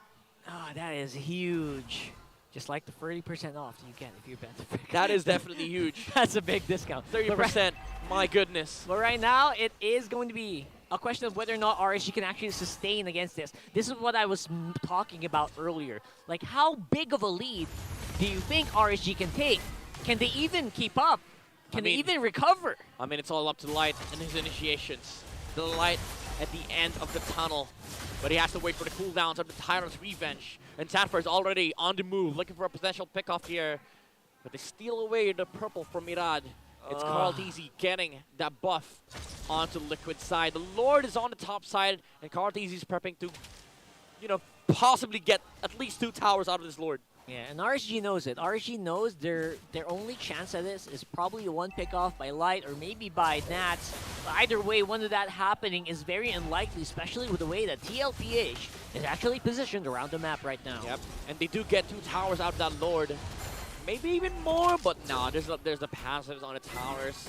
Still 10 minutes in. It feels like this has been going on forever for RSG. Oh, the attempt. Ooh. Well, you know what? Every That was scary. minute that RSG buys is just one small step to victory. Yeah. Every minute they can prolong this to maybe 15 to 18 minutes. They're already closing in on their win condition, which is just not to suffocate against TLPH's lineup. But even then, like, if you put yourself in the shoes of RSG, this is gonna feel like forever. It does. Like, every second, every wave, every minute that you prolong this game, every wave that you're able to clear, it is gonna feel like forever because you have to look for proper ways to defend, and you're always under the threat of the flicker kick from Sanford. It's like you always have to just keep your eyes on the prize here. Every single wave you clear will require so much effort, which is actually the biggest thing. Like, can you keep clearing these waves without getting picked off by Sanford with a flicker Wave the Dragon? Yeah, and it's gonna be hard. Again, it has to come out from Light. They need to see the light at the end of the tunnel here for RSG. But right now, the tunnel is their entire base. That's where they are supposed to stay at, because Liquid is holding the entire map away from RSG. This is no joke here right now. At least, you know what, RSG knows that as long as they stay close to Aqua, they won't immediately die. They might get damaged, they might get bruised, but they will not disappear from the map. And that's what they're trying to bank on. They're trying to keep Irad alive by keeping Aqua on his side. Yeah, buddy system here for RSG. But again, the question is, how long can RSG prolong this game? Because now Liquid is in front of the Enhanced Lord. Again, 12 minutes in, 10k gold lead. And they take the Lord just like a minion. It's like a minion wave. Yeah. They cleared the Lord under 3 seconds. That is just what you expect, I guess. And for TLPH, 11.7k. Oh my goodness. This is not fun for RSG. This is not going to be a fun game. But they will at least, it's a challenge, I guess. This is going to be a great challenge. What can you do against a team that has 12.6k goal lead? I mean, if RSG wins this game, it is going to be a statement. That's a huge statement. All right, Sanford charging up with the first kill. He has Flicker. Light! Yes! I have no words right now. But right now, we are seeing a man down for RSG with 5 members rather, of TLPH still live here. JP up on the front, trying to tank as much damage as he can. And the clear is actually going to happen here, but their inhibitor turrets are going to go down. Light cannot find a single initiation, not with the Arlet. Flickering in with a final slash again. No jump from the line. Liquid Philippines demolishes the Kufra. What and is RSG, happening? They have to find a way to defend against Liquid, but they're still complete here. There's no ultimate on the Cho, however. There's no engage, but there's an immortality. There's the kick. There's the base tower lock from Kouzen. Kouzen still fighting. He's finding the way. He's finding the way. Finding the way. Oh my goodness! Kouzen is hunting him down! And Cutie could be still in trouble here. And then at the very end of it, decides to hold back. That is a huge defense here coming in from RSG, despite Light missing out on a lot of these engagements. He does not need the light under the dark tunnel because he paves the way. Make way for Kzen, RSG. He's the way. Looking to bounce back. Under the nose of Liquid, 12.2k gold lead, but they're marching in the mid lane. They're about to take 2 towers. No, screw that, RSG. They want to play it safe. We got a few seconds before they respawn. They don't want to take that risk. And also, the amount of damage that can actually come out of KarlTzy here at this point, very, very strong. Look at this. Look at this from Infinix. Instant replay again. Kzen finds a very good angle to punish Liquid Philippines. If that SOD hits, that might have been it. That could have been it. That could have been it. RSG, they were so close to wiping out Liquid, and now Liquid is moving S5. They want to look for more. They want to look to engage. They want to end this game. As good as that was for RSG, you know what? At least now they can walk out their base. It's still on almost 12k gold lead, 11.2k right now. And in terms of items, everyone doesn't look too bad. I mean, at this point, you have 2 damage dealers on the side of RSG. Even though they're lacking items, there's no question that they're online. Oh, yeah. Kzen, again, the damage was there. The angle was there. Now, add to the equation, what if Light hits one setup? That is the scary thing about RSG right now. Liquid cannot underestimate this matchup. Even though they're up by 10k, they should not underestimate the team fight prowess of RSG. So all of this is happening despite Light missing on Tyrant's Revenge. Yeah. Imagine if he hits. That's what you're saying. If the stars align. If the stars align. They align. If they get Sanji. If they get Benny Cutie. That could be it.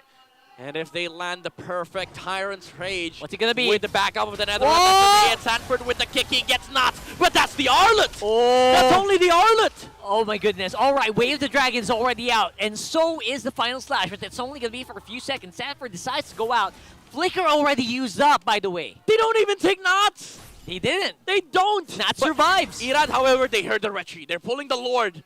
But RSG's still here. They know they don't need to go back right now. They have a Moskov. Send Kouzen to the top lane. Clear He's going those to be waves. able to spear towards this Lord JP. They're waiting for it. Oh, Sanford.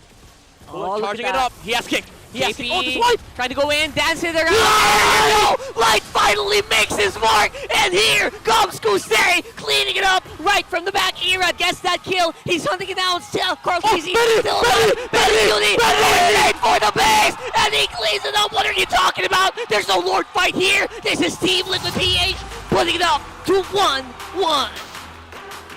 Damn you, Benny!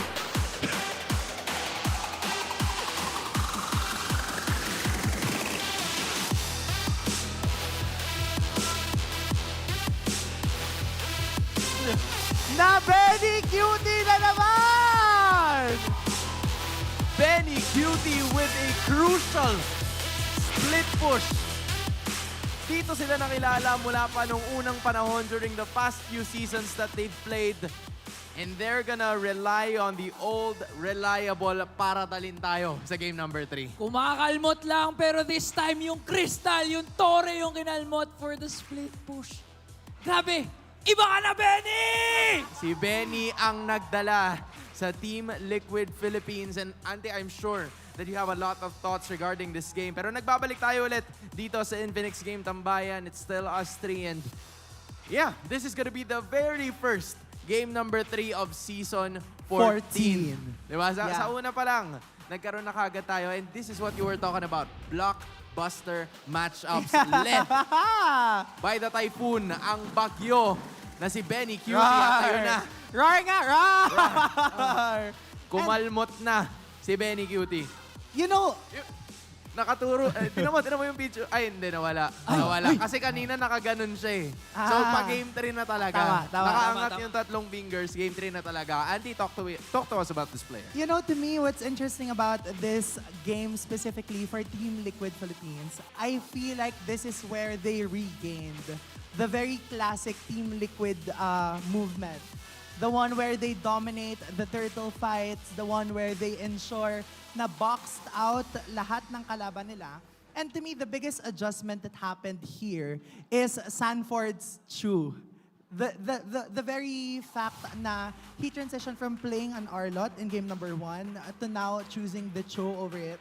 And super naging effective yun kasi not only is he faster in terms of wave clear against an Arlot's Nats, specifically the Nats Chos, mas naging maganda din yung rotation na meron siya. Komportable itong si Benny Cutie kaya siya yung naging MVP ng match na to. But talk to us about JP as well. Yeah. Pangalawang beses na niyang gumamit ng Jawhead in this specific series. Yeah, and yung pagkakapili dito ng Jawhead coming from Daddy JP, I think hindi din siya nagkaroon ng deaths all throughout the match. Parang towards the latter stages na lang. Kasi nga, hindi siya parang aligaga na kailangan ako yung mag-set up because again, going back to what I have been mentioning a while ago, it was Sanford that has been mainly parang setting up the team for success. Yung mga flicker plus Way of the Dragon combination. And then for RSG Philippines, they have no way to counter that out unless tatama yung first skill coming from Nats' Arlot or yung bouncing ball nitong si Light. But then still, because laging ang magkasama ay si Sanford as well as si KarlTzy, hindi din sila nagkakaroon ng way to find that kind of opening. And we all know 4D. We all know how this guy plays. Kaya every time na he's given an opportunity to zone out their opponents, yun yung talagang pinaninindigan niya. Which is why nag-transition yun and nag-translate yun into the neutral objectives as well as the turret objectives. Nakita natin, lumaban yung RSG Philippines towards the late game nung nagkaroon na ng Lord Siege for the very first time ang Team Liquid. However, noong na-maximize nila yung ganong capability nila, paulit-ulit lang yung pagpupush ng waves coming from Team Liquid. And again, this goes back to the fact na mabilis yung pagkakakontrol nila and pagsiset up dun sa Lord. Kaya naman, naging easier for them na at the time na everyone is distracted, the whole 5-man roster of RSG were in the Lord pit. Nakita ni Benny yon as an opening. And how often have we seen Benny do this? Parang we've seen this one too many times to the point na hindi na bago for us to know na Team Liquid in general, they are bound to do this. Lahat ng possibility na ma-end yung game. Kasi hindi naman nakaka-end lagi ng game yung Lord, right? Kagaya nga ng pagde-defend ng RSG Philippines. Pero yung ginawang yun ni Benny Cutie is something that all gold laners should learn. Kailangan, hindi mo lang ipupush yung weak side / opposite side. Kailangan kaya mong malaman, meron kang kind of intuition na, okay, na-push na natin to, pero wala pang Ramirez po sa kalaban. So possibly, pwede pa tayong bumasag ng base. Ganon yung kind of composure na kailangan, I think, all gold laners masabi, especially in such a very high-stake tournament such as this, MPL Philippines Season 14. Kaya naman super naging effective yon for Team Liquid Philippines. Again, sinasabi natin, laging blockbuster ang laban. Pero low scoring 9-5. Kasi nga naman, most of the kills all came from the combination of Sanford and KarlTzy na kapag may nasipa si Sanford with the Way of the Dragon, na-burst down agad nitong si KarlTzy. And that split push, hindi nga yung split push, diversion play, kahit walang Louie na ginawa si Benny Cutie, that was the cherry on top. Cherry on. Nailatag. Nailatag nila ng maganda.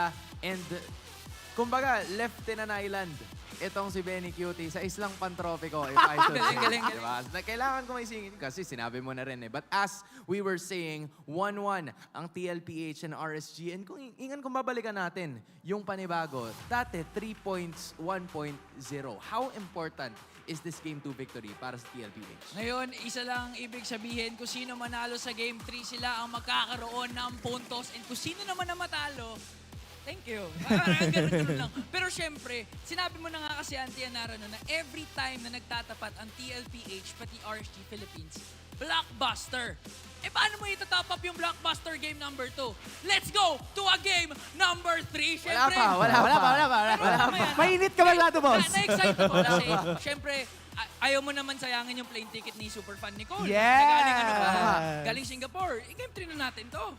Oo nga naman. Makes a lot of sense. And RSG, Team Liquid Philippines, this has been a series na siguro sanay na ang Raiders at ang Cavalry. And, you know, at the same time, ito rin yung matchup na napapansin natin from each and every one of them every single season. Mula pa yata nung season 11. 11, yeah. It started season 11. Nagkaroon ng switches with the junglers. It's been Demon Kite before and then Irad and then Demon Kite, tas Irad again. Pero bakit ba ganito? How has it developed for Team Liquid Philippines? Yung chemistry ba nila talaga yun naging major factor dito? Kasi parehas itong dalawang teams na to na halos walang changes dun sa lineups nila for most of the time. Parang for the longest time, no?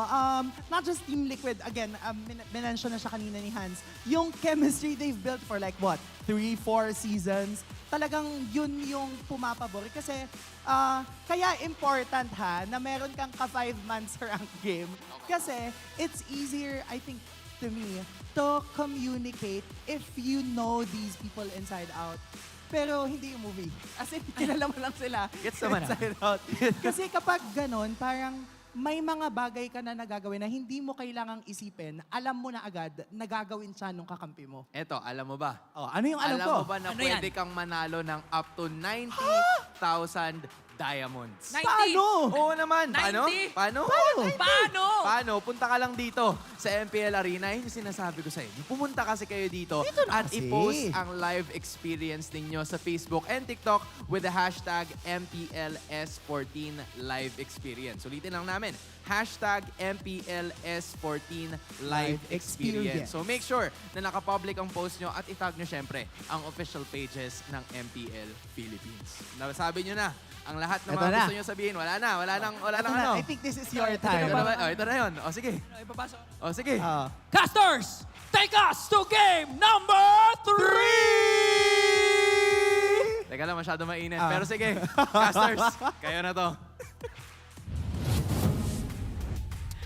Here we are in the very first match that goes the distance, that goes to third. Game number 3 between Liquid and RSG. Man, I missed the number 3. I missed it. Who doesn't like number 3, right? Yeah, I like number 3. Much as we would love the third game between this heated matchup between Liquid and RSG, I couldn't believe it, but it happened. Again, the storm brew in game number 2 and was able to take the victory, the comeback away from RSG.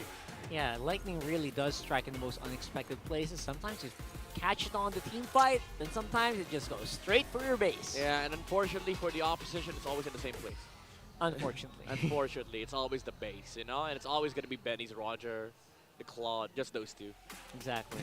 But at the same time, you know what? Everyone always loves to see those plays, and that's something that definitely TLPH, even way back in their Echo days, have been known to do worldwide. And for some reason, RSG maybe forgot that for just a split second. I'll never be tired of that. I mean, Kouzen was in the base, right? He was in the base. Too late, but he needed to use the spear to provide the necessary support for the team fight. But, you know, being Benny Cutie, like he saw the spear, it was like, he's gonna teleport. Free base. That was it. That was it. That was a short story there, actually. I mean, like, there was a lot of, like, good, you know, moments of that game, but that got overridden, honestly. That last part was game number 2. Basically, it was just Benny Cutie taking the victory here away from RSG. Now, here we are in game number 3, where RSG picks red side for the third match of the game. Now, talking about the sides here, I do think that it does favor Liquid whenever they're on blue side. But as we've seen in the very first game, RSG does not mind having that red side. That's true. And at the same time, you know what?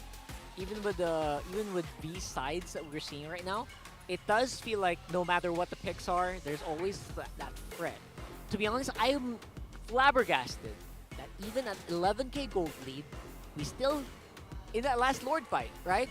There was a good chance that TLPH was still going to lose that. Yeah. Imagine that, right? If Bentley did not see like that one play, Right? yeah, they could have lost it, honestly. Because if you were talking about like late game, yeah, sure. You know, they have firepower on the side of Liquid, but Yeah. late game was much, much scarier on the side of RSG. And there was a specific window of opportunity that Liquid can only work with. If they go beyond that, then suddenly you'll find yourselves in the, you know, in a very scary position to be in, because you have to deal with Kouzen's Moskov in the late game. So, you know, there are a lot of things that we can be, wary of on game number 3. Things to look forward to. Probably Roger, Moskov trade once again. Yeah. Or maybe this time, we see a different hero in the gold league. Maybe a Harith or, I don't know, a Beatrix. I'm kind of missing the Beatrix myself. It's been a long time since we've seen a Beatrix. That's right. Although the Harith, I think, is permabanned in what they're doing right now with what they're doing. Yeah. You know what, Beatrix, I'm missing Benny Cutie on the Beatrix. One of the few. You know? Huge shout outs to Benny's daughter, by the way. Her name is 1-1. Isn't it? Yes. Yeah, her name's 1. Her nickname's 1-1, I think. Yeah. I'm not. I think. I'll confirm, but her nickname is 1-1. Okay. You know? Okay. But again, there's a lot of different marksmen on the pool. There's even, you know, RG classics like Popo and Koopa. I don't want to see that. You don't want to see that, that, right? though. I actually do. I feel like if let's have all the summons. You know, summon the Nightmare Spawn, summon Yeah. Popo and Koopa. Sure.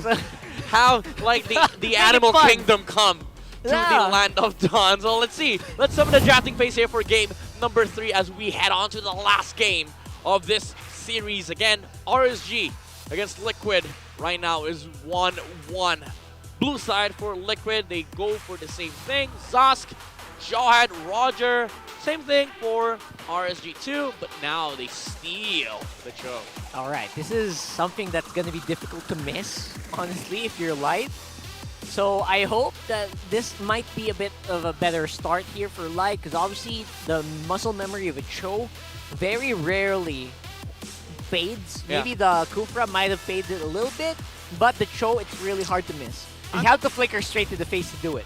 I mean, if you've played Cho like the previous patch, and you play Cho now, maybe it's a little bit different. There's a distance between first skill Oh, the has distance. been like, you know, Right. increased, but it's still the same hero basically. Like, if you're a Cho specialist, it's never gonna go away. And you know, Light has been everything specialist. Like Everything specialist, Every hero right. he plays has been, you know, really good at it. So I don't think it's gonna be a problem here for RSG. But now Liquid, they do take away the Paramis from RSG's hand. All right. So that's one tool that I think RSG has been taking advantage of too much. I would say abusing at this point, because the Paramis just... I feel like not a lot of teams are actually maximizing this hero yet, right? So I feel like, yes, you're very good catch for Coach CJ here of Team Liquid PH to actually remove that here. Forcing Aqua into maybe a different hero. Oh, that? Which he probably can still... He probably can still play the Julian, I mean, Yeah. right, for Aqua. I mean, I'll be honest. I'm quite surprised that we haven't seen a lot of Valentinas in the the previous matches here in MPL season 14. But I do think that it's a good time to showcase the Val here for RSG, even though it is going to be up against Jawhead and Zask. It's not a pretty good game for the Val. But the thing is, what's your option? Like, you go for Lunox here, or there you go. They do go for the Valentina, because like the only remaining options probably are the Lunox, the Vex. But I'm not a big fan of those two, so might as well just go Val. I have not seen Valentina in a while. He has not been picked. But you know what? That makes me wonder. I haven't seen them work together, play together in a long time. If you copy Nightmare Spawn, will you spawn Azaz thing as well? Azaz spawn. I'm sure you do. You do? I'm sure you do. Same skills, right? Same skills. I don't think you have the full combo. You don't have the full combo. All right, all right. These are just things that come into play in my mind. There goes the carry. One of the, I would say, an old Benny Cutie special. Yeah, and also guess what? A Karl special. The Roger Jungle. Roger Jungle. The Roger Jungle has been using that quite a while now. And RSG, last pick for XP. Either XP Cho or, pick something else for Nuts. you are going to be up against the Sanford Arlott. Yuzong still available. Tilizda still there. But, you know, Liquid is comfortable with where they are at right now because you've taken away the Arlott from Nuts. He's signaling a go signal here. And they go for the Yuzong, the Nuts Entertainment. All right, very classic picks here. Nothing too surprising. I would actually say welcome back to Light's show. It's been a while. Yeah. And other than that, I was kind of expecting maybe you would want to go for assassination potential, maybe a Paquito for Nat. But you know what? They said, we don't have a frontliner. Yeah. We need someone in the front. That's true. And Yuzong, I mean, Yuzong is semi-frontline because he's a very weird hero, you know? Like, sometimes you want to start from the bush, sometimes you want to be, you know, in front of your teammates, but as long as you have that Black Dragon form, of course, Petrified, then you are a threat in the front line. And sometimes you also want to come in late to the party. You know? Yeah. So with the Black Dragon. That's why sometimes it feels weird, like playing Yuzong. You're not essentially like frontlining 24/7. Of course, it's not playing the hero, so expect a very good session for all those Yuzong players out there. Watch out for how good he's going to be at with the Yuzong. But of course, it does put into consideration as how much Liquid will punish Nuts on this Yuzong. But now we are heading to the Land of Dawn for the last match, or the last game of this match between RSG and Liquid. Who is going to settle the score and be the, you know, the brighter shade of blue. The brighter shade of blue, essentially. I was going to say glow, but, you know, their colors don't glow, so. Nice try. I mean, they could. They could do it. In a certain shade, a certain light, maybe it could, you know. But right now, you're in game number 3. And like Midnight mentioned, it's the first game number 3 of the season. And we're seeing it in day 2, so I can expect a lot of this to happen a lot. I expect this to happen a lot, to be honest. Yeah. Especially with how close teams are right now. Obviously, some teams kind of need to pick up the pace, I would say. But you know what? So far, so good. I'm seeing a game. Oh, there you go, Nuts. There's Nuts. Oh, that's why they paused. That's why they paused. Just to Nuts show was in the audience. Just to show Nuts. He had to sit down, and then he had to teleport back. Yeah, the Marshal was like, go back. You're playing. Your character needs to move. you can't play here in the stage. You see the big screen. That's right. We might get called out or something, right? So right now, obviously, we're kidding. And what is this? Really? Oh, there's a flex, but I don't know what happened. What is happening with the other phone? Here we are at the Liquid section. There's a lot of fans here for the Liquid players. The cavalry is here, basically. Oh, that's Odin right there. A lot of them are really missing out the times. Yo, Nuts, go back! Go back, Nuts! Yeah, Nuts, all right, that's back. Burrito, and they're saying the pieces of the paper wait, is saying, wait. Irad, you look like this. Really? I'm not sure. He looks like an Indo player, someone from Indo. I don't know. Anyway, one more.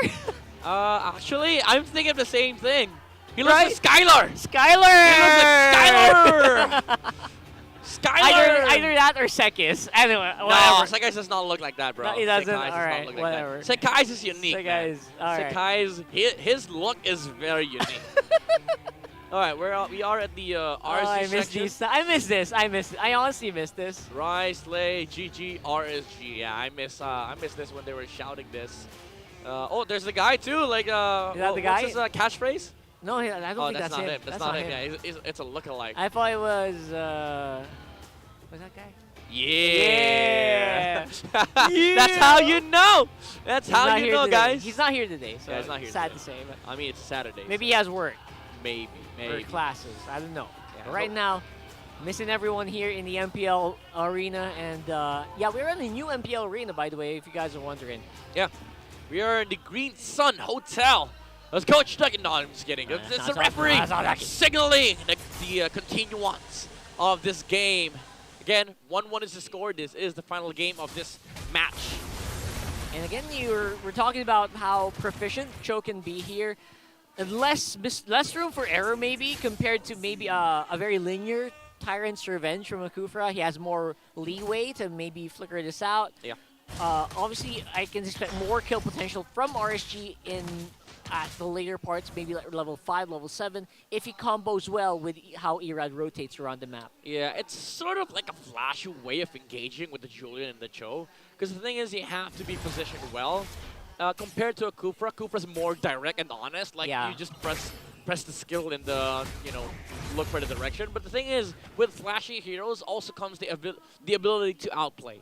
And that's that's also one thing that Liquid has to be worried about. There's a lot of angles that RSG can utilize to look for engages against their lineup. And looking at their lineup, it's more straightforward. Like, you have a Johai that can just ejector anybody, but then everybody just hits. Like, you have a Roger and the carry that just wants to attack. Sanford, well, there's an outplay potential with the Flicker Final Slash, but that's it. That's it. I mean, that's also a big ticket, 120-second cooldown, so Yeah. you gotta be careful with those. But right now, obviously, we're seeing a possibility of a fight here. JP's pretty far from 4, but he doesn't need it. Forces the Flicker out, or sorry, Purify out of Aqua right now, and there you go. We're seeing the Black Dragon is circling. Irad gets that turtle. Fight's still ongoing. It's an empowered Nats here, but Sanji still pushing from the backside, and Irad's running for it. Oh, Sanji, he's in no man's land right now. Irad is still going to be able to get out. All right, nice vengeance from Sanford. He is going to be able to live. Knots, does he go for the pursuit? No. RSG was able to win the turtle trade. KarlTzy dies on the hands of Knots. Unfortunately for KarlTzy, there was some HP left after the retribution. I think 6 HP? A literal point, I think. Like, literal point of HP. Yeah. A very rare moment where we see KarlTzy kind of slip on Retry there. And I don't blame him. Actually, it was a very chaotic fight. Yeah, it is a Roger, though. Like, it's not a Lancelot where you can pair it up with a skill just to secure the turtle. Compared to a Julian, Julian has a lot of things that he can throw at the turtle. But again, it was just unfortunate timing from KarlTzy. And mind you, he was also playing under the Dragon form of the Yuzong, so it was really a hard objective to take here for Liquid. He also has to take into account his invulnerability frames, right? Yeah.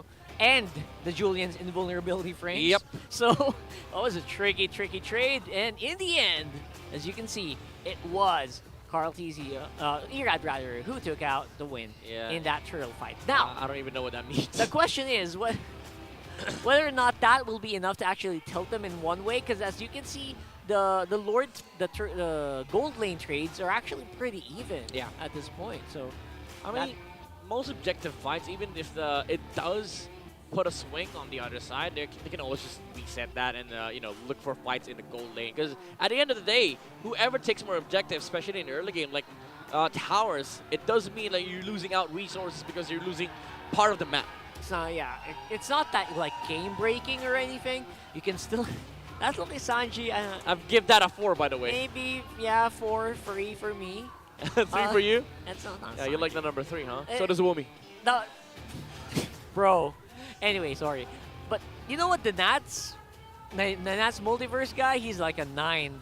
He's a. Oh yeah, Nats is a close one. That was so close. I thought he was Nats, man. Yeah, it was a multiverse. So we got some ratings. We got ways of rating you guys. The And Skylar guy is Skylar guy's is an 8. Yeah, it's a for solid me. 8. Yeah, I love it. We have the Liquid fans here. Some still bearing the Echo jersey, but now they're Liquid. There goes Mima. I asked the merch people. They said it's gonna take a while for all the Team Liquid jerseys to come in, as well as the jackets. So I mean, we did order some, but they're gonna have to stay on Echo for now. Some of them, but yeah, this is Team Liquid PH. Yeah, come on, Liquid. We're waiting. We're waiting. All right, Light. He doesn't have to kick. Doesn't have the flicker though. All right. There's also the Purify on Benecutie, so it's not really a good campaign for RSG, but the threat is there for Aqua. Kouzen is just gonna be able to clear the wave much safer. And in terms of gold lane, you know what? It's a bit of a flip-up. Earlier, it was Benecutie who wants to fight as soon as possible. Now he's the one who's going to have to lay back, and he's definitely going to have a bit of a disadvantage in terms of duels against a carry. There goes a Wind Talker here. Moskov, rather. Is that a cooldown boots? Is that real? Can I see? On the Roger? Which one? Roger? I mean, I take that with a grain of salt, but we'll see. We'll see later on if that's actually real. But I'm expecting like a lot of tough boots because you are playing against a lot of magic on the side of RSG, and of course the Petrify from Nuts. It's a riskier move. It's a riskier boot, but it does kind of give your skills more uptime, right? 10% is not a joke. Ooh, light. All right, not possible. But bottom lane, there's Okay. the good setup here from RSG. They're camping Sanford. RSG's on 10. Walking towards the river. They're looking for it. TLPH gathering up around the middle. They know that as long as they stick around, BenQ is not in too much of trouble. KarlTzy also has some pretty good firepower in the early game. And Kouzen is also nowhere to be found. So they said, you know what, let's just go for Turtle, see what happens. Yeah, compared to game number 1 and game number 2, this is more relaxed. This is more chill. And this is usually what happens in game 3. Like, both teams don't want to make mistakes. But knowing Liquid, at some point, they're gonna turn their buttons on and just say, screw it, we're gonna engage. And now JP's pulling the turtle away from RSG, but also keep in mind Kouzen's doing the same thing that he's been doing for the past 2 games, the split push. But KarlTzy is on the move to stop the Moscow from doing so. Yeah, that's true. And keeping it together, it should be relatively easy here. JP once more, again, blame him for trying to keep this turtle away, try to keep it as close as possible so he can reset. I mean, if you're RSG, you're kind of annoyed right now. Flicker. Goes for the flicker. Not gonna be able to use it. Oh, but look at it. It sets up the final slash, and now everyone is piling on. And now the damage is unrelentless here for TLPH. As dirty as that play was, that execution was clean. The Petrify from Nuts came to JP, but Sanford was there for the re-engage. You know what? That was mission failed successfully for JP. He failed his flicker, but you know what? It was a setup. It was a prank from Sanford. It was a I got you bro moment, I swear to God. Slow it like down. Right here, the Petrify into final slash flicker. It looked like Sanford had synergy with Nuts. That was insane, actually. It's the synergy you don't want if you're RSG. You're synergizing with the counterplay. Way too much. All right, Black Dragon 4 with the Petrify. All right, Sanji is gonna die, even though he used the Purify. Another final splash coming around from Sanford. That's a nice blowback, but you know what? Look at RSG. They are backing off. Everyone's super duper low. They can't really fight properly against this right now. Ooh, those are big commitments coming out from RSG. 2 flickers and also a Black Dragon form. And they only force out a Purify and a death on the Zosk. And Liquid, they're still leading by 2k gold. It's not as big as compared to the first 2 games, but they're in a very comfortable spot right now, considering that they have a Roger and a carry on their lineup. And all of this, obviously, is trying to TLPH trying to slow down RSG as well. TLPH looking for a pick. Jumps in, goes for the ejector, and Nat is in trouble. It uses everything but the kitchen sink. KarlTzy, again, no one can really deal with the Roger right now. It's a mega kill for BenQ so far. And that's going to be another turret going in the pockets of TL. Yeah, it's hard to re-engage into this. If you're RSG, like the Jawhead just fully committing, then you also have to fight into the Zosk. And if you don't fight the Zosk, you can't fight the Roger and the carry. If you don't fight if you try fighting the Roger and carry, you're also fighting under the Zosk. There's a lot of problems that RSG needs to deal with. And Liquid, they're just committing. And while all that's happening, KarlTzy is just jumping. He's like and bouncing non-stop. Yeah. It's so difficult to navigate, especially for RSG here. He's basically just going for the finisher. Every low HP, he pounces. Yeah, that's the play for Liquid. And you know what? Even while doing all that, BenQ is 4-0. Yeah. So he's also picking up so many of these kills. A huge chunk of the gold lead by Liquid is probably on the carry. Turtle is going to be taken here by KarlTzy. He did build a Thunder build, so more slows, more control, more damage. They see! They see the light! They see the light on the side of RSG, but now he blinks as Liquid has taken down the Cho. They saw a light shimmering in the bush, and you know what? They said, I'm going to go for this. And they were correct to call that. Yeah. And again, Life just not having the best day today. If that turns out to be a very big dead after these objectives, it might be just lights out for RSG. Oh my goodness, what a rare occurrence for Mr. Dylan right here. Oh man. I was thinking about rare occurrence. Rare occurrence. Get that 30%. Yeah, good timing right there. Very- SOD. Oh. Gonna miss. Light. Oh. KarlTzy having a relatively chill game as well. Doesn't really need to do much except Lycan Pounce in the fights and just farming while nothing's happening. It's a good jungle. That is Yeah, jungle. if you're a jungler and that's all you need to do, it feels to be a good jungler. It does. That's a good sign. That's a good sign. Yeah. KarlTzy is having fun. He does not need to carry. He does not need to worry about like flicker plays coming out from Light. All he needs to do is steal buffs and press the first kill. Like a pound. That's it. That's all you need to do. It's an easy game. Pretty easy, right? Pretty easy game. Now as we are heading into a bit of a later part of this game, we're edging the 10-minute mark. I'm starting to wonder, what's the blowback here? What's the play for RSG here? Again, is it similar to game 1 and 3, just waiting for Kouzen to get in the mode here? Probably, yeah. Because that's what happened in game 2. And right now, I don't see them outscaling Liquid too. And so you really have to just look for a mistake here on the side of Liquid. But Kouzen is on the top lane. The conceal play from Sanford Huge conceal. and JP. They know he's there, but they're not gonna chase. They don't want to be overextending this chase on the top lane. But Karl, wait a the second. young goat.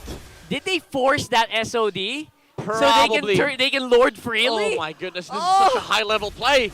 RSG reacted. They don't even know this is happening. This happened under their nose. It's a trap. It was a trap. It was a trap. I lied again. Remove your armor. It's shining too much. You're getting spotted out in these bushes, man. Oh my goodness. These outmaneuvers by Liquid, the macro battle. And KarlTzy, again, goes to show his mastery of the game, helping his teammates, according to the keys to victory, to out-macro RSG. What a high-level outplay. We'll see if that's going to be enough to break the game. Light going for the target here, and that's going to be JP, but not going to be enough to burst him down. Going to go in straight up from the back. That is Kouzen doing a pretty good damage, while everyone is busy up on front. Although they will be losing out the inhibitor turret, that's all they will lose. That's pretty, I would say, best case scenario already for RSG here. Yeah, I mean, it's roam for XP, and they did stop the bleeding here for their base. And Liquid was forced to use Purify and Benecutie, so they're not keen on applying more pressure on the side of RSG. It's a reset at this point. It's another reset right now, ladies and gents, and as you can see, TLPH's lead ballooning once more to 9,000. It's 2.1k gold in the bank of carry versus the Moskov. And Benecutie is almost finished with the Malefic Roar. He already has the Wind of Nature, can stand toe-to-toe against the Moskov, which is going to become a problem for RSG here if they want to make a comeback here with the Moskov. He's not going to be able to do it against Benecutie. Karl! Oh, look at the hits, the passives coming out from the Thunderbelt. It was just one hit, and Aqua falls to half HP. Try and jump on in just enough so he can go for the turret. But look at Light, Light. Use them to no. conceal. He misses out on a few movements, and he's going to go down because of it. That's going to be Light down for 28 seconds. Will it be enough, though? Look at the damage from KarlTzy on that Roger. What the heck is that damage? That was like 100 to 20 in 2 hits. 2 hits. Not even hit by the first skill. Just the normal attack and the proc from the Thunderbelt. Woo! 2 hits is all it takes. Not the Dua Lipa song, but KarlTzy can just one-shot Kouzen. What the heck? What kind of lead do you have to do to make that happen? Oh, Kouzen got and stunned. looks like the end is near here The for end is RSG. near. The end is definitely near as the countdown strikes the game. 30 seconds for the Lord Liquid. They are smelling that point. That 1-point victory over RSG. Unless, you know what, RSG maybe can pull out some kind of a miracle, some sort of unexpected play. I don't see them coming out of this one.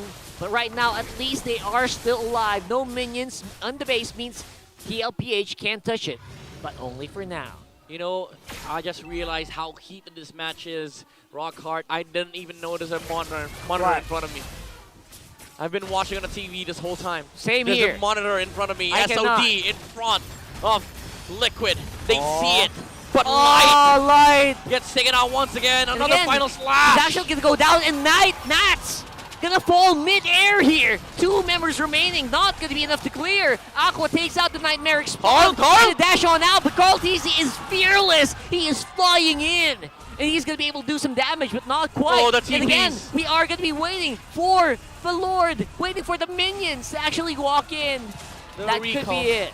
They have nothing better to do. They throw Sanford into the base of RSG, but that's about it. Liquid came knocking, and they answer the door. RSG sweeping the Raiders. Liquid wins the series.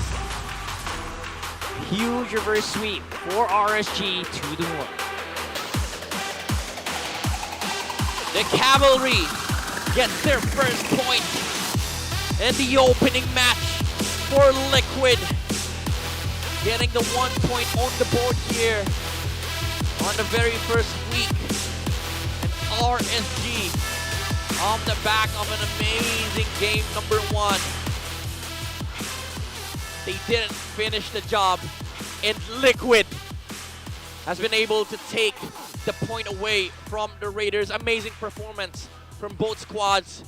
But at the end of the day, there's only one team that is going to be able to get that victory, and it is Liquid Philippines, the defending champions of MPL Philippines. Of course, RSG did an amazing job. Props to this amazing roster, this amazing squad. And now we are going to be talking to the victors in this match. It is Liquid Philippines in the stage alongside our beautiful host, Mara Aquino.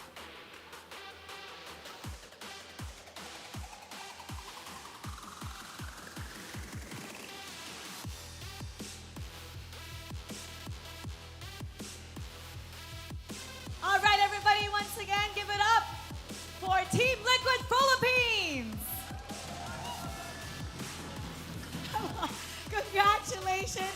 Actually, Benny Cutie kanina, ang isa na namang malupit na backdoor ang ginawa nyo noong game number 2 para mabaliktad ang kwento. And you've seen you guys do this over and over again. How are you always able to pull off this kind of win? What makes you guys to be like one of the best in the backdoor win? Siguro yung wave management, doon kami magaling. Tapos, nagpapaalalahanan kami ng magkakateam na, ayun, na kaya tapusin, kung sino yung capable makatapos, sinasabi. Katulad kanina, sinabi ni Sanji sa akin. Alam mo, nung sa isang tournament din, no, na naalala ko na nakita kita, sabi mo nga, ilang beses na kayo pumunta ng ibang bansa.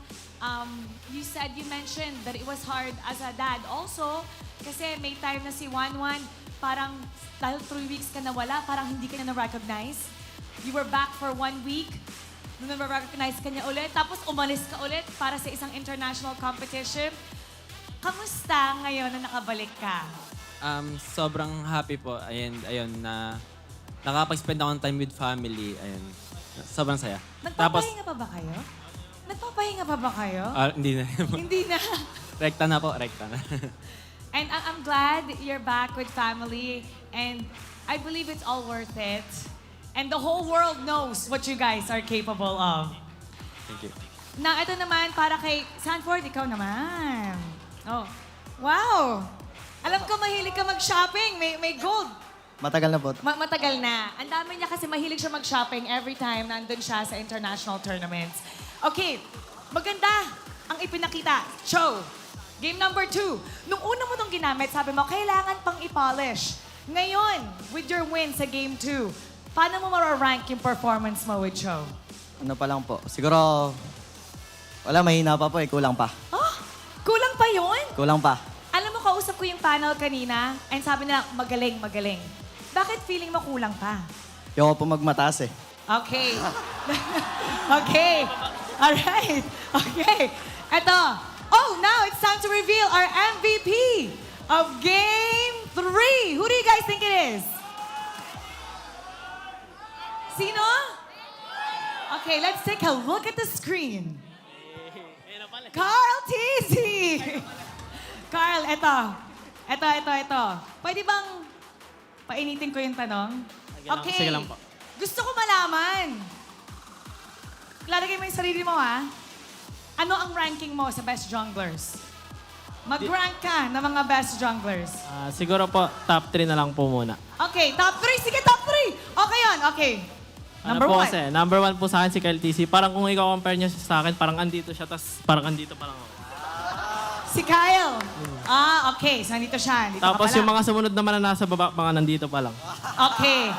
So, si Kyle muna, ikaw would be Mga ganito. mga ganon. So, sabi mo mga number 2 ba yun? Kasi sabi mo, Tapos lahat ng mga di nakasama dun sa mga past tournaments, feel ko napag-iiwanan sila. Okay. So, nag-name ka ng 2 names. Nasaan yung number, sino yung number 3? Siguro po si King Kong po.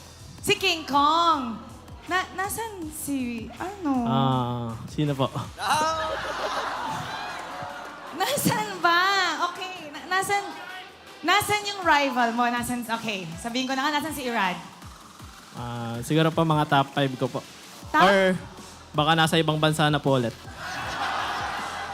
Oy, parang sabi niya, sarcastic lang daw yun. Alam ko naman. Pinupuri ka niya, pinupuri. This is all for fun and games. Alright, and now, ito yung ginagawa natin kasi meron tayong palaging winner para sa ating mga fans. 3,000 diamonds. Alright, and the winner is... Point natin! That kid over there, congratulations! Come on up. Hi! Hello! What's your name? Carlito. Carlito! Carlito? Okay, Carlito. Kanino ka na-impress kanina doon sa laro? Sino yung favorite mo? For me, si KarlTzy. Si KarlTzy! Okay, magtabi kayo ni KarlTzy. Magtabi kayo. Okay. Anong gusto mo sabihin kay KarlTzy? Kasi ngayon, magkatabi na. Magkatabi na kayo, idol mo. Anong gusto mo sabihin sa kanya?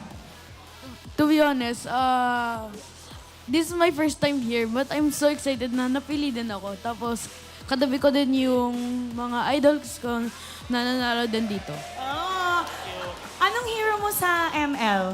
Sa MLBB? Tamos or Amon. Tamos or Amon. Okay, Karl, humahanga siya sa'yo. Anong gusto mong sabihin sa kanya? Kasi this is, alam mo, as a kid, this is a big deal for them. And this could change his life.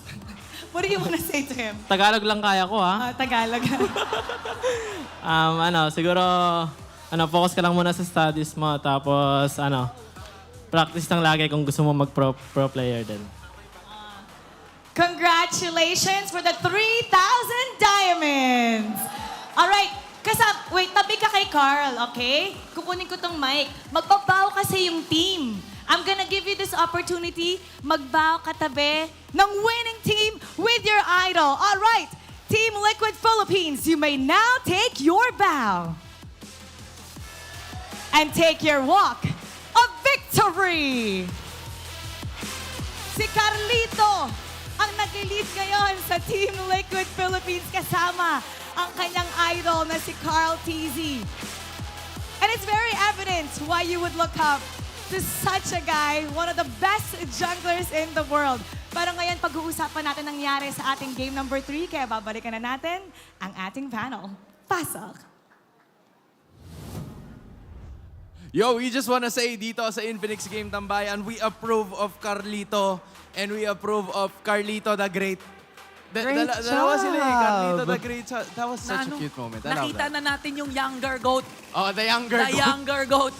Okay, kaya kung si Carlito may chance, kayo mga nasa bahay, kailan kayo pupunta dito? Ang ganda ng single 10 over 10. But yes, they're right. Specifically, with everything that has happened here at Infinix, baka sakali na kayo yung magkaroon ng chance na ma-meet yung mga idols, specifically right over there on the stage. But we will be meeting right here our MVP of game number 3, none other than Bagyong Benny Cutie. And it really was obvious all throughout the series just how confident Benny Cutie was. And tying it back to their experience the past few months, I'd say Team Liquid Philippines with Falcons APBren, they've had little to no time to rest.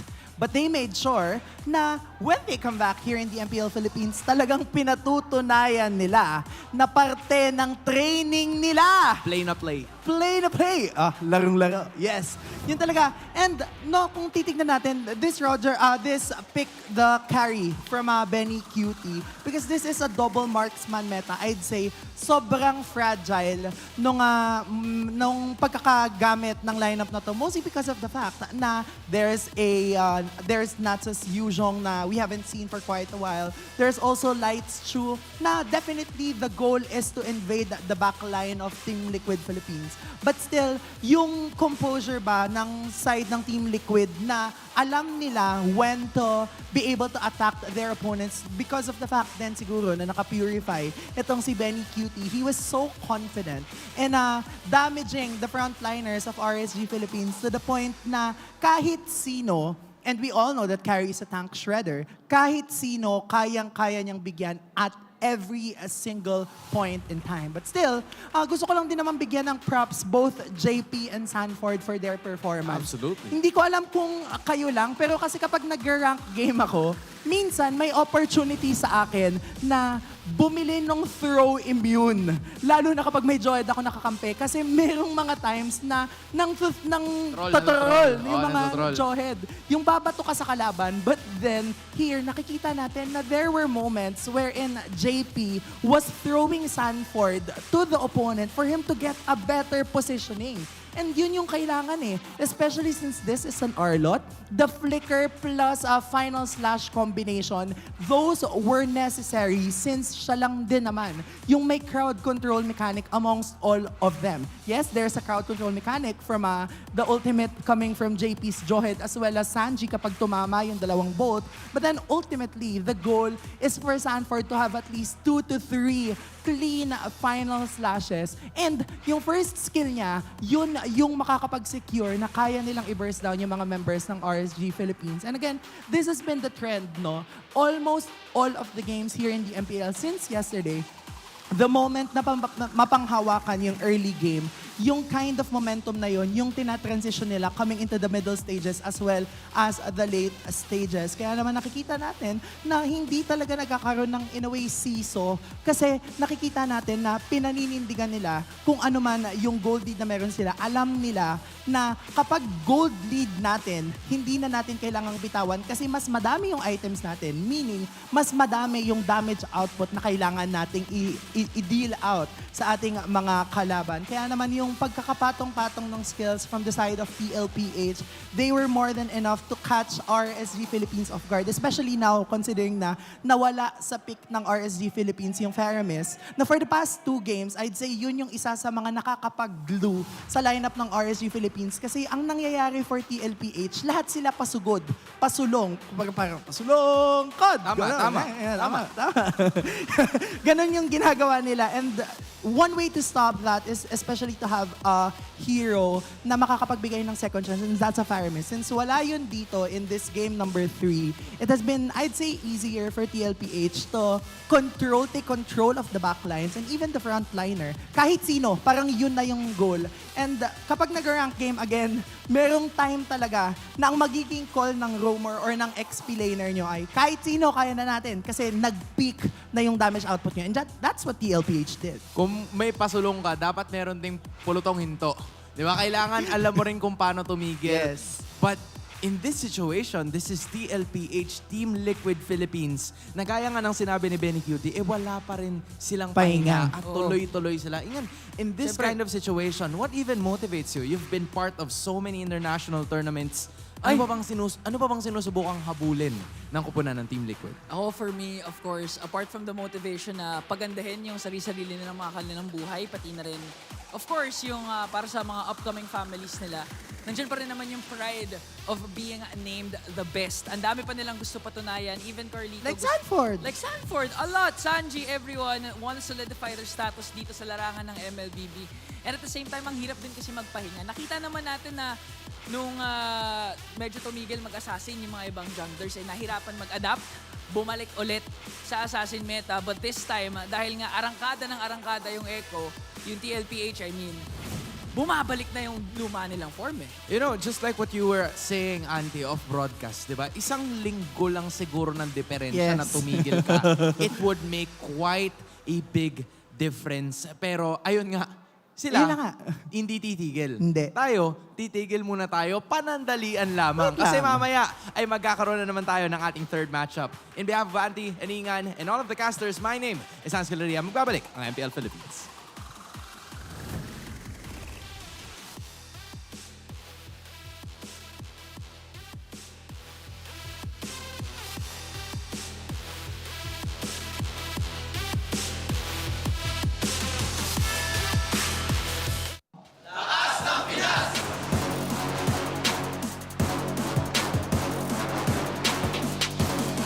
Lakas ng Pinas!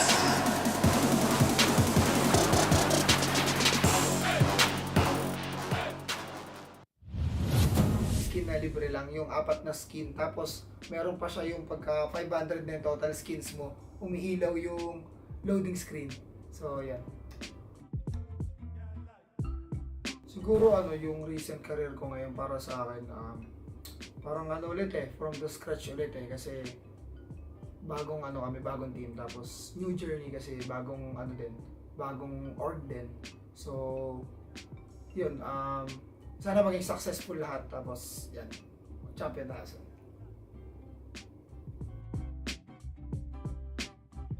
Siguro na lang, kasi marami naman nang nagagawang events si Muntong Siguro sa akin na lang, parang yung banding siguro sa ibang teams. Kumbaga pagkaka-team ni Muntong yung mga iba't ibang teams, kumbaga bawat roles, tapos paglalaban-labanin, ganun. Yun lang siguro sa akin. Siyempre, unang-una gusto kong magpasalamat sa lahat ng mga MLBB fans ko. Yan, sa mga sumusuporta pa rin sa akin since day one, since pumasok ako sa MPL. Yun lang. Tuloy-tuloy lang tayo sa pangarap natin and mas magiging better ako ngayon, tapos mas gagalingan ko. Tapos supportahan nyo kami, Aurora. So, we are back guys. Kita-kits sa MPL.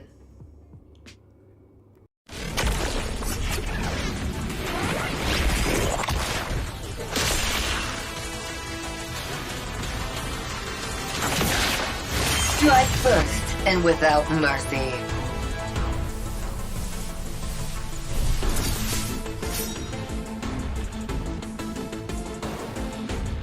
Where I tread, death follows.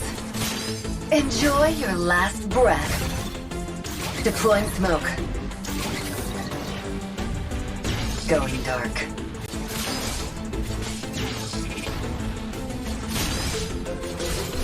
War is my trade. Death is my craft. Backup plan? I am the backup plan.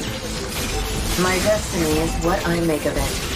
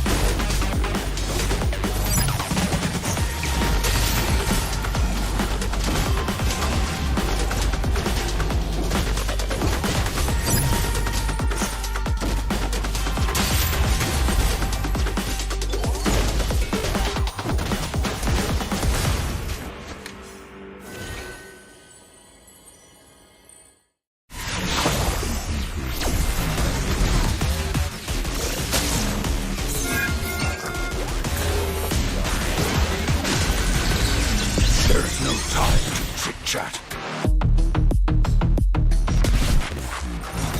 You will never learn. Mystic magic is so wonderful. Face yourself.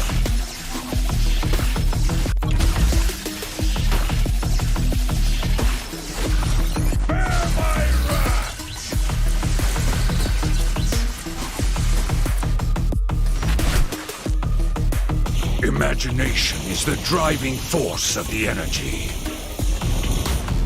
I'm not a monster. I'm a demon.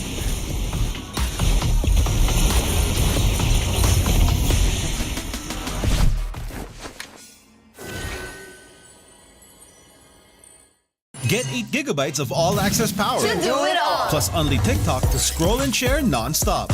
Power, work, life, and more. With Smart Power all-access data now up to 90 days. Load now. No signal, no fun. If only you could switch in an instant. But wait, you can with the Smart eSIM. Backed up by nationwide coverage. Get your Smart eSIM now.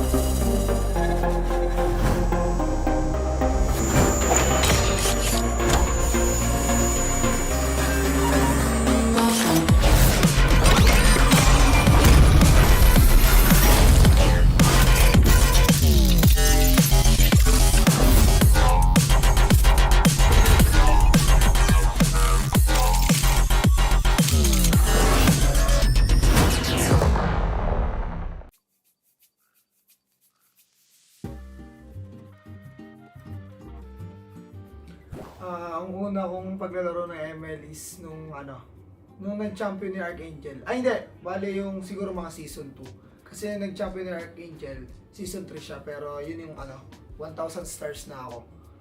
So, siguro tingin ko mga season 2 ako nag-start ng paglalaro ng ML nung MPL. Ng MPL mismo. Marami kasi akong naging pero yung pinaka hanggang ngayon na nakasama ko si Edward. Kasi si Edward, nakakalaro ko si Edward since nung mga, doon pa kami sa Bataan nagto-tournament. So siguro si Edward kasi siya yung pinaka naaalala ko na nakakalaro ko dati, na nakakalaro ko pa hanggang ngayon. Tapos ka-team ko pa. So si Edward. Siguro yung best MLBB memory ko, dalawa. Parehas first time yun. So yung season 6 nung nakapasok kami ng MPL sa qualifiers ng MPL. So para sa akin sobrang pa rin siya. Sobrang saya at naalala ko pa rin yung moment kung paano kami nag-champion doon kasi sobrang tawag dito. Talaga nag-prepare kami ng sobra doon. Tapos yung isa yung M5 kasi tawag dito yun yung first time ko na international na ako talaga yung lumaro. Tapos kasama ko pa yung tapos bagong team pa kami. Kaya para sa akin sobrang memorable niya. Marami rin siyang nabago sa buhay ko. Kumbaga, part din talaga siya ng buhay ko ngayon kung bakit nandito ako ngayon, kung bakit si Renny J ako ngayon dahil din sa ML. Pero syempre, hindi lang dahil sa ML yung kumbaga, marami din siya mga patterns like dahil kay Boss D din, pinakilala niya ako or siya yung siya yung nagbigay sa akin ng opportunity. So, marami siyang natulong sa akin. Tsaka kung ba't si Renny J ako ngayon, isa siya sa dahilan. Yung Attack on Titan na MLBB skin na nilabas nila. Kasi tawag dito, bago nila ilabas yan, kakanood ko lang mismo ng Attack on Titan. Kahit hindi na sobrang hype ng Attack on Titan that time. Kasi feeling ko ako lang nahuli kasi hindi talaga ako nanonood ng anime Pero dahil na-encourage ako ng mga ka-team ko manood ng anime, pinanood ko siya at sobrang nagustuhan ko. Tapos nung nilabas yung Attack on Titan na skin ni ML, talagang gumastos talaga ako ng pera ko. First time ko gumastos nun. So, gusto ko talaga ilalim kay Levi. Yes, thank you kay Muntun dahil dami kong nakuha ngayon na bagong MLBB skin na libre lang, yung 4 na skin. Tapos, meron pa siya yung pagka 500 na total skins mo, umiilaw yung loading screen. So, yan. Siguro yung recent career ko ngayon para sa akin, parang ulit from the scratch ulit kasi bagong bagong team, tapos new journey kasi bagong bagong org din. So yun, sana maging successful lahat, tapos yan, champion tayo.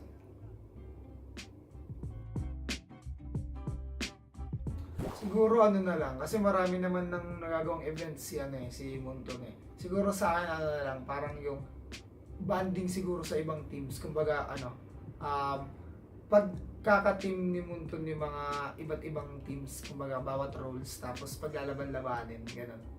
Yun lang siguro sa akin. Siyempre, unang-una gusto ko magpasalamat sa lahat ng mga MLBB fans ko. Yan, sa mga sumusuporta pa rin sa akin since day one, since pumasok ako sa MPL. Yun lang. Tuloy-tuloy lang tayo sa pangarap natin and mas magiging better ako ngayon, tapos mas gagalingan ko. Tapos supportahan nyo kami, Aurora. So, we are back guys. Kita-kits sa MPL.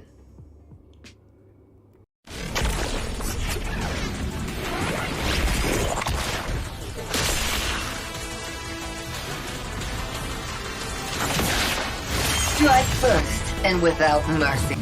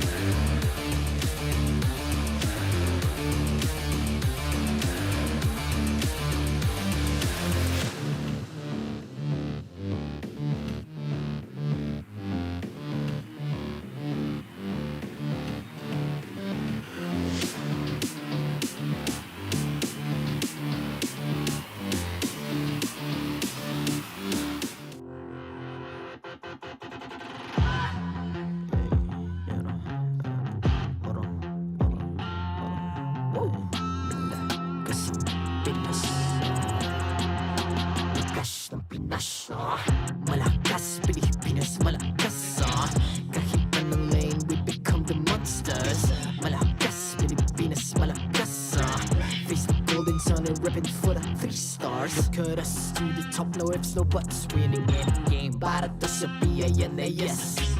Di mo matitin ang aming boses sa new level. Nasa kalye man o mobile, you know I become a legend. Open fire, we unite, we winners. Built with pressure, the diamonds are made of. Switch in a lane na parang gera, HP racing, way reset up. Built like a tank, buhat ni hear that full load SS parang Lyra. Susundan ko ang iyong bakas, kasama patas, tagumpay natin ito dahil tayo'y malakas. Para sa Pinas, nasa amin ang alas, hindi tuwa atras, kinikilala sa taas kasi kami ang malakas. Para sa Pinas, nasa amin ang alas, hindi tuwa atras, kinikilala sa taas, ganito kami sa Pinas. Wow!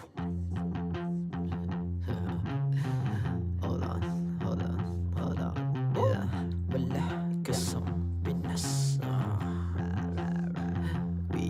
Laging every beat, no surrender, no retreat. Pag nagsama-sama, just imagine what we can achieve. Laging every beat, no surrender, no retreat. Giving 100 all my all, cause we just cannot be defeated. We are unstoppable, immune and invulnerable. Ready ang equipment, lahat frozen, malang crowd control. Pakita ko na jab like beast of the southeast. So matawag proud and loud, cause every enemy we devour. Susundan ko ang iyong bakas, kasama patas, tagumpay natin ito dahil tayo'y malakas. Para sa Pinas, nasa amin ang alas, hindi tuwa atras, kinikilala sa taas kasi kami ang malakas. Para sa Pinas, nasa amin ang alas, hindi tuwa atras, kinikilala sa taas, ganito kami sa Pinas. Wow! Wow!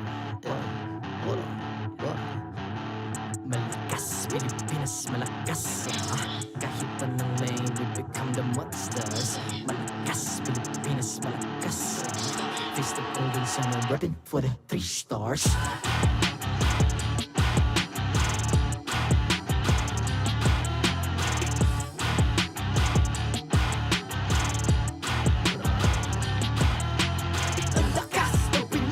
Unite, be the stars. Ang lakas ng Pinas. We unite, be the stars. Ang lakas ng Pinas. We unite, be the stars. Ang lakas ng Pinas.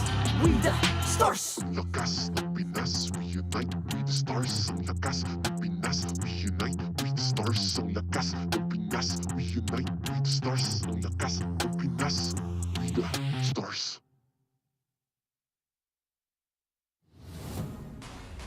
The 14th season of MPL Philippines is brought to you by the following sponsors. Smart, the official telco partner of MPL Philippines Season 14. The official tournament phone of MPL Philippines, Infinix GT20 Pro. Official suppliers, EMC Asia and Index Salon. Experience the MPLPH Season 14 action live at Green Sun, Makati City. Grab your tickets now via official MPLPH website. Don't miss any MPL action by following our official Facebook and subscribing to our YouTube channel. Follow MPLPH on TikTok for more content. And to ensure the equality and fairness of our games, MPL Philippines is also monitored and supervised by the Games and Amusements Board.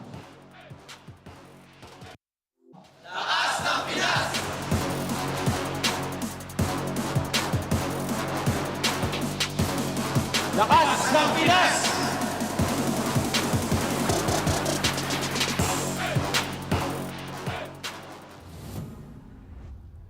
Nagbabalik pa rin ang MPL Philippines Season 14 regular season, the second day of Week 1 action. My name is Hans Galeria. Ako naman, si Ingan. At ako naman si Auntie Anara. At dito lang yan, matatagpuan nyo ang panel sa Infinix Game Tambayan! Woo! Laging ganun, guys. Wala na. Wala na. Pagpasensyahan nyo na kami. We got so excited from all of the matches na nakita natin. Anti-Ingan, we've seen a sweep. We've seen a best of 3 series. At ito rin ang unang beses sa Season 14 that we're gonna be witnessing a 3rd match in a day. Yeah. And Falcons APBren. At ang kanilang makakalaban, nakita na natin kahapon, Smart Omega. So definitely, ang dami nating i-expect for today. Kasi nga naman, may nakita akong nag-post ng status kagabi. Oh. Sige. Ano yan? Parang ang sabi niya, grabe nga yung mga pocket pick. Autoban sa akin yan. Autoban yung Hanzo.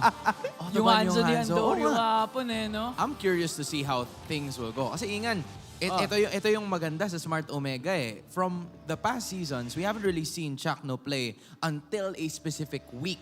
Nalagpas kalahati na, pero ngayon, mag-uumpisa siya. Napag-usapan natin yung pahinga. This time, walang pahinga si Chak Mamba eh. Nakita nga natin yung highlights niya kapon, sobrang galing. Yung kabayo. Lahat hinahabol. Matindi ang Oyabak ni Chak at makikita natin yan later on. But as I was saying, kasi Oyabak, pag binaliktad mo, kabayo, di ba? But as I was saying, another team that has been really busy are the busy bees of Falcons APBren. Kasi for 4 seasons straight. 4 seasons. Oh, eh. Mula nung season 11, Cebol, Bren Esports sila, APBren, tapos ngayon Falcons APBren na ang kupunang ito. They have played with the same exact roster. Lumipad sila sa iba't ibang parte ng mundo and very obvious na yan, and they are now playing in their 9th straight tournament. Andy, paano yung lipad? Ay, sayang. Hindi na natin makikita. Pero mamaya, kaming bahala. Pero what do you think? I don't think this is their roadmap kasi ito na yung pinagdaanan nila. Hindi na ito yung roadmap. Literal na naglagay na sila. They left a mark in every single country. Yan na yung mga side quest na natapos nila. Yan, namarkahan na yan nila. Romania, Saudi Arabia, Cambodia, Indonesia, Malaysia, and of course, Philippines. They have been dominating almost every competition na sinalihan nila. Yeah, and to me, parang dinaig pa nila ang Eras Tour sa sobrang daming bansang niliparan. Dinaig si Taylor Swift? Grabe yung, oh my gosh. And for each country, it was at least a silver. Yeah. At least hindi You know, that's what I want to talk about. Kasi every time na lumilipad sila, parang laging may pagpalit ng profile picture. Laging ganun. Laging may something na hawak sila, whether it's, you know, a medal or whether it's a trophy. Ito yung nagsisilbing motivation nila. And I don't know. There's always gonna be something about Falcons APBren na parang yun yung dala nila sa kanilang mga sarili. Just trying to be the best version of themselves. Being 1% better every single day. I think, especially with few na for 14 seasons straight, hindi mo na maitatanggi. Right? Probably the most consistent player that we've seen. If not, he's still getting better as we speak. Very consistent. Even yung hero pool niya recently, dumadami na. I mean, grabe, ikakasal na yan si Few. Congratulations, nandito ka pa rin. Sobrang tibay mo, Few. Grabe ka na talaga. Oh, that's true. That's true. Oy, props to Few and congratulations once again. Abangan yan ng buong MPL Philippines. But, at the same time, dun tayo sa kabila at sisilipin natin ang Smart Omega. Kasi ang tanong, the question is, ano yung can tanong? Omega take a shot at the Busy Bees? Masyado ba silang magiging aning sa pagiging workaholics na parang yung Smart Omega, yung barangay is just gonna be like, you know what, hindi naman nila mapapansin eh. Sige nga, kuha tayo ng ilang panalo sa kanila. Yeah, and alam mo, based on the performance of Smart Omega kahapon, the high-lows, the Hanzo, yung mga ganong klase ng pocket picks, I think those are the things that they need to leverage coming into this series against Falcons APBren. Because considering na, alam mo yun, parang we all know how strong Falcons APBren is. Hindi to pagpupuri sa kanila, but this is based on real to real. Real. But mind you, facts. Based on facts. Pero, ano lang to, real lang. But mind you, alam nyo, isa ano pang to? fact. Ano yan? Nung time na natapos na yung mekos-mekos ng Omega sa lineup, natalo nila yung Falcons APBren last season eh. Nung last season, kasi yun yung sobrang init ng run ng Smart Omega that they were literally unstoppable. Pinapabagsak nila ang ilan sa mga pinakamalalakas na teams natin. Yung mga nasa pinakataas ng standings, hindi nila pinapalagpas. Unfortunately, they fell short. Pero now is a clean slate, a fresh new season. At sinimulan nila ang kanilang kampanya ng napakaganda because of getting a win against TNC Pro Team by a sweep. Hopefully, that momentum is gonna help them moving forward. Kasi kahit, alam mo yun, nakakuha naman sila ng panalo compare sa FCAP or sa Falcons APBren, or tinalo sila ng Falcons APBren sa recent ESL Snapdragon Tournament. Pinapakita nila that they're slowly carving their way back into the international scene. And alam mo, ang tagal, ever since we saw Smart Omega, na nakikipag-compete to the highest level, right? And siguro talaga yung pagbabalik ni Chaknu and now wearing the helm of the captain is really one of the things that stands out to me.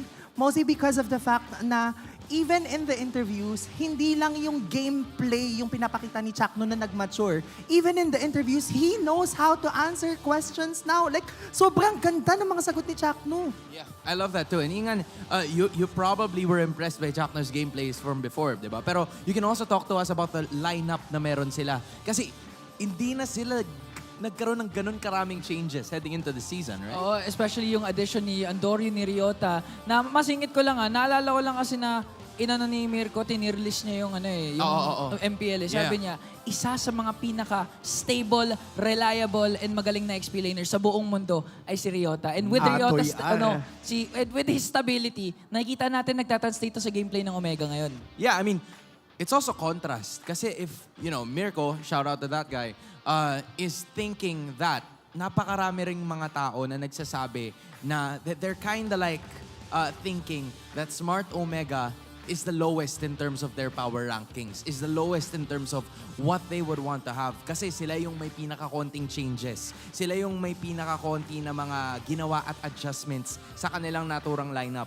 But with this being said, baka ito yung kailangan talaga nila, yung chemistry, yung familiarity with every single person. Parang ang ano lang dyan, isang stew. Okay. S-T-E-W. Tama. Ang Smart Omega, they need to, we need to let them cook. Ayan na kasi.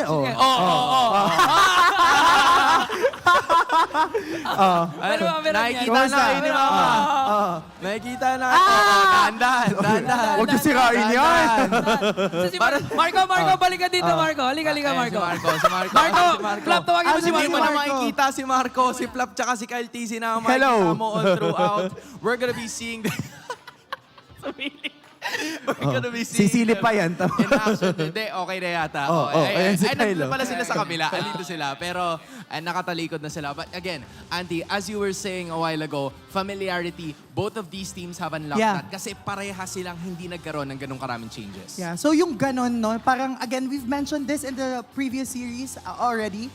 Yung ganong kind of familiarity, both in and out of the game, makes you super confident that all of your teammates will be able to do what you want them to do without you necessarily parang communicating them. And that's 2 to 3 seconds out of your time na parang, pre, yung mga ganon eh. Alam mo yung for example, like, iisipin natin, di ba? Sino ano yun? kung sino yung magsasalita sa ating Parang alam mo na kung sino sino yung agad. susunod. Ang susunod! O sino magsasalita susunod? Siyempre ako. Pero alam niyo natutuwa ako sa Falcons APBren sticking with the same lineup. Mas marami pang name change yung nagawa ng squad nila kaysa sa roster changes nila. Oo nga. Ganda nun. 10 over 10. 10 over 10. Maganda Perfect. country. Maganda country. I like that. Wait lang. Sige. Hinga muna kayo kasi kung sisilipin natin itong lineup na meron ang parehas na teams, there weren't a lot of changes pero both of them starting to trust the process. Mula pa nung season 10, yung mga players na pinakabago mula sa lineup ng Falcons sa APBren. Meanwhile, yung Smart Omega parang, okay, this works. Season 13, we fell short, pero may run na nangyari. So hopefully, this is something that we get moving forward. Yeah, and talagang ang ganda ng naging run nila kasi even Andoryu, he was from the MDL. He was here, and then MDL, and then back here. So talagang yung pag-shine niya to be one of the heroes, Smart Omega, is something that we definitely need to see as we head on to this series. This is development, trusting the process para sa dalawang kupunan. It's gonna be Smart Omega versus Falcons APBren. Now it's time for our teams.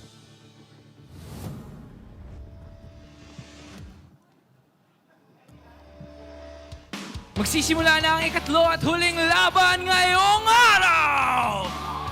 Our marshals are here to ensure that our tournament is held with utmost honest and integrity. We have Jeff, JJ, Pat, and Wilbert.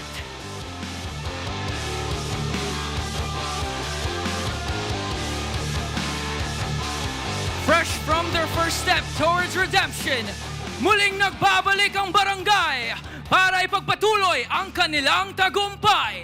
Magingay para kina Ukir, Andoryu, Ryota, Jom, and Shaknu. This is Smart Omega!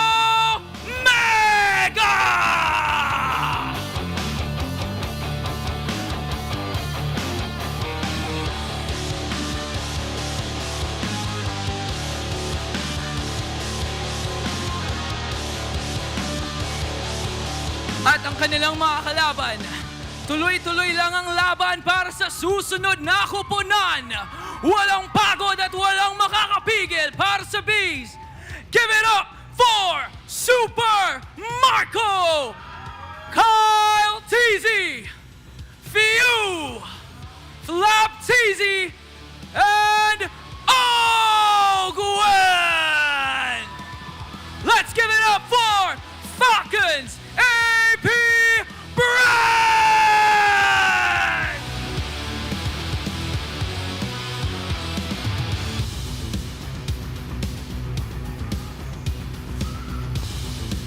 And their coaches making their way to the stage. Coach Lembot for Smart Omega. And of course, Coach Ducky for Falcons APBren.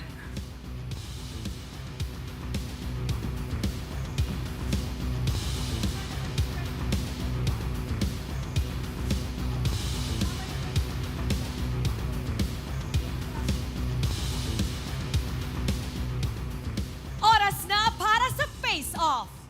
Owgwen, Shaknu, step forward and unleash the fierceness within.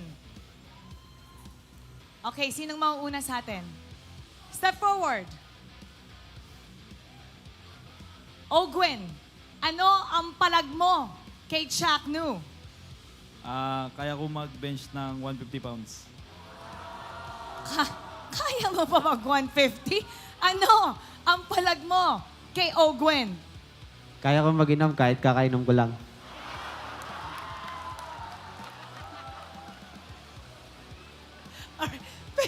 Fist bump. Good luck sa inyong dalawa. And now, tingnan natin kung sino nga ba ang mas matapang sa dalawang koponan. This is Falcons APBren and Smart Omega. Bakbaka na. Casters, pasa. Well, it's a battle of lifting and taking it in, but it is a special skill to be able to drink after you just drank. Once again, welcome back to the Casters Desk. My name is Midnight, and I'm still with Rockhard and Karl, or Rockhard. Just want to ask you, can you do that?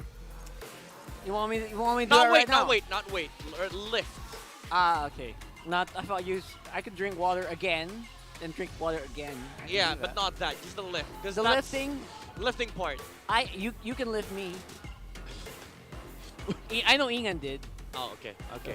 Oh, on the back, right? Yeah. All right, sure. We can do weightlifting, but we can't do what Chaknu does because he's Chaknu. He is the Chalk Mamba. But in all seriousness, now with Smart Omega coming back to the stage after a victory yesterday, fresh from a very successful campaign in their first match. It's still the same five that you're going to be seeing today. Chaknu and Doryu, Okir, Ryota, and of course, Jome. The same roster that prevailed in their campaign in the Seabolt qualifiers, unfortunately only losing to the MDL's champion, RQ Kaido, but now reinvigorated with a new sense of playstyle. Yeah, I don't know if it's the uniform, if it's the jacket, It's or everything. if it's Jome's hair, but he's actually been doing pretty well, even in their last series where I could swear I feel like TNC was going to give him a run for the money, but you know what? This is a different opponent altogether. Yeah, you know what? New Barangay, new Omega. This is still the same old Falcons APBren, the championship winning team in the international stage. FLAPTZ, KarlTzy, Few, Owgwen, Super, and Super Marco. Although they fell short in the last season's grand finals against Team Liquid Philippines, or Team Liquid Echo at that time, they still are one of the giants that stands atop the Mobile Legends competitive landscape. This is still quite possibly one of the strongest teams, one of the strongest fives in the world. Yeah, no doubt about it. Even after that grand finals last season, right after that, by the way, they bounced back. They fought in so many different international tournaments. I'm losing track. I'm starting to lose track, my man. And I have to say that they are complete far cry from what we saw. And I think that, you know what, picking up after defeat, they've actually completely improved out in every single lane, and that very rarely happens. And now to be able to win out against each other, they have to follow the infinite keys to victory. For Smart Omega, Chaknu lead the barangay to polish macro mechanics, especially up against the monstrous macro of Falcons APBren. The sets, the objective takes, it has to be on point here for Smart Omega. If there was ever one point aspect of the game where Falcons APBren has always locked down, that's the macro. Again, backed up by the designs of the genius of the legendary Coach Ducky. I feel like, you know what, it's a really high, an uphill climb here for Omega, to be honest. And not just the intellect of their coaches, but also the veteran experience behind Chaknu and View. And of course, for Falcons APBren, it is the Kapitan, or the captain, to lead the Bees to weaken Omega's early game rotation, especially up against the Chak Mamba or the Mamba himself. You cannot lose out on the early game. That's true. And I really love, but also that the highlight here is a roamer and a mid, right? That's a very interesting change. It's it usually does not happen. Usually it's the same roles, but because of the fact that these two are very well versed in the Mobile Legends competitive playing field, they know a lot. That's why they have to pull in their knowledge, their understanding of the game, and utilize the versatility of the meta. That was the last key for both sides here. Again, utilize the versatility of the meta. We've already seen, like Chak Mamba, pull out the Hylos. Few has been rocking that Zushin or Jusin in the international stage. So I think we can hope for more in this upcoming match between Omega and Falcons APBren. For me, I'm just wishing for a cushion. Once again, a cushion from Mr. Few. Just one game. That's right. I don't get surprised, right? When we talk about meta, it's not always just assassin meta, right? That we're talking about every single lane right now. Especially with Few, he pulls off a Julian, right? He pulls off so many heroes. Kadita. Cushion. Again, Farum is always on the pockets, right? So these are things that also Master Owgwen can kind of do to a certain extent. But it's interesting as well, their power is something that, you know, the Chak Mamba can actually deal with depending on the hero that he uses. Yeah, that's the thing. That's why meta is so important. Like, again, as I've said earlier, or yesterday in the panel, I was surprised that they picked up the Hylos. Like, yeah, sure, Chakno has played it once before, but we all know when Chakno is coming to the, coming into the roster, he's always looking out for those set heroes like the Kufra, the Tig, the Atlases, the Chos, the Grok, the immaculate Grok of Chaknu. But no, Hylos, because of the meta. And you all know this, like you play your ranked games, Hylos is a menace right now. And Chaknu, using his, all his knowledge, all his understanding of the game, why not? Why not roam Hylos? In all fairness, Hylos also banned out, used in our first series, banned out completely in our second series. And right now, I don't know if Ducky's up to the chat. Ducky's going to be using it or banning it out. I would not be surprised if that's also in the hands of Owgwen at this point. Maybe that's a secret. He has the horse. That's why he can just drink. I'm making a reference here that some people might not understand. Excuse me, but yeah. I know that guy. Yeah, I know. I know. That guy. Just, it's the horse while you're playing the Mr. game. Horseman, yeah. Yeah. And now, well, after Omega's Hylos and Hanzo picks, again, we talked about this. What else? Yeah, what else? We've seen the Hanzo happened yesterday. from Andoryu. Again, it wasn't just the Hylos from Chaknu, but also the Hanzo jungle, full of H's here, by the way. Maybe who's a hero that starts with the letter H? Hanabi. Please no. Please no. Hanabi with Hangela. Never mind. Hangela. All right, we'll see. We'll see if we're going to see any surprises in the draft here for game number 1 as we head on to the drafting phase. Again, this is game number 1 between Smart Omega and Falcons. APBren, the Barangay versus the Bees. A lot of H's was also a lot of H's. Now, Ling, first pick for Andoryu on the side of Smart Omega. Wasn't this exactly what they were talking about here, where blue side, or what side usually bans it out, right? That wasn't part of the assignment right now. The assignment is don't let the Harith through, and apparently just limit the amount of assassins that can come out of the field. The hunter of all the evil gods. Okay. All right. The answer is the Claude and the Edith against the Jusin. And of course the Giant. And here comes the Julian. With that, for sure, that's going to be on KarlTzy, right? For sure. I don't think they put, Jusin on a different role. Unless they play Jusin on XP. But there you go. Coach Ducky says no. Coach Ducky and Coach Trevor, they watched the game yesterday, and it felt like that was an unstoppable horse. So don't give it to Chocolate. You know what's also funny? Because I saw Ducky on social media calling out Coach Snap, Coach Lembo, and says, "Oh, you guys have a Hanzo, right? I'm gonna permaban that." Yeah. And apparently, that was more of a jest, but at the same time, it's something that's always at the back of your mind now. Yeah, I mean, Coach Ducky's always been like very direct and honest with his approach, even before the game started. Oh, yeah. Like there's a lot of things that he will say he does not care about. Remember, this team was plagued by Diggy for The 3 Diggy. entire years. Ah, yes. And he did not care about it at all. They did ban it out one time though.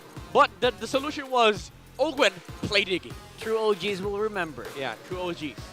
The Diggy era. The nightmare. The bane of Coach Ducky and Falcons APBren. Now moving on to the second phase, we already see the Aurora and the Moscow ban on the side of Smart Omega, Aurora on the side of Falcons APBren. They do need a mage here on Smart Omega though. Yeah, banning out the Aurora was actually pretty neat. That's a pretty neat trick. Now, mage is available. they might be forced on a bit of a B tier mage at this point, right? Yeah, Val, Vex. Okita does love playing Faramis. Faramis is great. Yeah, I think that would work, especially up against Julian, Jarhead, and Juicin. So that is something that is to be expected here for Smart Omega as the commodity of mages go up. Now, all right, FNOP goes for the classic Terizla on the XP. Very powerful XP lane pick.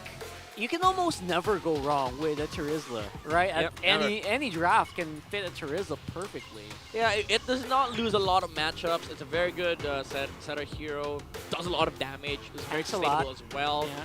And yeah, that's the reason why you're right. You can never go wrong with a Terizla pick, especially in this current meta. And again, this is just APBren knowing what they're supposed to play, what they're supposed to pick, and just having a comfortable heroes on these players.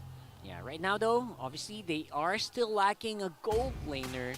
So what's Super Marco gonna go for here? You know what?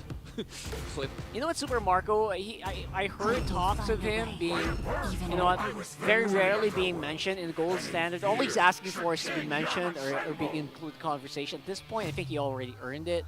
But this is another season for him. And now there you go. We talked about it. Faramis might have been great, but Vexana, they said, you know what, we need burst. Yeah. And they go for the Vexana instead. Maybe added layer of crowd control against the Jawhead and the Terizla. But the Franco against Juicin, Julian, Jawhead, Terizla. I mean, it's Chaknu playing, but now they go for the oh, this is a classic. It's an M5 classic. The Brody of Falcons APBren. Who is gonna get a skin, by the way? The whole world by the end of the year, waiting for that skin. By the end of the year, this guy's gonna get a whole last new skin. Oh, we have to wait. But we have to wait. Now we don't have to wait till the Brody shows up in the current meta as Super Marco is willing to flex it out against the Ling and the Claude. I love the willingness here of Super Marco to go for that because I think at that point I was half expecting a Nathan, to be honest. Yeah.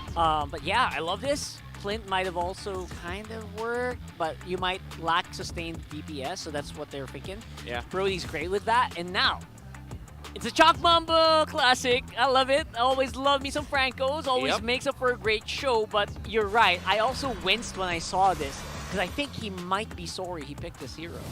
Yeah, I mean it does not play into great matchups, but you know what they say, if the player wants it, and if he's very comfortable with it, just go with it. Rock on. Not to mention, Rock Hard is here, but now we are heading to the Land of Dawn. I always say yes to that. Yep. The Rock is going, and it keeps on going and going. Like Falcons APBren, their campaign has never stopped since S13. They have never rested. That is literal, by the way. They have not rested for longer than a week. Yeah. They have always been on the fly. They've always been traveling and always practicing. Barely have any time for their families, but they made it work, and they're some of the highest paid MLBB players in the world. There's a reason why. There's a reason why these guys earn the big bucks. They got a 300K on FNOP. Woo! Also, they have to make sure that they earn their right and they earn their money where they, I mean, they earn their money, but, And the biggest right. Get what I mean. The biggest right to be called champions in one of the best regions of the world. Yep. That's why it's a big testament, too, like for Smart Omega. Yeah, sure, you won against CNC, but now this is a real match. You are up against world, quite possibly #1 or #2. Yeah. Well, actually not quite possibly. They are either 1 or 2. 1 or 2. Because they did just win 2 tournaments straight in a row. Yeah.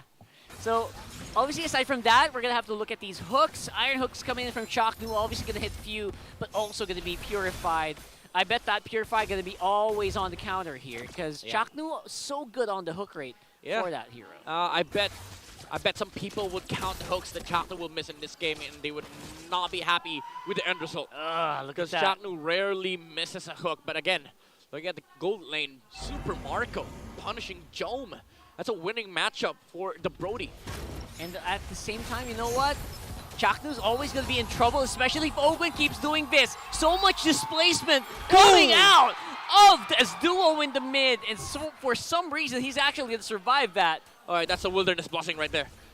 The movement speed, the extra movement speed saved Chaknu from dying, but That means that they don't have a rope here. Andorio can still... Oh, the knockoff! re-engage with the Earth Shatter. Actually, he's going to be the one who's going to be in trouble here with KarlTzy finishing off that turtle, giving him additional shields here for the members of Falcon's APBren.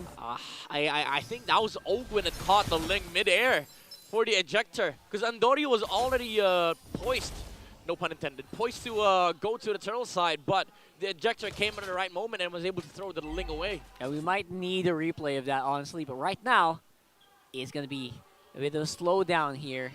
And I love what we're seeing from Falcon's APBren. As usual, very on point with the macro. Just knows, it's like each and every movement they do just really has such a purpose or value.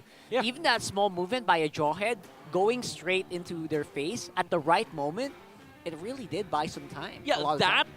and also the setup that they did in the mid. Usually you'd see mages go to XP, right? Yeah. But they did not do that. They set up against the Franco because they knew that Jackdo would try and get his 4 in the mid lane. That's why they went on to the rope while KarlTzy was bursting the turtle. And if Omega reacts, which they did, Kyle's just get, Kyle's gonna have enough time to, just take the turtle away from the link. Basically doing exactly what you don't expect them to do. They hung around on mid. Oh, that looks like Leo, by the way. Yeah. Huge shout out to Leo. Shout out to Leo. What the heck is with the multiverse today? Yeah, there's a lot of lookalikes. Everyone's coming out of the portals and, Yeah, that's why I'm excited about these audience cameras, We see the audience reaction, we see the fan base, but you also get to see, people that look alike with each other, especially the pro players. Not to mention they win a lot of diamonds, a lot of the rewards for watching on site. It's just an amazing experience. So honestly, guys, go ahead and grab those tickets. Check the online sales right after this. Yep. If you're not here, I don't know why. That's on you. That's on you, man. Again, it's not guys, on us. We reminded you already. Green Sun Hotel. Tickets, check it out on Facebook pages, of course the links. That's a What nice picture. the That is heck? a good-ass picture. That looks like a Polaroid, right? It's so uncanny. I love it. Dude, that looks like an actual photograph turned into a drawing. That's it. The fans of MPL Philippines, man. Yeah. You gotta really love them. The support is real, man.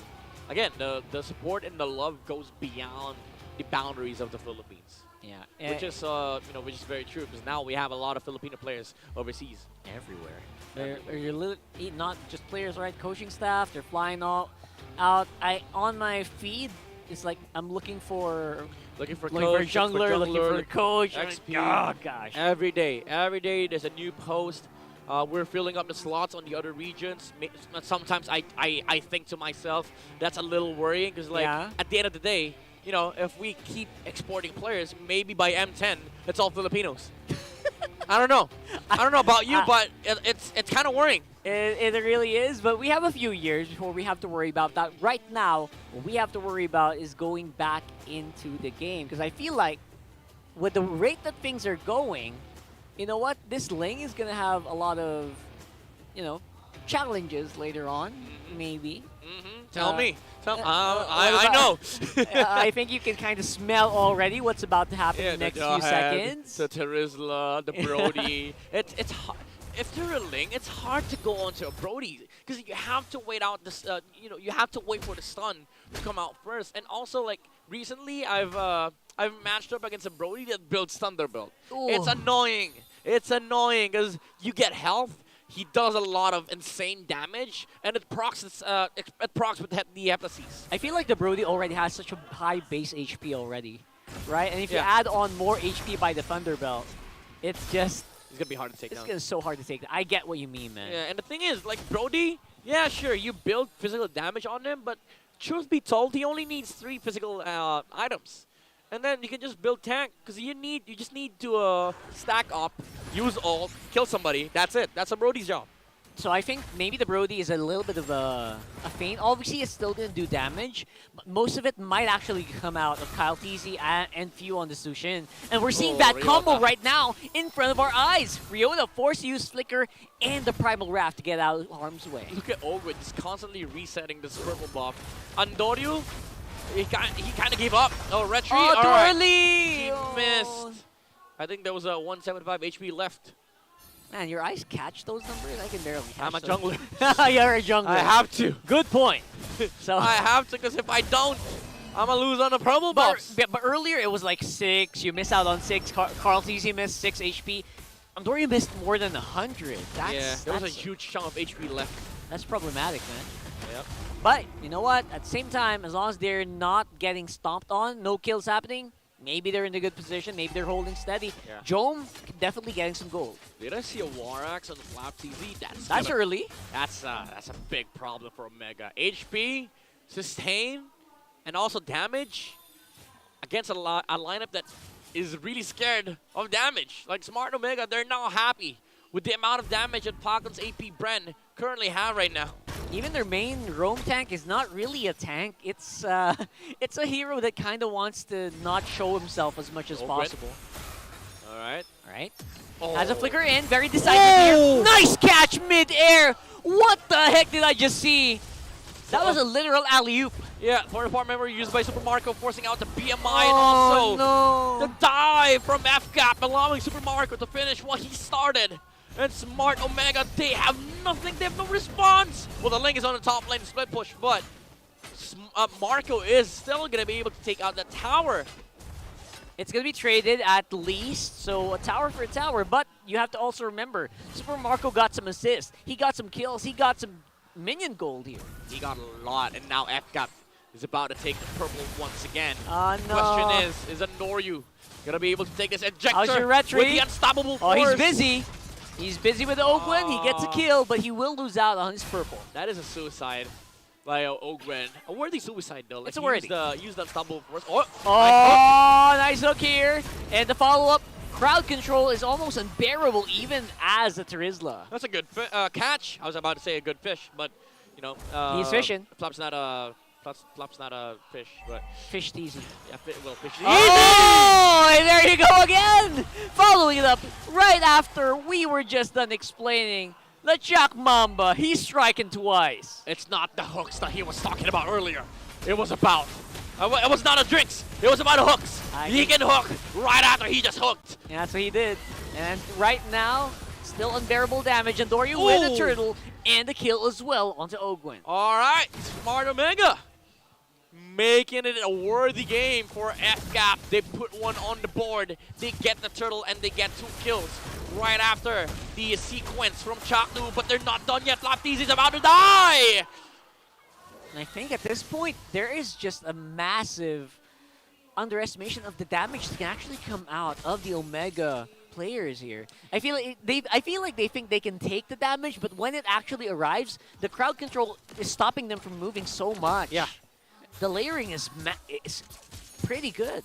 Yeah, speaking about layering, like FCAP, we saw them with a layup play from Owgwen earlier. Now, you see Okir and Chaknu working together to land these CCs. Actually, Okir has been helping Chaknu a lot on these like engages being done by FCAP.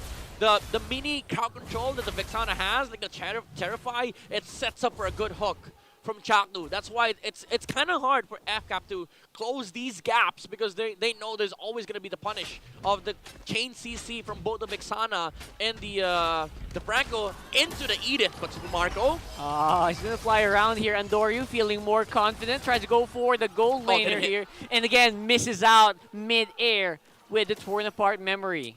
I mean, Flicker for the orange buff and Ling ult plus Retry.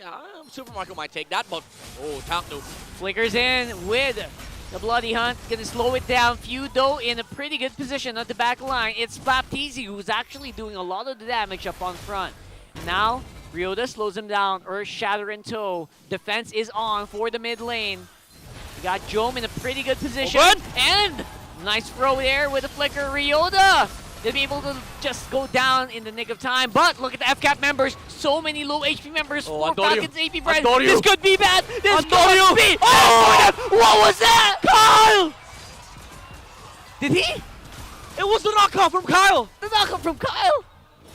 Oh my We need a replay of that. We need a replay of that. I need to make sure. But the thing is, it was both the TZ brothers. The TZ brothers. It was man. either the penalty zone. Oh, no, it's not a penalty zone. It's a knock-up from KarlTzy. The Oh prediction. my goodness. The prediction from KarlTzy. He knew that Andorio was fishing for it. But KarlTzy was one step ahead. That is unbelievable. And the mechanics needed right now, though, is going to be enough. They get that to Lord, and now the fight is on. Ryota once more Primal Wrath pretty early on, but the damage is already being done. Chakno up on front, he's just not as tanky as you want from your own. Because of that, 2 members going to go down. Omega, after winning out a chain of team fights, are now on the back foot. Go in time for for the it. blades. Jome still alive, and they take out Few. All right, here comes the cleanup, but Jome has been taken out by Super Marco here. Andorio Andorio no longer has the ult. KarlTzy, he wants to go for the chase. Owgwen, he does not have the flicker, but he has the unstoppable force. But the Ling is already on top of the wall.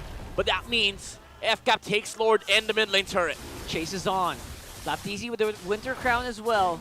Additional survivability, or was that Kyle? Not sure. I didn't see the items. Right now, though, it is going to be a reset. I think they will be able to clear this Lord quite easily.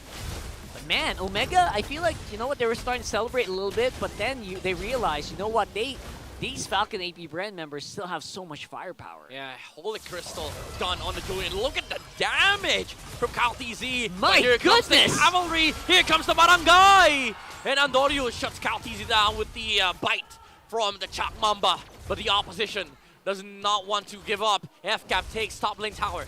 You know what they say, you can't take more if there's 4. There were 4 members of Omega there. Can't really take more than 1. Ryota? Right now, Ryota gonna go in with the Primal Wrath, tries to go for the stun, but misses out. Knock up on the Super Marco, dodges on the Eternal Guard.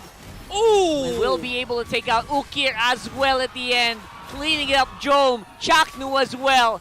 For some reason, Omega members just getting picked off one by one here. Oh, Gwen! He's flying! The flight of Andorio and Owgwen. What a beautiful dance. Andorio's fighting his one out! Played out with a Winter Crown. Oh, tries to go in. Oh my goodness! The mechanics! The mechanics of this game! 200 IQ, goddamn play! The Winter Crown into the conceal. Who thinks of that? Owgwen. Oh, it's Master Owgwen. Slow, super slow motion. I cannot. Please. I can no longer. I lost the capability to even. Unstoppable force. Andorio flies with the Tempest of Blades. Winter Crown. Into the conceal. God damn it. Woo! What kind of MLBB is this? I cannot even. Like, it's too much. I don't know how you're supposed to react to that. I don't know how Smart Omega can react to that. Midnight, Andorio is playing it perfectly, right? He's doing everything he should be doing as a Ling. But for some reason, it's like Falcon's APBren knows what he's gonna do before he even thinks about it. Dude, that's literally a master play. Like that's basically showing the student his classic moves. And FCAP, they take Chaknu, but under their nose. Smart Omega took the Lord. That is a sneaky play by Omega here. Yeah, that was a suicide right there. Chaknu knew. He knew FCAP was willing to at least utilize their heroes to punish the Franco. But what FCAP didn't know was that the Link was taking the Lord. But look at how quick they take this Lord away from Smart Omega. It's a quick work from FCAP. Chaknu knew the assignment, man. He knew the assignment. All he had to do was throw his body into the walking members of FCAP, and all he could do was just take it Penalty right now. Penalty zone zone by FlapTZ as predicted. Beautifully flickered into the members here, but everyone's actually quite low. Firepower is really strong here from Jome. FlapTZ cutting into the middle of the fight and also getting suppressed. Can't move around anymore. 3 members of FCAP are down. Very beautiful placement of the spells here from Smart Omega, specifically the blazing duet from Jome punishing Super Marco, and he cannot, he couldn't stand his ground. Chaknu, all right, Purify. Goes off from Few, but Jome is having a field day right now. Now that he has a Wind of Nature, he can stand his ground against Super Marco, and in turn, Super Marco couldn't because he was up against Jome. and Ryosa. Both of those two heroes deal so much damage. He was forced to flicker out. Now FCAP. They're sitting inside their base, and Jacknu fishes one out! All right, everything was thrown into Owgwen. Now it's one member down, but look at this. KarlTzy still trying to make stuff work here, but getting taken out by Ukir in the end. FCAP members are starting to whittle down their HP, and now even KarlTzy gonna get demolished. Oh my goodness. What a pickoff play, and that was just... I don't know how you deal with that now. I mean, there's a reason why Brody has kind of stepped away from the limelight here. And Omega, they're showing the reasons why. Go for the clear. And they go for game number 1 against the world number 1.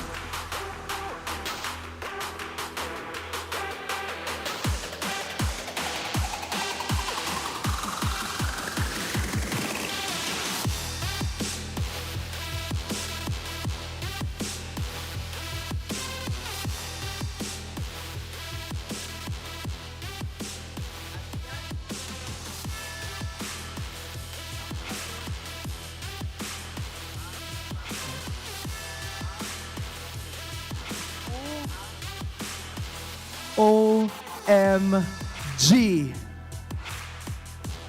Ang rason kung bakit tinawag na lason ang Smart Omega mula nung unang panahon pa, pinakita nila sa game number 1. Grabe. Ibang klaseng lason. Isipin mo, nakainom na siya ng lason, kaya pa niya uminom ulit. Ganun kalakas si Jacknu. Wala eh. Ganun talaga eh. Kumbaga kung nakahook na siya, kaya niyang humuk ulit. Oo. Ganon. Tama. Hindi lang isa. Sunod-sunod. Tapos kahit matagal ang cooldown ng Bloody Hand, kaya pa niyang umisa pa. Kaya pa yan. Tingnan niyo nga kung sino yung MVP. tingnan natin. Tingnan mo kayo sa stage. Tingnan mo. Sino ba yan? Alam ko! Siyempre naman. Isa pa nga, Chuck. Isa pa. Paano yung... Yes! MVP of game number 1 ay walang iba kundi ang kamandag ni Jack Mamba gamit yung Franco. Jack Mamba for a reason, and now that he took the helm to be the captain of the barangay, he truly cemented as to why he became the MVP of this game. From beginning to end, all of the iron hooks were crucial. To the point na kahit ang daming dash na mga kalaban niya, kumukonekta yung mga iron hook. And even though may mga times na hindi kumukonekta, it doesn't even matter. Kasi ang kailangan niyang gawin ay mag-flicker Bloody Hunt. And what a better way to be able to respond against an assassin than to have a hero that has the highest potential for a lockdown. That's a Franco and a Kaja. So this game, pinakita sa atin ni Chuck Mamba just how Franco is still viable now in this current meta. Hindi natin nakikita as much na ginagamit ang Franco na to, but if used properly and with the proper lineup within your team, makikita natin just how effective he is. But then again, more than Jacknu, also I just want to give props to the performance coming from Andorius Ling. Respect the kid because he was flying all around the map, giving space for his team, but at the same time, dishing out damage output against their opponent to the point na hindi na nagkakaroon ng ability yung FCAP to respond to whatever rotation OMG has been doing. All of the Tempest of Blades, kung bibilangin nyo, lahat ng possibility na mag 4 blades 4 blades ginagawa ni Andoryu, and of course, the rest of their team, because of the space given to them, it was easier for them to move around the map with the confidence na lahat ng nasa barangay sama-samang lalaban sa ating laban. Kaya naman, nakuha man ng FCAP yung early game momentum, it was easy for them to be able to bounce back because one, the space given to them by Andoryu, but also number 2, because Jacknu was at the helm leading his team.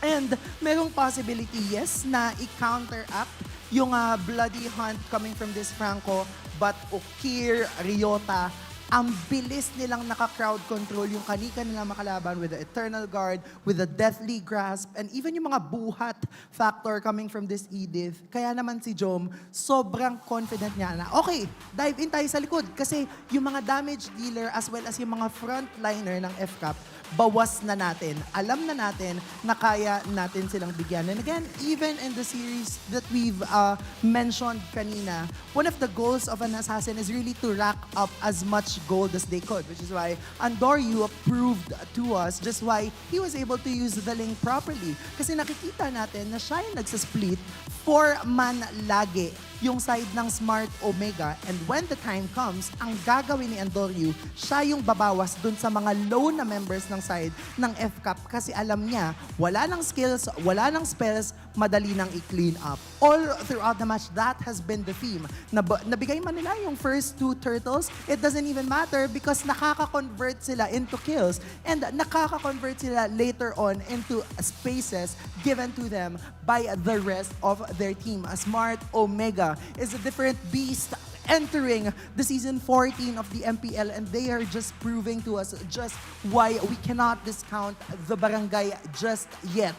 Smart Omega, pinapatunayan nila sa atin na talagang kayang-kaya pa, and the chemistry that they've built all throughout the seasons without even changing their lineup, it has all been proven effective. We've been talking about this right from the start of the panel na walang naging gaanong karaming changes in terms of both of these teams. But again, Smart Omega, kung nagkakaroon ng sarili nilang tour ang Falcons sa APBren, Smart Omega, we've wondered, what if nakapasok sila nung Season 13 playoffs? What if naituloy nila yung momentum na yun? And it feels like it is still carrying over para sa Season 14. Mukha naman yung momentum nila clearly unbothered sila. Although may mga side quests sila na hindi naman ganun kaganda yung kinalabasan ng tournament. But now, pinapakita nila, momentum is on their side coming into week number 1 pa lang. I mean, you love to see it from Chaknu being the MVP of game number 1. This is the first time this season na siya ang nahil na ating kapitan. And I'm sure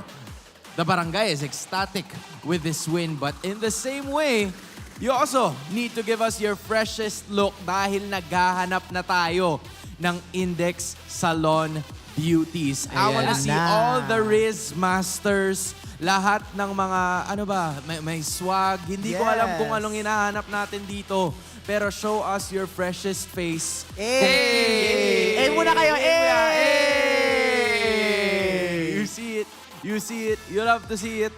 And of course, nagpapasalamat kami sa Index Salon for making this happen as well. Hindi pa tapos ang boxing. Okay. Ganun pala yun. Muna kayo dyan,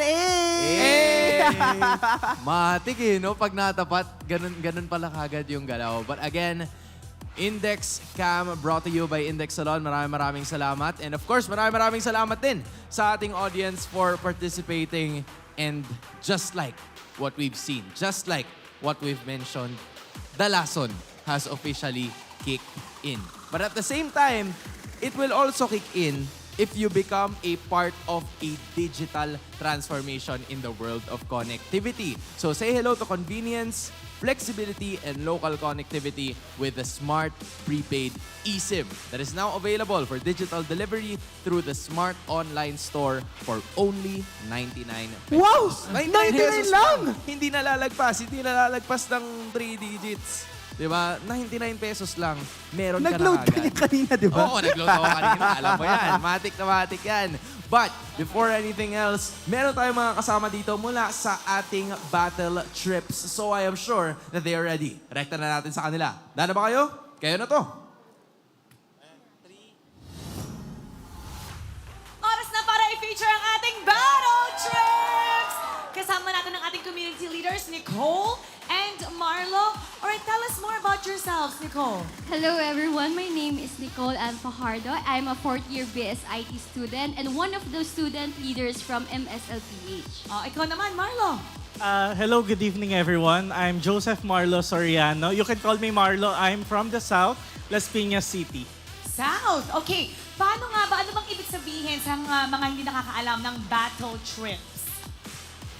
It's also my first time doing battle tripping. So, battle trip is mostly joining of SL, student leaders, as well as community leaders, where we actually will go to a bus.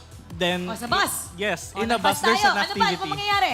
Yeah, We're on a bus and there's an activity charades. May charades! Ano ba? And the prizes are diamonds. And the prizes are diamonds! Okay, pagpunta niyo dito sa venue, ikaw naman, Nicole, anong ginawa natin dito? Pagpunta po namin dito sa venue, so all of us gathered here and someone introduced ano ba ang meron dito sa MPLPH. Ano ba ang meron dito? And also, nilibot po kami sa buong venue nito. Sa buong venue? Mula here hanggang po sa likod, hanggang sa back. Exclusive. Back, yes, and we are so amazed kung paano po ginagawa ang MPL, paano po tumatakbo itong buong production na ito from cameraman, for tech team, hanggang sa makarating po kami sa mga lounges din po ng MPL teams. That sounds like so much fun. Sa mga people na ating mga manonood dito, paano sila makakasali sa battle trips? Paano ba kayo sumali? Ako na-join lang ako. One night, I tried the link from the community page in Mobile Legend. Then, once I pressed that link, Pinrest. I put my information. Then, one of the moderator, Kuya JJ, messaged me.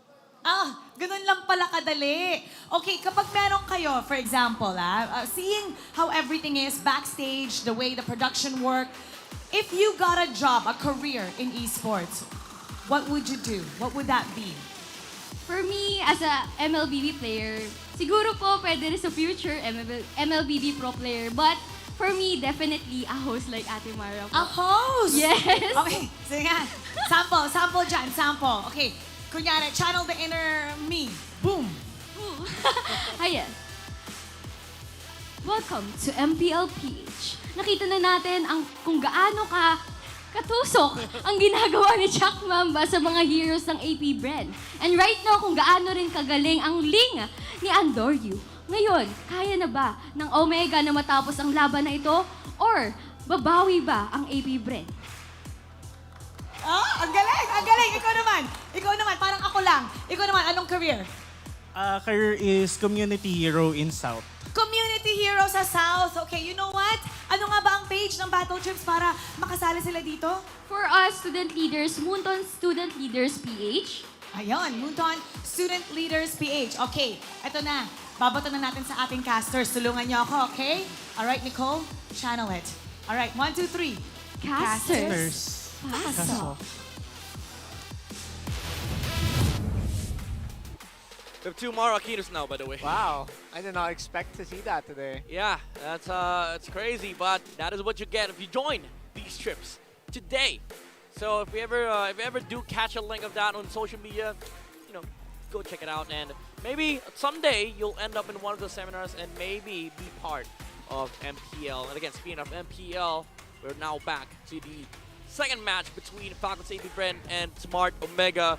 For those of you who are not tuned in for game number 1, Smart Omega just took down FNOP APBren and won the first victory of this series. But again, it doesn't matter. You have to win out the entire thing to get that 1 point. So FNOP APBren, they still have 2 games to play if they want to win and if they want to take that point away from Smart Omega. Actually missed these times. It kind of takes me back to the time when Bren and Omega, formerly known as Execration, were actually super toe-to-toe. This feels exactly like that. Yeah. And that was also a meta where, assassins were prevalent. Yeah, up until season 6, season 7. Like, I remember it was still Haji playing on Omega, and then they switched up to the Execration squad. But even then, during those times, like remembering KarlTzy, even Ryzen at some point, he was able to rock the assassin junglers like the Julians before it became utility junglers. Now we're back to the same meta, and still it's Chaknu pulling out the poison, the venom of the barangay, the venom of MPL Philippines. We'll see if they're going to be able to do the same thing on game number 2 as we go to the drafting phase of this game. Again, the question is, do we get to see more from the side of Smart Omega? What if that's exactly the environment that the Chalk Mamba prefers? Just like he prefers like these junglers to be not as squishy or not as tanky.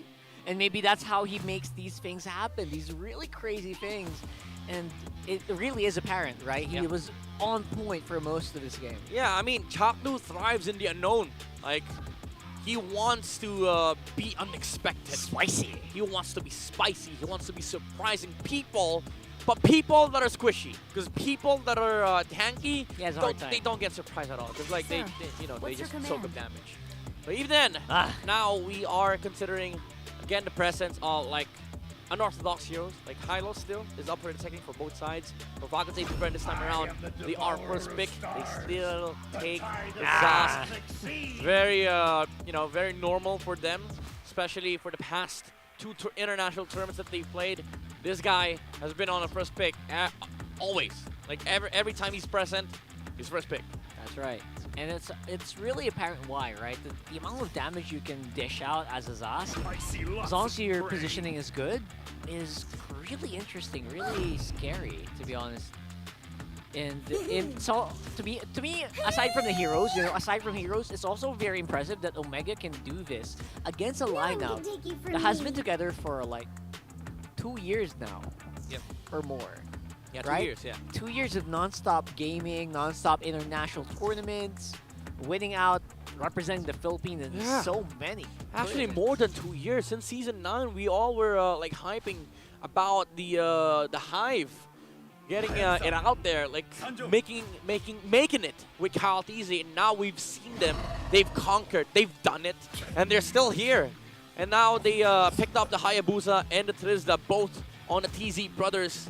The KarlTzy special, and of course FNOP with a can never go wrong pick on the Trizda. But I just want to say, like these two picks from Smart Omega is one of the craziest flex picks out there that I've seen for the first 2 days of MPL. The Ruby can go gold, Robe, XP, the Roger can go gold or jungle. We don't know.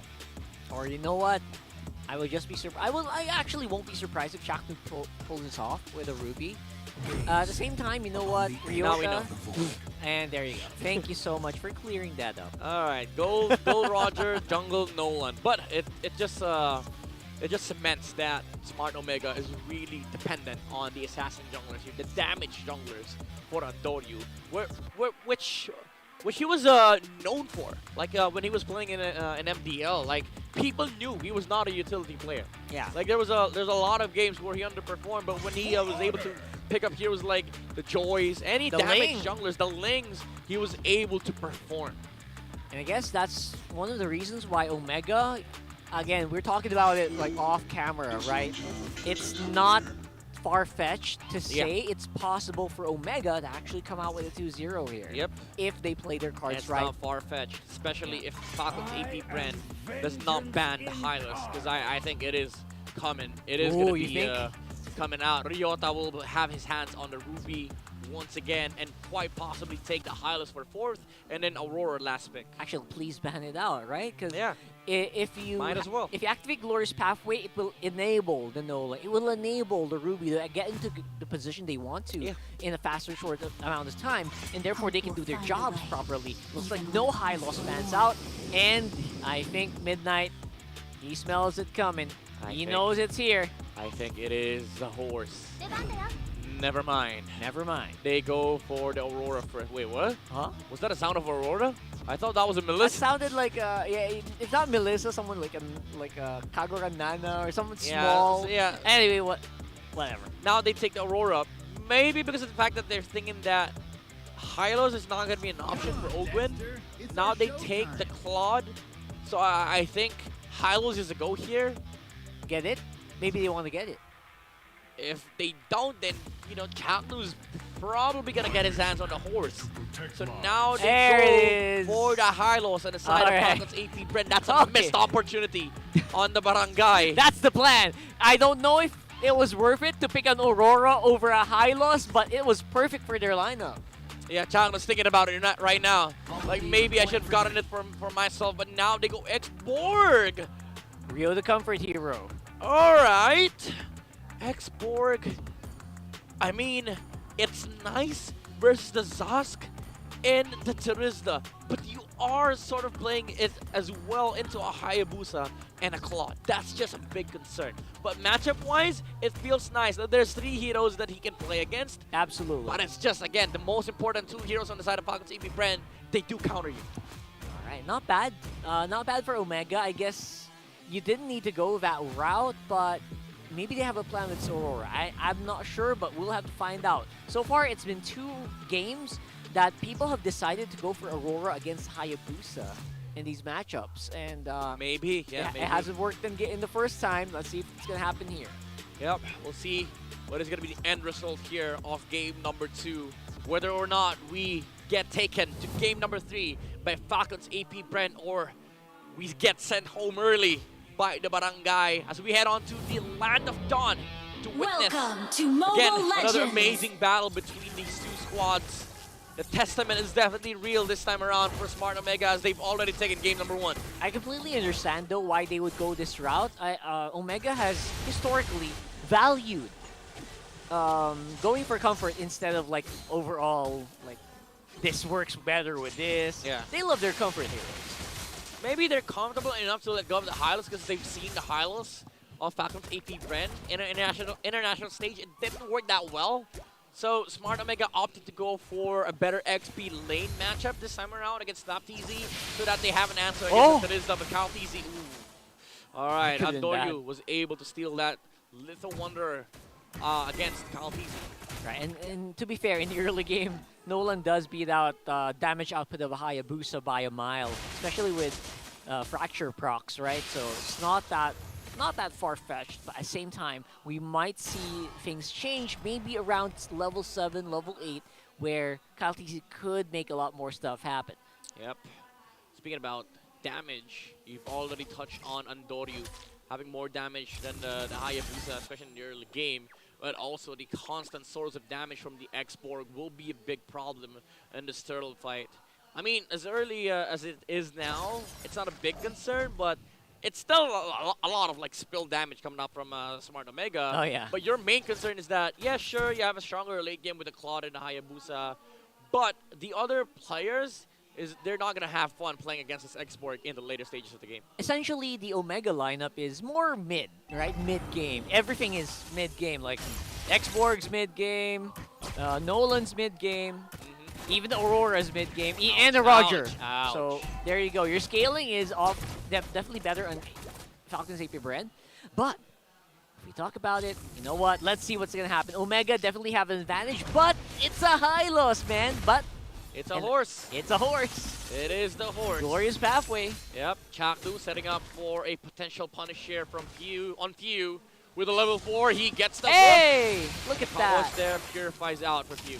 That was a great hook, and but what we're gonna see here is the follow-up damage, follow-up fight here. Jumping in, KarlTzy misses out onto Ryota, forced to back off, but there's still some damage from FCAP here. Yeah. What Omega did against actually what Falcons APBren did against the X-Borg, they did the same thing. For the Theresa, both flickers are now out for both XP laners. And Andoryu does not mind, but so does KarlTzy. He goes in the mid lane, but Omega has already been able to take out Zask on Few. But again, the damage output is just much better on the side of the Barangay. That's a nice dodge out with Ukir still surviving because of the Pride of Ice passive. As you can see, they don't need to rush out on the turtle. They can take it right after, and they are maximizing that early game power they have. Yeah, you're right. Actually, this might be the reason why they prioritize the Aurora, the ability to fight within the early game window of Falcons APBren. You know, just the idea of not being afraid to die against the Hayabusa. Another hook comes in from Chaknu. Another one. He lands it again against Few. And again, the follow-up, the what do you call this? The synergy between Chaknu and Ukir. It's really fun to watch. Every single time that Chaknu pulls someone in, they get frozen. Yeah. It is scary. It is. It is hard to close the gap against Smart Omega here. There's a lot of punish that can happen. The hook from the Ruby, the freeze from the Aurora. Even though you are rocking a Hylos and Theresa like on your composition, you get held down enough for Smart Omega, especially in the later stages of the game. You're gonna be punished heavily by the Nolan, by the X-Borg, and of course, with your HPs, getting reduced to the lower percentages, Jome is gonna have a field day. Yeah, he's gonna have a field day for sure. Watch out for that though. Every single bush right now feels like it has a Chaknu in it, but look at Owgwen going up straight into Ukir, and again doesn't have the passive anymore. Gonna get taken out by Few with a Nightmaric Spawn. Now the fight's happening here. They still want to keep going. KarlTzy diving in. Trying to go for Chakno, Oh, but no, he's Shadow! unable to walk out. Disrupts KarlTzy mid-air. Man, oh man, Chakno can do no wrong here. KarlTzy also getting whittled down by the export firepower. And boom goes the dynamite with last insanity before Chakno falls. I mean, Pilots APBren, they did lose that fight, but Owgwen is definitely having fun on this horse. He was able to take out 2 heroes, one in the mid, that was Akir, and then one on Chaknu. But that was an unfortunate shadow kill from KarlTzy. Chaknu flickered towards the Nolan, and they shared the damage. And after the shadow kill, he didn't have any shadows. And Andori was able to finish the job and kill the Hayabusa. It's super uncanny what's happening here. We're seeing fights getting disrupted left, right. People who are supposed to go down not really wanting the fall. Steal? And No. steal not going to happen here. Ryota secures it even if the retribution misses. Consistent damage coming in from the fire. Yep. And now Smart Omega, again, pulling ahead against Falcons APBren, holding 2,000 gold more than the opposition. However, again, late game is a very different scenario here for both sides. Even though it favors Falcons APBren, still, this export is going to start becoming a problem. And all of this obviously is happening with Super Marco not joining the fights yet. So maybe later it might be a different story. Right now, it's just FCAP trying to plug the holes in the sinking ship. Oh, Andoryu. And Omega just having fun with it. Ooh, look at the damage coming out from Nolan. That's a high loss, by the way. And he brings him down to 60% HP with one combo. And Jom is just getting camped on by the Hayabusa, but KarlTzy can't do anything much about it. Watch out here, Super Marco definitely in trouble. 4 members of Omega, just like a shark in the water. PMI! They're looking They see for it. They see him, and look at that. Will be a bit of a messy engage, but Owgwen keeps going. That's 4 members. He's baiting out some skills. He keeps Super Marco alive. That's a good play from Andoryu, trying to punish Few on the Zosk. That way, they don't have to worry about FCAP chasing for that kill, because the Dominator's Ascent has been used already. And again, the gold camp continues for Smart Omega. They also used up so many of their ultimates. Means that they can't push on this tower anymore. Means that Super Marco still has a tower to hold for his farming. And not to mention, you know what? They're also slowing down Joe. Yep. Late game is a big problem here for FCAP, and that means working. I mean, late game is definitely a problem here for Smart Omega, and that means making sure that they have a lot of things that can be done during the window that they have. But the thing is, right now, FCAP is bullying Smart Omega away from this turtle objective. I think this is the exact right call to make. You go for that turtle as soon as possible, because when they arrive, look at the firepower being blown away with Omega and Super Marco starting to be felt here. KarlTzy takes the turtle as well. Yep, Jom been trying to look for a play on the backside, but was not able to find any. And Andoryu! Oh, boy! Okay, Shadow back! He had no ultimate, out. however. He's still gonna be able to run away. All right, has the exit, and Jom is also getting some gold on top side, so not a bad trade. Omega still kind of in a bad situation, though. I think if Andoryu used the second skill towards the Hayabusa, he might have gotten a kill. Oh, but was that like an opportunity he could have? yeah, it's an opportunity that slipped away from his hands. But again, they're still holding the gold lead, but for how long? That is the question here that FCAP is posing to Smart Omega, because you saw how Super Marco demolished that team fight against Smart Omega. Just one BMI in, and then Blazing Duet ripped apart the positioning from the barangay. Ukir having to be... He's relatively doing good, staying alive. Owgwen can't rush into Ukir, can't really flicker in, right? Because he doesn't have a flicker, so the high loss just has to... They're gonna see him coming from a mile away. Yeah, at the same Ryota. time, FCAP looking at the bottom side of the... Whoa! Wow, Andoryu! All right! Has a lot of heat on view! And look at this. Blazing Duet onto nothing. Blazing Duet, glorious pathway. Ukir has the pride of ice. He is actually pretty okay. Here comes the clap back. Andoryu pushing it hard. KarlTzy, he's low. KarlTzy with the backup. Shadow kill into Jom. Takes out the attackers. Omega being pushed back. That's a deep dive by Jom. Very, very greedy kill. Could have just pushed the bottom lane, but instead tried and try to take down the Terizla of Falcons APBren. It didn't work out for Smart Omega, but then again, it's a skirmish that they're willing to take. Both teams are going to be ready for the Lord. However, there's not going to be a flicker both on Jome and FLAPTZ. The gold laner is definitely taking a toll in that last one. Super Marco, though, staying relatively bulletproof. Yep. 0 deaths onto this Claude. This means that Falcons APBren still has this in the late game. But now Smart Omega, they're poised to take this Lord. Very deep positioning from Andoryu. He's going to wait for the Claude to cross this part of the map. I wonder if this is called. I wonder if they know. Right now, it's not showing on the map. At some point, somebody has to walk up to this purple buff because the Hayabusa does not have any. That's right. Oh boy. Oh, bottom lane, bottom lane. Bottom lane, though, Jome getting a lot of free time on the farm. All right, Andoryu, will he take the purple? He does. Great Dragon Spear. Okay, shows up, doesn't need to go for the kill anymore. Just take out that purple. He's good, he's golden. KarlTzy, no way to regenerate energy now. Yeah, slow regeneration on the energy means less shurikens, less shadows.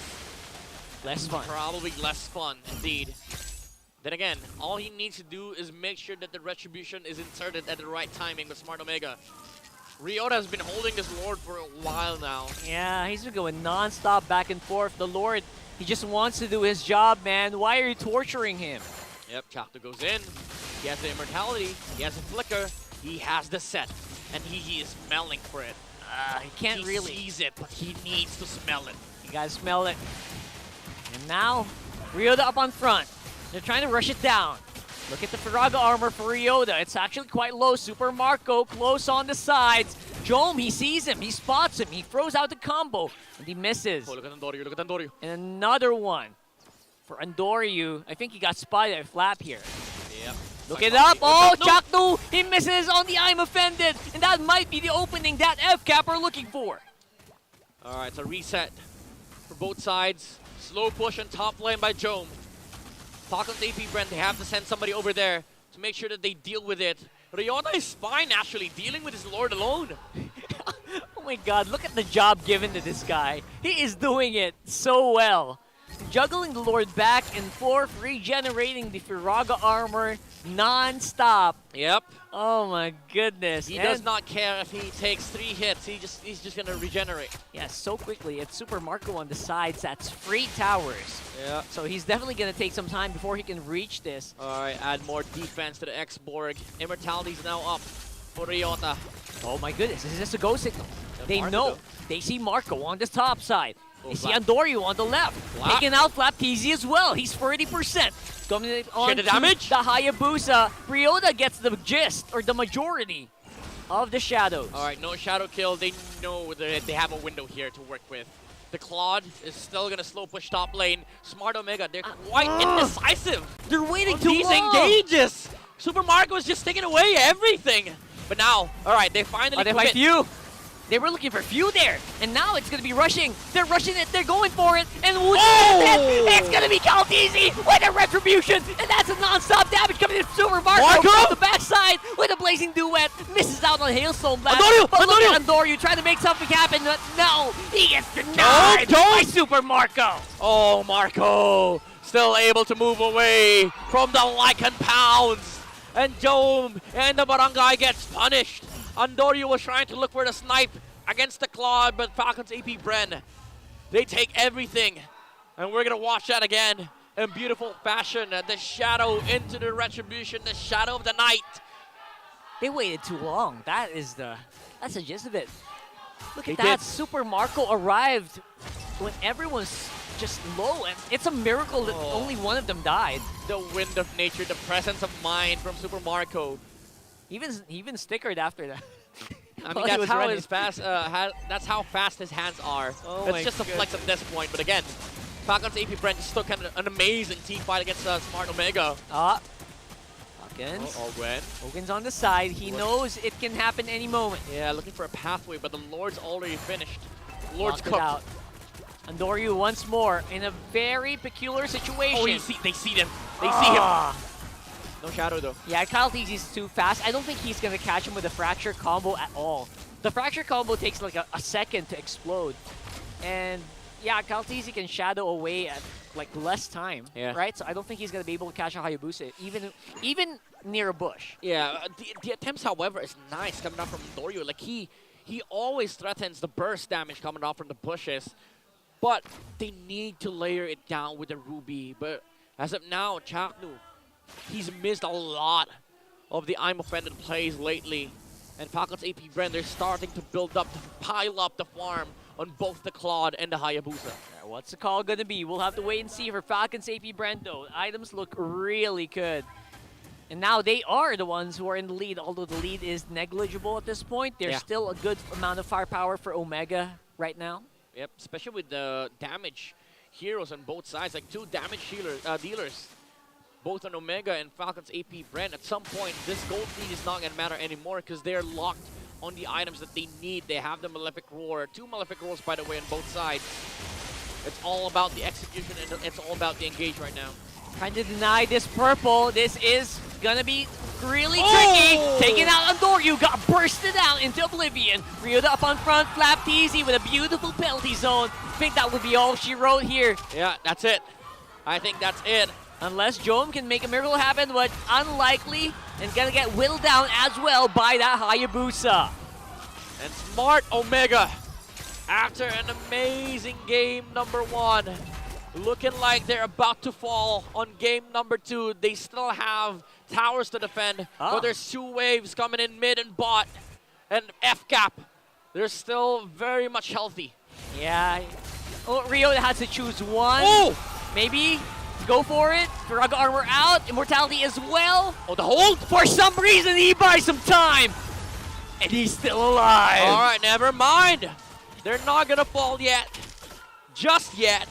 As Falcons APBren, they did take mid lane tower, but Smart Omega was able to defend, but now they're rushing this floor. They know. Andori's not gonna be able to catch up. There's just no way, right? No way he's gonna be able to do anything here. Ooh, almost! He almost made it, but he's gonna pay for it with his life. Nice attempt here by Omega. Oh my god, that was so close. He was ran in for it. range. That could have happened. That could have happened indeed. Split second. All right, Omega. They're not quite out yet, but this is definitely going to be uphill. I mean, Andori's out for the next 25 seconds, but I don't think FCAP has enough time to, utilize that unless they fully commit. Go for the suicide. Let Super Marco deal with the base. Let's see. Right now, they do have great wave clear, but that's only going to happen, but save them for just a few more moments. 10 seconds. Here comes the lure. 5 seconds on Andoryu. Okay, Ukir is the target of Owgwen, running straight into the Aurora, but he already unleashed the ultimate here. Jumping in, great damage from Super Marco. Base Lord lock. is still alive. Base is gonna get locked for sure, and there goes the win. And we got a game number 3 series once more in our hands. Falcons APBren evens it up.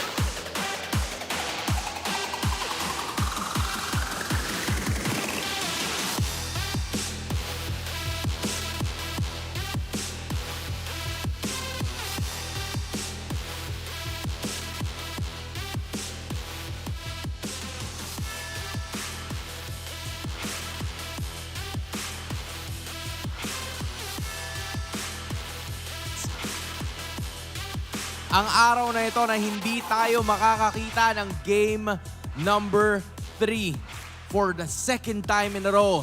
Falcons APBren getting the victory. Ganon-ganon lang. Nagkaroon ng ability ang Falcons APBren to turn the tides against them and ensure that they extend this to a decider series. Okay, Ingan. Anong masasabi mo dun sa Interviewin ka muna namin, Kasi boss. parang, Wait. Okay. Anong masasabi mo dun sa matchup na yun? Because I feel like it was back and forth all throughout, di ba? Literal na back and forth, pero isa lang masasabi ko. Game number 3! Para ikaw. Gulat ako. Alam niyo na, Matic, laging magkakaroon ng intense matches dito sa MPL Philippines, and that is gonna be leading towards a game number 3. MVP of that matchup is none other than Owgwen. Master Owgwen himself. Ganda ng kanyang ipinakita with that high loss na kanyang pinick up kanina lang. Kasi parang very calculated hindi nagme-make sense yung una niyang galaw sa tingin ng ibang mga tao. But all of a sudden, nagkakaroon ng kills bigla. And yeah, this is what we have been talking about the past few series and even yesterday, that you wouldn't expect a high loss to set a place for your team. Because wala siyang crowd control aside dun sa tusok ng kanyang skills. But then, more than anything, the goal really is to be the sandbag. Kapag wala na and exhausted na lahat ng spells and skills ng inyong mga kalaban, that's the perfect timing for your team to go inside and ensure na wala na silang spells, wala na silang skills, wala na silang way to retaliate against the damage output that your team will be setting up. And I think nung early start ng matchup, OMG talaga yung nakalalamang. But then here in this second Lord, 13th minute mark, it was here that the side of Falcons APBren decided na, okay, tama na to, kaya na nating pumalag kasi si Super Marco may item na, si KarlTzy has enough item build, and yung pagkakapasok ng Blazing Duet has always been crucial, that it makes the side of the barangay na mahirapan in terms of being able to set up plays for their team. Kasi aside from maganda yung pagkakapasok ng Blazing Duet, maganda din yung proc niya ng kanyang Purify. Hindi siya, kumbaga, kasi may ganun minsan, kakabahan ka na mapapakas ka agad ng Purify kahit hindi pa masyadong kailangan. But for Super Marco, he really is as cold as ice. He proved na kayang-kaya niyang makipagbalagbagan when the time calls for it. Which is why, kung babalikan natin, yung naging performance here in game number 2, it wasn't really total domination from the side of FCAP from the start. Again, binanggit na natin na they were patient enough when nagkaroon na sila ng item build na pumasok na lang. And it was Super Marco who has been, in a way, split pushing. Kasi si KarlTzy, minamaximize niya yung damage output niya, especially because he has this war cry, meaning every 3 basic attacks, magkakaroon siya ng additional damage output. So kailangan niyang i-maximize yung damage na yon. But then still, props to OMG because sobrang crucial nung pagkakahatak niya Chaknu ng I Am Offended. I think it was at least 3 people from FCAP na laging nahuhuli. It's just that sobrang crucial din ng damage output na pinakita sa atin ni Super Marco, which is why it really translates here in the statistics that we have. Siya yung rich guy, siya din yung naging carry kasi all throughout the match, he was farming.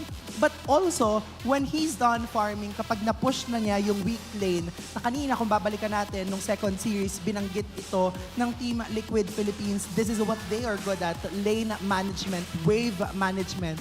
The moment they are done pushing the waves that they need to push, that's the time na kailangan nilang mag-recalibrate as a team, kailangan nilang bumalik sa posisyon, kailangan nilang makipagpalagan kasi yun yung opportunity nila to win in a 5v5 matchup against their opponents. All throughout the match, this is really the composure that we want to see from FCAP after being able to bag multiple championships from multiple countries. And yung ganong kind of composure, yun yung nakita natin from them here in this game led by Master Owgwen na talaga nga namang siya talaga yun soak up ng damage output. Paulit-ulit nating binabanggit yon. But what better way to prove that than Master Owgwen using it? I mean, honestly, nasanay ang Falcons APBren na nagkakaroon sila ng sandamakmak na matches. In fact, hindi ba sa loob ng isang linggo, ilang best of 7 na yung nilaban nila? Parang 3 ata eh. Halos 3. Sanay na yan, kaya sabi nila, game 3 lang. Nako, been there, done that. Di na sila napapagod. In fact, nag-gym pa nga yan pagkatapos ng mga best of 7 nila eh. Ganon sila, ganon yung APBren, Falcons APBren ngayon. Alam nila paano gawin to. Their endurance is high. Kaya naman kahit gaano pa katagal yung mga Lord dances, in short, para sa mga viewers, sorry, pero mahaba mga Lord dance sa mga Pinoy talaga, sorry. Yeah, I mean, Auntie, how long has this game been? Halos ganun lang din eh. Siguro mga 14 minutes average lang din yung 14 laban. minutes. It's been the average of everything that has happened all throughout this game. Kitang-kita mo din yung naging heals na bigay noong high loss all throughout this matchup. 11-11 may have been a lucky number for Falcons APBren, and they have to make a wish now para makuha itong seryeng ito in general because we are going to be going into a game number 3. At syempre, Nabigla na naman sila. At syempre, paano ba yan? Lagi na lang magkakaroon tayo dito. Of course, our people from the Battle Trips. We've seen you a while ago with Mara, and it's a pleasure to have you both, Nicole and Marlo, here at the Infinix Game Tambayan. Yeah, that's it. So, how have you guys been? I know na nandun kayo. And gusto namin malaman kasi nandito na rin naman kayo. How does it feel to, support? At sino ba yung sinusuportahan nyo specifically? I'll go first. So, I actually supporting APBren. APBren, alright. Okay. So kamusta? Anong pakiramdam na nakakuha sila ng Game 3? Panalo na ng Game 2? At first, I actually thought that it will be game over because it's actually crowded. All the skills are there. All teams have strategy, but yeah, I think Hylas did a good job in terms of the skill and providing support to the team. True. I like it. Nicole? Hello, for me po, Omega. So, Ay. actually, naka-green ako. Ah! Excited for them. True. Perfect. Tapos green din yung battle pass mo. Green din po yung battle pass namin. And it's been so thrilling and so exciting po. From Game 1 to Game 2, yun lang po, kinapos lang talaga yung Game 2 nila. But I think for Game 3, Omega pa rin to, kuya. Wow. Eto. Saglit Sige. Sa kanya, kuya, Game 3, Omega pa rin, Marlo. Anong masasabi mo? For me, nagpapabugbog muna yung mga bida. Sa umpisa! Kaso yung So, nabugbog APBren. sa umpisa yung APBren eh. APBren tama nga. Hello? Kaya ayoko umambak. Hello? Ano nga lang eh. Pero anyway, Nicole, it's also the same question for you. What do you think should Smart Omega do para mapigilan nila yung reverse sweep? Siguro po for me, gawin lang po nila yung ginagawa nila ng Game 1. And also, keep lang po nila yung composure nila and also discipline hanggang sa Game 3. And alam kong kayang-kaya po nila itong matapos yung game na to. I love it. Marlo, Nicole, maraming salamat and we appreciate you guys being here. Baka naman may mensahe kayo sa lahat ng mga nanonood to invite them as well to join Battle Trips. Kasi malay nila, baka sila rin yung nakaupo sa pwesto nyo ngayon. Go ahead, Marlo. For me, iba yung feeling ng nanonood ka sa bahay iba rather daw. than nandito ka mismo sa event. There's actually a huge feeling. Difference, yeah. Seeing your players play in front of you rather than you're in the house. So I would invite everyone, friends, family, even my workmate. You can watch here at MPL Battleground. Alright, there we finally have it. Maraming salamat ulit sa inyo, Nicole and Marlo. Mara, hihiramin muna namin kasi wala ka dito. Teka muna. Dito ka sana Sorry. sa pwesto na yan Pero I feel like it is now time for us to pass it over to our beloved casters para malaman natin kung ano ba ang ganap ng Game 3. Sabay-sabay tayo Casters? Pasok! Rekta nyo na yan. Game na to. Game 3. Game 3 indeed. We're now down to the last match, or the last game of the last match of the second day of the very first week of MPL Philippines Season 14. You're still with us, Rockhart and Midnight. Now, Karl, Rockhart, Toe, what do you think is going to be the outcome of game number 3? You know what? I actually think our guests, our beloved guests, we're beloved casters, we have beloved guests, have fair points. I feel like comeback is real. Comeback is still possible here for APBren, which I think is exactly what they did. I feel like they saw an opportunity. Oh, you guys didn't pick the high loss. We're gonna take it. And I think we were talking off cam. That's one of the biggest pain points of that draft when you look back. That's a big missed opportunity by the Barangay, and I think Falcons APBren here is making a solid statement of you're just a venom. Once we've taken the medicine, that's it. You're gone. So they just need meds. And they just need meds. Chaknu took a taste of his own medicine, which is the venom, and he didn't have the meds. Well, that's to be the fair, highlights. Chaknu, he had great impact in the first few minutes, and then I think you pointed out like a lot of missed I'm offended right after like the 5-minute, 6-minute mark. Yeah, they lost steam after that, and I think it was just because of the fact that it's really hard to engage into a highest composition. That's why it's weird that they had the chance to snatch it up for pick, but they didn't. Instead, they went for the Aurora, which still made sense. Like we saw the brilliance of the Barangay in the first few minutes of the game, but then again, the Hylos started becoming a problem. Like just standing in the front line, using the glorious pathway to look for engages, to look for Andoryu, look for Jome, and even Jome, which most of the time is a force to be reckoned with, didn't feel like they had a Roger that game. That's right, and I think you called it correctly. It was Andoryu probably going to be going crazy up until a certain point where all he had to do was wait in the bush, wait for someone to appear, and maybe go for that kill, which didn't happen. He spent so much time in those bushes. Yeah. It didn't get kills, and maybe Omega was feeling, you know what, we won this, guys, we won this. Yeah. But Super Marco was not joining yet. Yep. And you know, it was just a horse. The horse was the horse. Enough to stop, you know, the barangay. They literally sent the Troy army with a giant horse wrapped in gift packages, and Falcon's APBren just opened it up. And he had as a rejuvenation. win. Yeah, he had revitalized. Revitalized. That horse was hard to deal with. Let me be honest. That horse was very hard to deal with. So we'll see if you know, that horse gets taken out on both sides, or if it gets picked up once again as we go on to the draft here for our last game. Again, it's 1-1 right now between Smart Omega and Falcon's APBren. It does come down to the draft. We've seen both teams pull ahead with good compositions, but right now the Hylos is definitely a big question mark.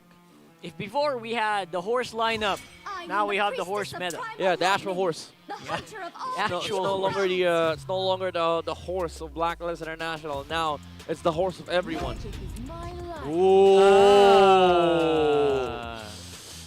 All right. He slipped. I guess that was That's the actual analysis. Ooh. Oh. Okay. Congratulations on getting your baby boy. That's what we call him. The white baby boy. Yep. But is that something that Ducky probably expected already? Knowing Ducky, I know he expects this. I mean, either way, they get either disaster or Juicin. But what's smart, no pun intended, what's smart about this draft from Smart Omega is that they don't have to choose. Like, whatever's left, they're gonna be able to pick it up, like the either the Zask or the Juicin. But either way, they get a +1. So Falcon's APBren, either they pick their own or pick 2 sets of heroes for Smart Omega to choose for you. But instead, they go for the Roger and the Zask. And now Smart Omega can go for the Juicin and then maybe an Edith. I was half expecting a Terizla and a Zushin. Actually, never mind. Edith's bad. What? Edith's bad. So, Edith's bad, yeah. You're saying? I was half expecting like a 2-pick Zushin Terizla, which worked so well in the previous games. At the same, but you know what? They don't need to rush it, right? I mean, obviously, Terizla can also plays well against with the Harris, rather. Yeah. All right. But the Hylos is the pick. Why not? Pick the Venom pick. right away, and Let's they go go. straight for the Nolan just to make sure KarlTzy does not snatch it away. Julian's still up, but you don't want to be playing Julian against these two, like the Harith and the Hylos. And the problem with the Julian, you have to be up close and personal, and Andoryu will thank you if you go up close and personal. Same with Jome on the Harith later on. And at the same time, you can't walk around the Hylos. You're so slow. Yeah. You're so slow if you're on the glorious pathway. You can never run away from the pathway. It is full of glory. And now it's an H&H. It's a Harith, Nolan, Hylos. H&H. Harith. It's a ha. It's a ha. So you need another A for Allah. Wait, Nolan is N. Oh, sorry, Nolan. I feel like Andoryu. You're thinking about Andoryu. Well, it spells out Jome, Andoryu, Jack. Jack. We need the K. Who starts with K? I don't know. Khalid. Khalid. Oh. All right. Probably not right now. Maybe halfway through the season. I predict halfway through the season, someone will try the Khalid. Maybe. Or maybe Clip they that. do it right now. Or, nah, come on. Too early. Too early. All right. Smart Omega bans out the Claw just to make sure Finally. there's no flex happening on the Roger. So they're making sure that the Roger either stays gold or stays jungle. There's no double marksman shenanigans happening unless Falcon's APBren runs with a carry or a Brody. Or the Moskov. Or the Moskov. Yeah, you're right. I'm actually surprised. Could get banned out. Yeah, Juicin got banned. Lucian's banned, yeah. Who else? Maybe just Moscow carry, Hope right? will find a way. Maybe a even when all is Melissa forlorn. if they want to cheese it out. But I think if this Roger is gonna go to Super Marco, and then they pick up a jungler for you know, for KarlTzy, maybe Frederick. I'm kidding. Good times. Yeah, Remember, good times. I remember back in our day, Yeah. we'd pick a Frederick in the jungle. Whole town was full of Frederick first pick. Never lost first pick ratio rate. Automatic pick. It's all about the Thunderbolts. Good Now times. junglers are smoking with damage on the Nolans and the Fannies. That's our impression of old people. From the West. From the Wild Wild West. The Wild Wild West. Alright, Julian ban. Oh, okay. Natan. Natan ban for Smart Alright. Omega. Brody time? Nah. Moskov time, maybe?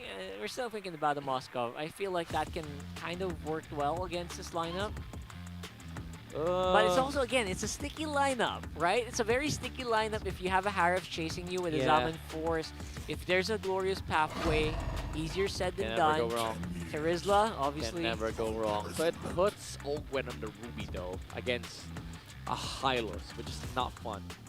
Yeah, But at least it's fine against the Harriet and the Nolan. You're actually correct, because the Ruby, again, kind of relies so much on move speed to get into a position to actually pull off a good I'm offended. In all due fairness, like Chaklu was not having fun in the Ruby last game because he was up against the Hylos. Now it's on the it's the other way around. But Smart Omega, they still need to pick an XP and a Mage, as we've seen from the past from their past games. Chaklu does use the Hylos for this squad. And maybe they go to pick up again the export for Ryota, because it sounds like a good game, a good export game again. Alright, what is this move run? Never mind! XP, we're going XP Hylos, boys and girls. It is an XP Hylos against a rush towards a Thunderbolt. Maybe a Thunderbolt Clock of Destiny build for the Hylos. And paired up with a Lilia. It's gonna be good against the Terizla and the Ruby. Majority of Omega's lineup here is magic damage based as well. At least their AoE, aside from Endori, right? So, let's see. Go ahead. Wait, Gold Ruby? I think it's Gold Ruby. Gold Ruby! It's Gold Ruby! Oh! Alright. I like it. Alright. I like it. This is not new to the Philippines. We've seen a couple of Gold Rubies out there. It works. Actually, we've seen Gold Ruby last season from Smart Omega. It doesn't die. Oh, we never saw a Gold Ruby on Super Marco. So every single cat's out of the bag here. Cat's out of the bag. Wait, have we? We haven't, right? We haven't. I have not. I Marco, don't remember. I would remember, probably. Yeah, Marco has always played Marksman, Either Marksman and Harith. or Harith, yes. Such a good I've way of never putting seen it. him actually play others. Well, Marco's, you know, he has played a lot, like 1-1, Clint, Claude, I mean, Brody. aside from Mark. Yeah, the usual stuff. It's just Harith. But other than that, this is the first time that the Bulletproof will become the shield here for Packlet's APBren, as they will try to, funnel everything on KarlTzy. Don't forget, there's also a reason why Gold Lane Ruby's so good. Your lifesteal is Welcome to Mobile unbelievable, Legends. right? Yeah. You almost go to full HP in one swing. So be prepared for stuff like that. Some crazy stuff to happen here on game number 3. Thing is, it's very, it's very deceptive as a Harith to fight into a Ruby. One hook, you're finished. You're cooked. That's it. That's how scary a Ruby gold lane is. And he's also one of the few gold laners that can actually match up well against the Harith, not just in lane, but also in team fights. But again, it does come down to execution for both sides as we head on over to a pause here, just making sure that, it is the last game. We keep the integrity of the game in check, and also just having the best possible environment for these players. One way to actually kind of deal with the Gold Lane Ruby is to shut it down super duper early. Like, only ganks on that roam, on that side, while obviously your real hitter is farming out. So, But again, that's also the reason why it works, though, right? Like, exactly. It's a very hard hero to gank. You're absorbing so much. And if they try to gank you, you're absorbing so much. And it really will slow you down to a big extent. You're using so many resources to stop this Ruby that you're forgetting about the other members of the team. Exactly. Like, essentially, the idea feels nice. But in actual execution, if you mess up just a single time, it does not feel good. At all. At all. Like, at all. Because after that, once the tower shields have gone down, Ruby just starts demolishing towers. Not because of the fact that he pushes towers that well, but because he camps lane by himself or herself. Very self-sustaining. Very self-sustaining gold lane. Literally.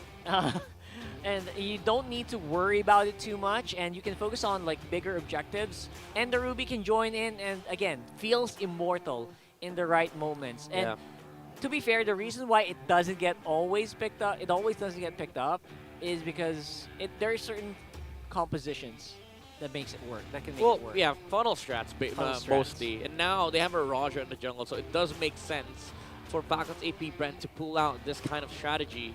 And it's a strat that is very hard to fight into, very hard to push into, and you know, it leaves for minimal error because again, Ruby is just an easy hero to use. But in terms of like macro, there is there's a reason why not every game we see a comp like this. It's very situational. It's very conditional. Yes. You have to check a lot of boxes. For one, you need to have a good matchup with the Ruby.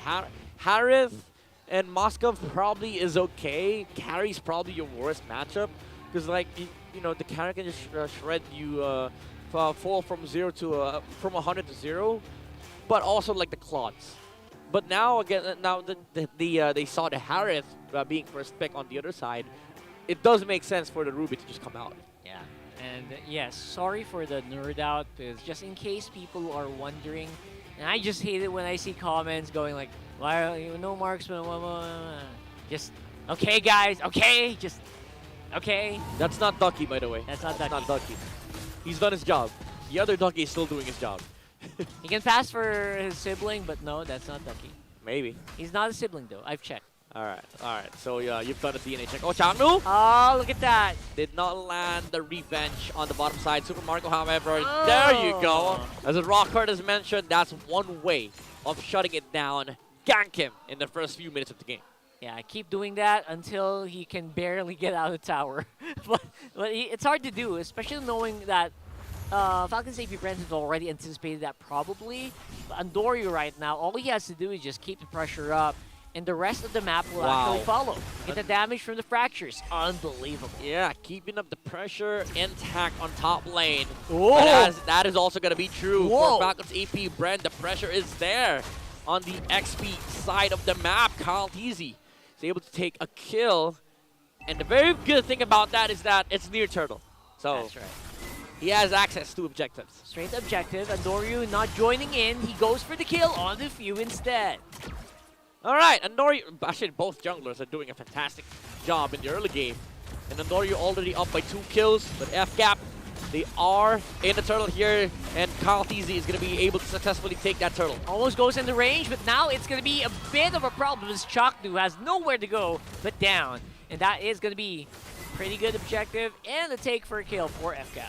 Yeah, quite clean takes for both sides. Like they need something, they want something, they get it.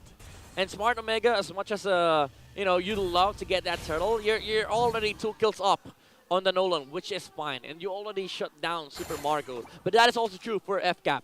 Not everything is put on this Ruby. What's important for them is that KarlTzy gets farmed. Yeah, I feel like if you're FCAP, if you're Omega, just keep your eyes on the ball, man. Don't get too distracted by Super Marco. Yep. You gotta keep in mind that KarlTzy is the key here for Falcon's APBren, and just, remind your teammates that, oh, guys, it's not Super Marco, okay? He's probably gonna be annoying later. Yep. You know it. We know it's coming. But we gotta deal with something else now. Right, exactly. Speaking about something else, Owgwen jumping in the middle lane against Yaku. Flicker is there, available for the Cooper, but the descent from Pew is gonna be able to clean out the roam of Smart Omega. Great damage. But they're not done yet. They want to chase for more. Flicker from KarlTzy catches Rihanna off guard. The damage from KarlTzy, is it gonna be enough? Yes, it is, as they take out the Hylos of Smart Omega. And again, the problem with the high loss is you don't have a flicker, you don't have a way to get out of the penalty zone, and now you're gonna get pulled in as well. Once more by KarlTzy here. And Super Marco, great duo on top side. Mid lane though, they got a different plan. Andoryu, nice try on Few, but it's gonna be foiled by the Roams. Yeah, the layering by FCAP. And also keep in mind, this is what Rockhart mentioned earlier. Even if you do get a kill on Super Marco, it's still hard to fight into the Ruby because he is the aggressor in that lane. Now Purify has been forced out on Jome. Any further gank from FCAP is just gonna hurt Jome even more. It's taking so much attention from the map, and it's distracting, and because of that, look, FCAP are taking 2 turtles already. Yeah. And in this last one, there's not even any resistance whatsoever for Omega. Yeah, and they're poised to be able to take the Roger into an aggressive state where he goes lane to lane looking for kills, invading resources. And as of right now, Smart Omega, they still are yet to find a good set from the Scooper. It's hard to deal with. Look at FCAP, they know they got some sort of advantage here. As long as Few doesn't die, they're good. They're golden. That was a nasty from Few under the nose of Andoryu. He was able to snatch Little Wonder away. Top lane, there's going to be action happening here. Owgwen with the ejector. Not going to be able to close the gap, though. He does not want to use the unstoppable force. So now, slowly but surely, Omega are starting to look predictable, right? The way they're moving on the map, it feels like FCAP always has vision on where Andoryu is, on where Jome is, and because of that, they can't really do anything major. Yeah. Jaw is annoying. It's annoying. We've said this before. Jaw is annoying. It really is. And I guess for Omega, what's the play? Right? What's the play Look for for the Omega? Jawhead. Look for the Jawhead. Chaknu. Make it happen, man. Yep. Make that X Factor. Oh! No summon force for you, Dome! What are you doing? Oh my goodness, Owgwen, Master Blaster in the house! The master play. The flicker from the Ruby into the hook force the Purify. But the ejector was there, and now FCAP's not done. Another ejector in the mid lane. They catch Chaknu, they catch the poison, but they throw him away. It's too good, man. That was so good. Consecutive plays, the displacement coming in from FCAP is unbelievable. And this is what we talked about. Like Super Marco just demolishes lane. Lane to lane. The lanes are being settled here by FCAP. No changes coming out from Omega's pocket as they lose all 3 lanes. All of a sudden, it feels like Omega are just passengers here, and they're just down here for the ride. They can't do anything. They can't fight back. They can't push back. All they're doing is just trying to use everything they have, just try to survive, and it's not working. Yeah, they're basically under the mercy of Owgwen right now. Every hero, any hero that Owgwen sees is an unstoppable target into ejector, into I'm offended, into a penalty zone counterplay. That's difficult. That's a difficult play. So everything's definitely going on the side of FCAP, man. Every single fight. And it's becoming almost impossible to climb here. You see how committed FCAP is with the team fights that is about to come for the next few minutes. KarlTzy just rushed Warax into Winter Crown. That's how you know that they're not going to be fighting for side lane control. Yeah. This is all-out war. This is brawl from Falcons APBren. Andoryu, though, not enough damage to take out Super Marco. And again, he can't stay for too long because the amount of displacements is crazy from FCAP. Yeah, rush it out as well for Queen's Wings and the War Axe for Super Marco. Maximum efficiency on itemization Midnight. Yep, and the Dominance Ice comes out from Owgwen, so they're covered with the anti-heal from the Dominance Eyes, with a glowing one as well from Pew. Thunderbolt build from KarlTzy, more damage, more sustain, and more crowd control with the slows that could come out from the passive. Jome can't survive that. I think that's 2 hits, 3 hits, 3 hits max. Yeah, he dies in 2 seconds. Against Kyle, right? Like, oh yeah. my goodness. He shows up to a fight, use Salmon Force, he's dead in 2 seconds. And not to mention Owgwen's hunting him down. Oh my goodness. It's a hard That's game. Scary. It is a hard game for the Barangay gold laner. Okay, Chaknu. I guess he's thinking, you know what? I have to make a play. I've got to make a play here. I have to. Chaknu. But will it work though? Will it work? Chaknu, he's looking on the side. Ejector used up by Owgwen. Slowing down the push. Delaying it. the scary part about that play is not the flicker ejector. It's the TikTok ejector into flicker play. Not to That's mention a long range. Exactly, and not to mention you're also worrying about penalty zone. Exactly. This is very, very scary for Smart Omega. When you see Jawhead like that, like walk confidently towards your side. Oh, all right. That's the Chakdu. lineup. Ooh! Chakdu. Oh, the cancel. The cancel stun on the from Tyrant's you. Rage. And look at that. It's diving in. It's really, really good. But for only a moment. As we do see Penalty zone. KarlTzy diving in. Few gets taken out. Critical pickoff from Andoryu. And now it's going to be Jome. That's all the damage, most of the damage removed from Marco. Omega. And now, Super Marco and the rest of FCAP can go ham. Everything was thrown down into the kitchen sink by Smart Omega, and now they don't have anything against the onslaught of Falcons, APBren, the Ruby, and the Roger are doing it.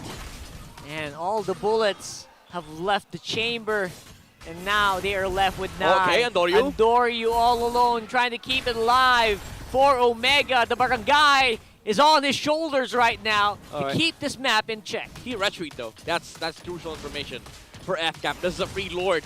And even though they lost Super Marco, he didn't have Flicker. So even then, it's still FCAP biding their time till the next push with the Lord. And now because of that, we are in a bit of a lull here where we will see whether or not Omega can actually get the control of the map back from FCAP. Because right now, FCAP, check out the items. All they need to do is wait for that Lord, maybe push up on the bottom, which is exactly what Fuse doing. Yeah. FlapEasy's doing. And he has all the info he needs. This is synced up from Falcons APBren. They are going to be able to take out the bottom lane tower, wait for the next wave, and then quite possibly sync the top wave with the additional 2 waves coming out from mid and bottom lane. This is well done by Falcons APBren. Yeah, keep the focus on the bottom side of the map. Keep it in mid, keep it in bot. Oh, Andoryu cuts the middle lane. Distract them from the Lord on top. But Andoryu, he's not buying it, man. He's making his own play. Yeah, he knows. He knows what FCAP was doing. And cutting the middle lane was a very smart choice. Oh! Again. Oh! Owgwen delaying Owgwen! it. This is not the first time we've seen this. One was from SPS with the Guardian's Barrier preventing the tower passive from clearing the minion wave. Now he prevented the minion wave from dying so that they're able to take out the second turret. And uses the... 200 IQ plays, man. And again, I guess they have a bit of more freedom this time. It's a less pressure because it's only a second tower, but it's those little things that only sometimes Owgwen. They have flickers. They have flickers. People that have flickers, there you go, forcing it out once more. Glorious Pathway is in a great position here for Omega. They take out Owgwen this time. And now Andoryu looking for more targets, already used as a fracture. It's a double kill for this Arla. And then going down it. Wow, it takes a while to kill the horse. It took 2 to suicide on the backside. So long. Yeah. For a Hylos kill, they went in, jumped with Owgwen, forced the Purify on Jome. FlapEasy went in with a flicker penalty zone onto the backside, but it wasn't enough. They had to deal with the Hylos in the front lines. Andoryu getting chased by the Roger as we see the instant replay here, but we're seeing 2 clips at the same time. KarlTzy was actually able to finish the kill onto Andoryu. It happened. The 2-hit, 3-hit combo we were talking about. Yep. With the slows, KarlTzy was allowed to chase the Nolan. Usually nobody can chase the Nolan, all right? Super Marco is looking for a play here. He has a flicker. They want to set up. That was nasty, man. KarlTzy is you unstoppable here at this point, right? You can't really stop this guy unless you go full on him, dive on him with a Kufra, dive on him with Ryota. That's going to be, again, you're using up a lot of resources just for one area of attack of Falcons APBren. It's just one department that you're dealing with. But now you're concerned as well with the Ruby, like the sets that could come out from Super Marco. Chakdu jumping in. They know there's no revenge. There's no jump from the Kufra. There's not going to be any punish. Oh, there's no punish right now, and Super Marco whittling down the HP of Ryota. Oh my goodness. What now, though? Ooh, FCAP They quick. don't have the Glorious Pathway. They don't have a tank aside from Chakdu. No revitalize as well. FCAP again, very quick with a trigger there. They see the Cooper jump in. They knew there was not going to be any flicker. Tyrant's Rage, they timed it. There was no flicker on Chakdu. So there was no saving Ryota. Andoryu trying to cut these minion waves, slow down the push. Again, Omega making it hard here for the defense, keeping that turret alive. Ukir holding on, maximizing the explosions coming in from the glooms. Yeah. The thing is, even though they have a lot of AoE damage from the Lilia, the sheer fact that there's a lot of engage on the side of Falcon's APBren, imagine even the gold laner has a set of his own. Look at they have everything. They do. Again, right now, FCAP, I think they smell that Andoryu is up to something, keeping their bouncers basically around few. Alright, 5 heroes on the bot side here for Falcon's APBren. They're not going to be able to utilize their Lord, but this is still a Lord wave. It's a fat minion wave on both mid and bottom lane. Andoryu's called on top side, and it will be cast with Glorious Pathway again. Owgwen trying to delay it. Alright, but they cleared it on the side of Smart Omega, but FCAP is still going to be able to take the mid lane tower, and that's it. Just the base that is still standing for Smart Omega. Andoryu made it in time, so at least for now they can breathe. But they are going to be able to take a lot of resource, even this purple buff. Owgwen's on the hunt. He's looking for it. He baited it! Alright, he's still able to dash away. Yep, dash it away, and now it's a re-engage coming in from Omega. It looks really, really good. Super Marco is in the middle of it. It's a very messy team fight, but everyone is actually still alive. Jom is doing some pretty good damage on the Harif. Alright, Revitalize made work. They are able to heal through the damage output of Falcon's APBren, but that's all the kits on their arsenal. Oh, Pew gets taken out, but it's also KarlTzy looking for the chase, and he finds it with a like and pounds. He found the right target. In fairness to Andoryu, man, he knows the assignment. He knows I am on few duty right now. And somehow, he made it work. He's going to be up for Lord, and he has Retry, but they don't have the flicker and the jump from Chatnu. Can't slap easy again, still no ultimate. No flicker out, and FCAP knows this. Oh, Glorious Pathway! Oh, this is a really good play here. They're going in hard on the FCAP with one man down. Good damage from the rest of Omega. They're actually sustaining pretty well. KarlTzy, though, he is jumping like and pounds non-stop. Good damage coming in from the Roger, and look at that. He dashes it out. Ukir still alive. He's trying to lure him back. Nice throw coming in from Owgwen, but the chase is still going. You can't stop me, says KarlTzy. It was supposed to be nice. Smart Omega had the right idea, the chase was there, but Owgwen blocked the entrance, the entry, the angle from Chaknu. Chaknu was not able to find a good set. And FCAP went for the punish here. Andoryu is going to be able to find his Pearl buff. But the Wakasi, again, KarlTzy for the chase! The Thunderbolt damage into the endless battle. Just one like and pounds deletes his entire HP pool. Was that just one like and pounds? Yeah, that was just 1 pound. Oh my goodness. It felt like a normal attack and a jump, but no. It really was just one like and pounds. I mean, yeah, 1 like and pounds and 1 normal hit just to proc the passive. But yeah, just, one jump. What the heck, man? Unbelievable damage coming in from KarlTzy, and you can see why this funnel strat, this faux funnel strat here coming in from FCAP is so good. Owgwen, again, another bait. Again, another bait. He has flicker. I would have panicked if that was me, but no. Yeah, but Andoryu's good. Andoryu's good. The master says no. He's like, no. Wait for me. I'm waiting for Lord. You know that sticker, that no. Yeah, no, wait. Wait for it. Wait for it. Okay, here's a play. Let's see if they're going to make it. For Marco, Conceal activated by Owgwen. Who is the target? Owgwen! Looks like they're going straight for the horse. They're whittling down the HP of Ryodo, but Owgwen gets demolished. Fracture already used though. Marco, and now, Marco. HP of the Lord. Super Marco is jumping in. Few is on the side. KarlTzy is still alive. KarlTzy, good damage from Andoryu. Doing some pretty good job on the side. Everyone's running. The pilot is dodged, but here comes Kyle. And he actually did a pretty good job. Everyone's surviving here. 4 members of Omega are still alive. Jom is on the Zaman Force. He can't touch him. And now KarlTzy is in trouble. Enhanced basic attack coming in from the Harris.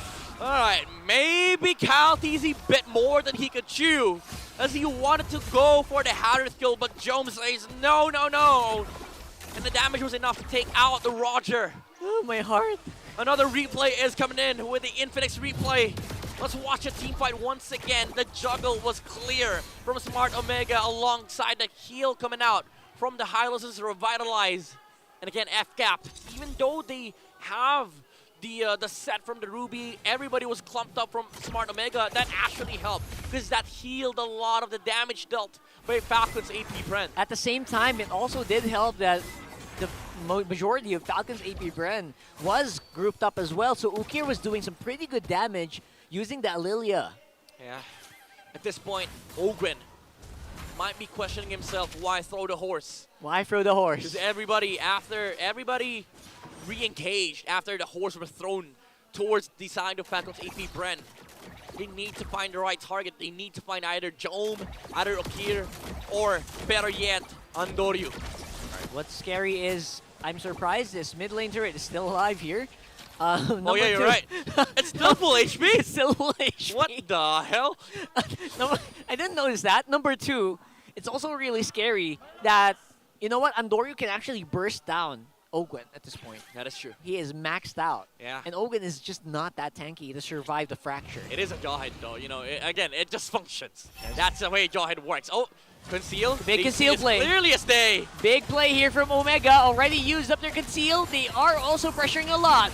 And Owgwen, he could go down as well. And they're buying it. He flew in. Nice pull from Super Marco, but I think he pulled the wrong target.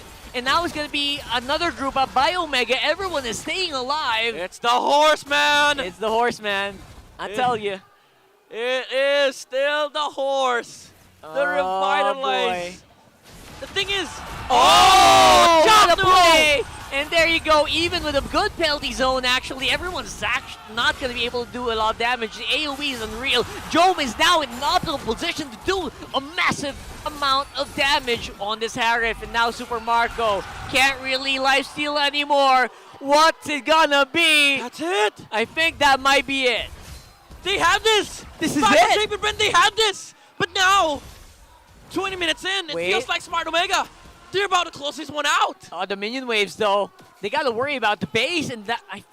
What's it called All right, here? Owgwen's going to be alive. They backed out. It's Zask and the Jawhead, but 20 seconds for the next score to be alive. Omega. I don't know about this. All 4 heroes are inside the base of Should they Falcon's go? APBren. Are they gonna go? There goes the Nightmaric Spawn. Tower lock. He's going for the tower. He wants that win, and it's not gonna go in. But you know what? In the end of the day, they push back Owgwen, and they came to play. Few is still alive. They held their ground. Owgwen with a throw onto the outside of the base. There was no mana under the base of FCAP. Look at Job. No, Job, no mana. No mana left. No mana. Can he do it? Zone didn't catch Job off guard. No Zaman Force as well. Oh my God. All right, breathe in. Ladies and gentlemen, folks watching it from home, breathe in and breathe out. We have a game 3. Can I be real? I feel like that would have been endable if Andoryu was there, but he had to go back. He had to clear. He had to clear the base. But the thing is, Chaknu had the flicker, but he didn't have the ult. He stopped using the revenge. Oh, penalty zone, but easy miss. Oh, he missed! Andoryu missed as well. Oh, no more ultimates for this Nolan, but he still goes for the kill. FlapTzy gets taken out. Jom, no, the Harif. Oh, middle lane. Somebody has to go home. Somebody has to go home. Right. And that, I think that might be Super Winter Marco. Crown. Winter Crown Should be dead. Survives only for a few more seconds. Will not be enough to save him. What the heck is happening? Everyone's jumping up and sitting down, and I can't tell you, man, but I just wish, if you're watching at home, you should have been here at Green Sun Hotel in Makati. KarlTzy looking for a play, but Chaknu with the counter play. The Tyrant's Rage raging on to the Roger of FCAP. Just when Omega needed it the most, he clutches it out as well, making sure that he doesn't fall to KarlTzy and taking out the biggest funnel advantage of FCAP. All right, it's the Kapitan of FCAP delaying the game here. Delaying the Lord take of Smart Omega. This is quite annoying, actually. Playing against a Zask in front of the Lord, so much damage, but now they decide to take it finally. Chaknu with the jump. Here it is. Glorious pathway being used by Ryota. The Hylos is just chasing Owgwen. Run away from this Lord, says Omega. No retribution, no retribution. They're not going to be able to steal it. It will be Andoryu taking out that Lord, and the follow-up fight is also in a huge advantage for Omega. And I think, I don't know, 60 seconds.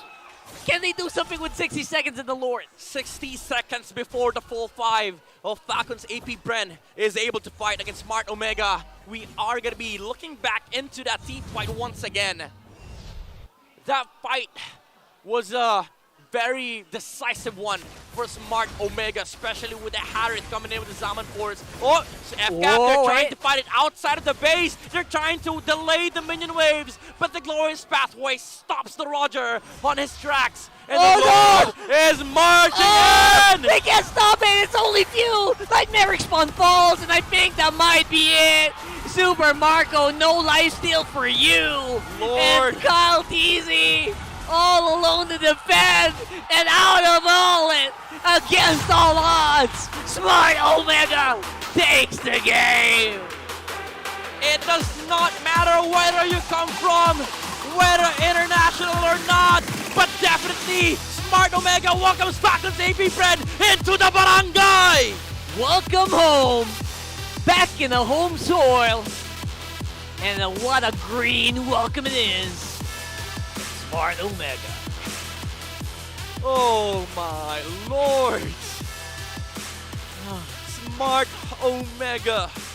We all thought it was gonna be an easy game for Falcons APBren. My heart. But now they shatter the first record, the very first win that Falcons APBren could have taken. And now they're up by 2. Oh man, 2 points. 2 points. For the barangay, man. They're number 1. They're number 1. They're right number now. 1. They're number 1 on the leaderboard. Obviously with 2 games, right? But it's gonna be a long weekend. But you know what? It is exactly the start that you want for a team like Smart Omega. Really brings me back to the days when Bren Esports would always fight off against Omega, and it would always be a back and forth. Yeah, again, props, of course, to Falcons APBren. They've been doing this for a while now, since Season 13, but they still got it. Amazing moves, amazing games, but we have to give it to Smart Omega. We have to give it to the new barangay. Let's talk to Smart Omega alongside our host, Mara Aquino.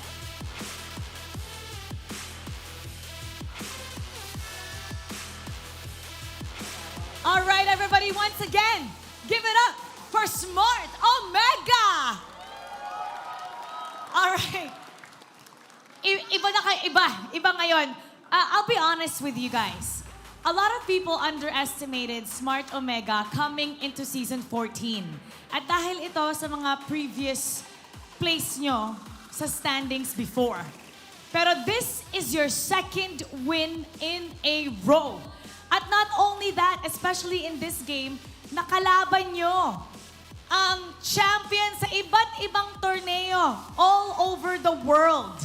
At nung game number 1, that was such a statement game. Anong klaseng Smart Omega ba ang nakikita natin ngayon, Chaknu? Anong klaseng Chaknu ba ang nakikita namin ngayon? Siguro na yung napipil ko na rin yung parang yung dumabalik yung dating 18 minutes right, parang baga yung focus namin kahit lugi focus pa rin kumbaga.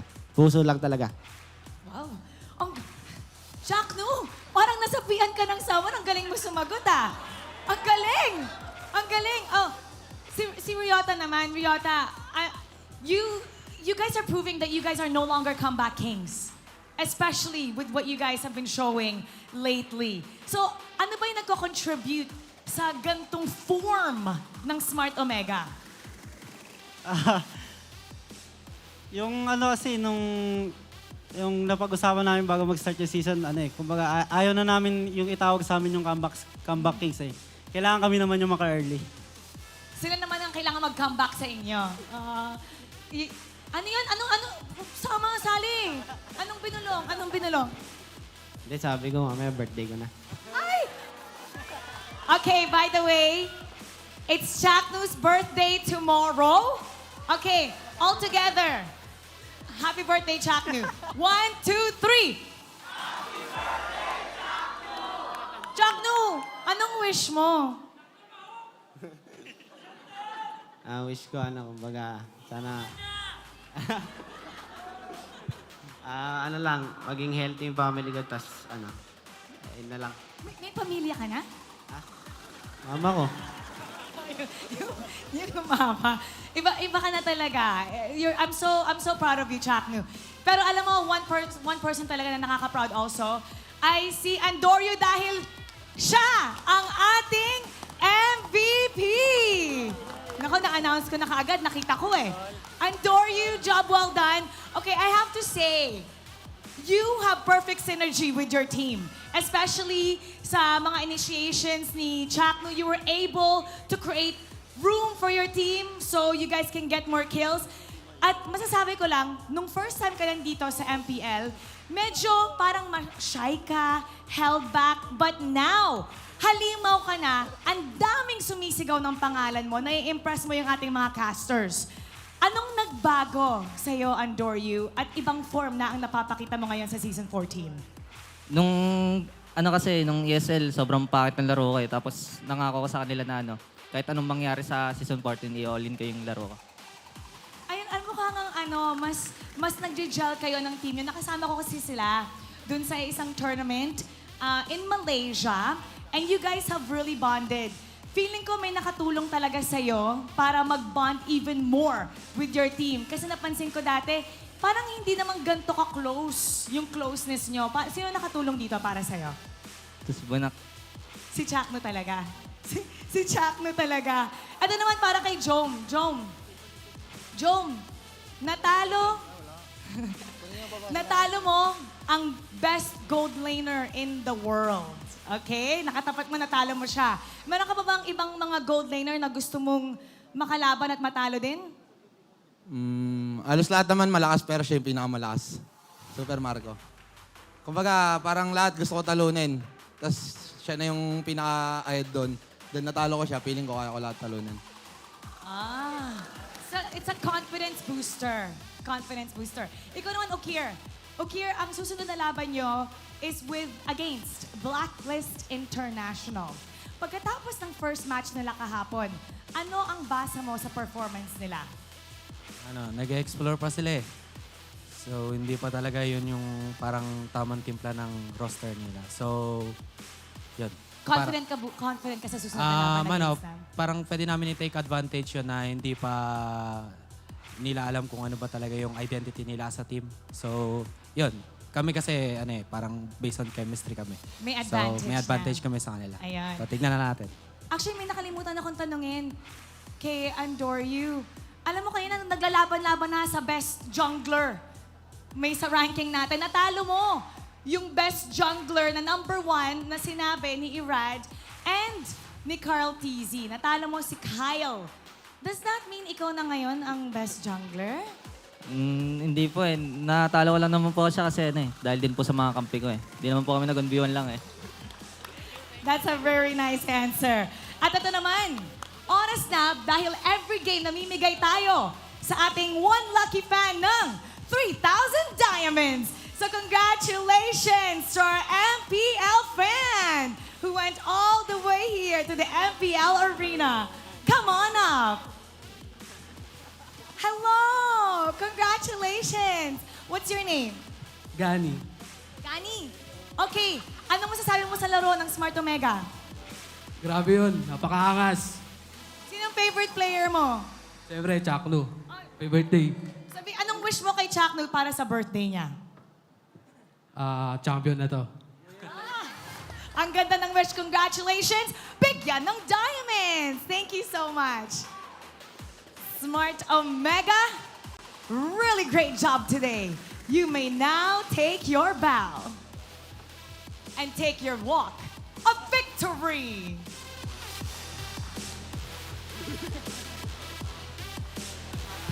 Congrats. Smart Omega. Ito na talaga. Ang ating mga heroes, nagbabago na. It's Chaknu's birthday tomorrow. Advance happy birthday at siguradong very enjoyable and really happy ang iyong celebration tonight. But before we go, we're gonna break it down for you with our panel. Pasok.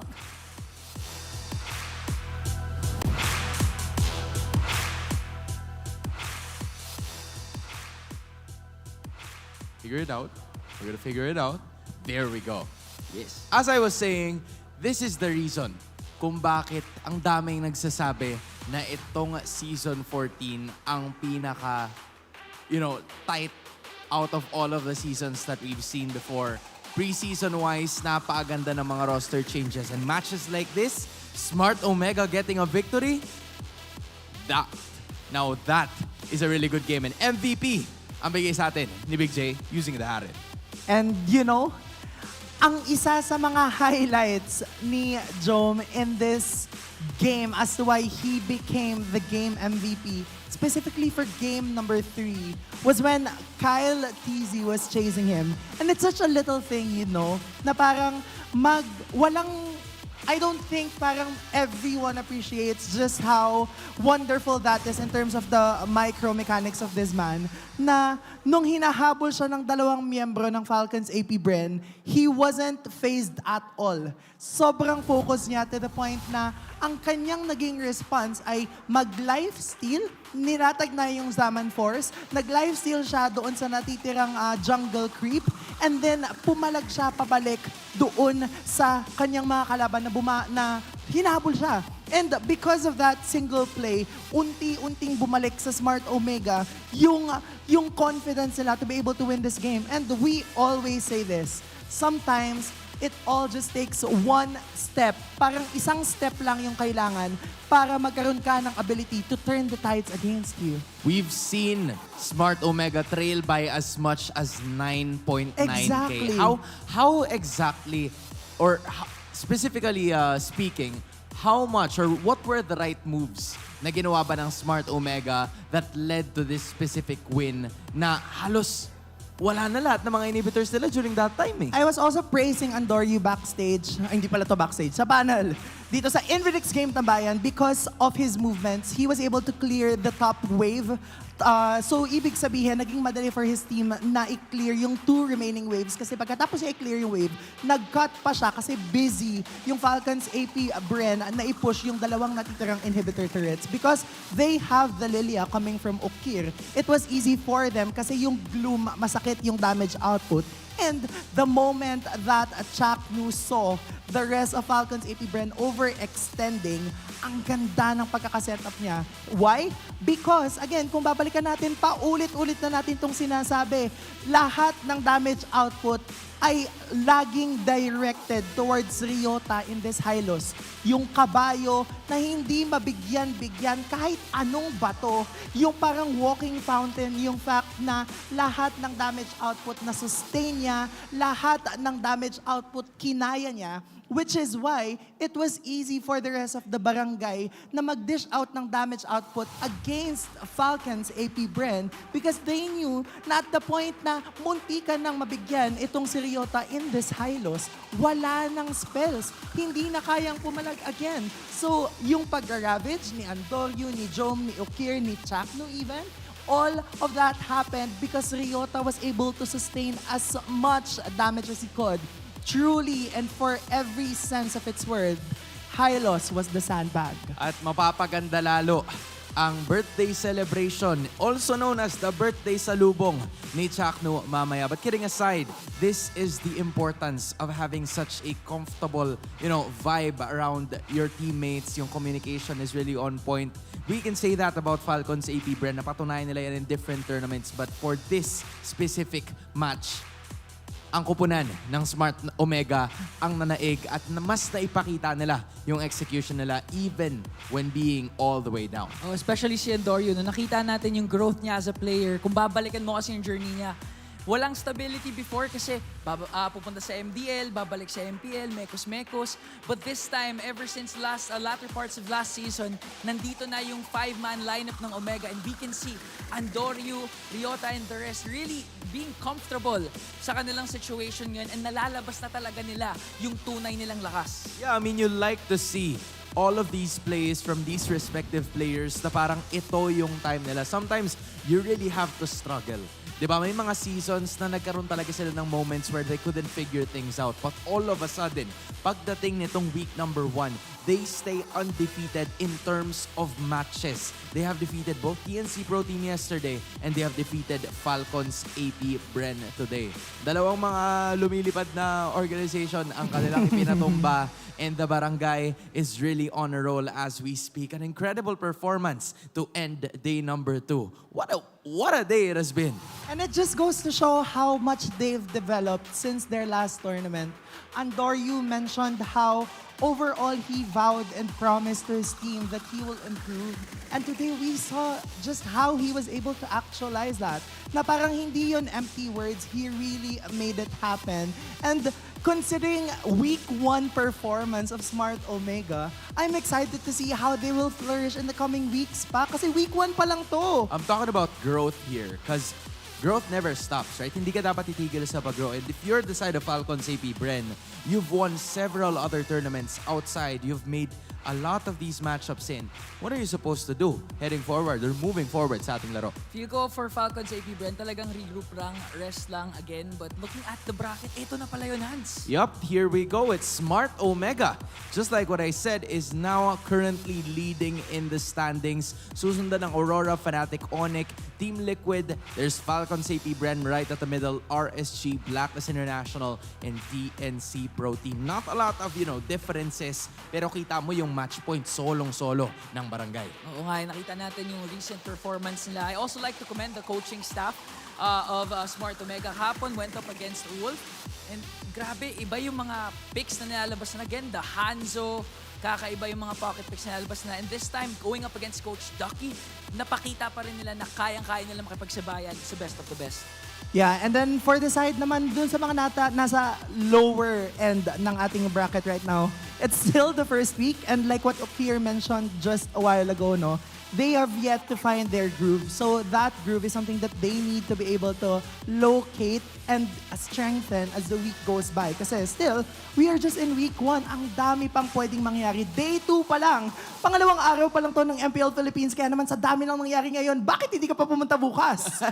Balik talaga doon yes, lagi. back to you. Balik talaga doon lagi. I mean, it really is all fun, enjoy, all fun and games kasi iba't ibang mga laro mula sa iba't ibang mga kupunan ang inyong makikita. We got a glimpse of all of the teams for the past 2 days. And I have to say na maganda ang kanilang ipinakita all throughout, especially when they start to assemble. At kayo din, dito sa inyong mga respective homes, especially when you go here, make sure that you can assemble your own community tournament. Bakit?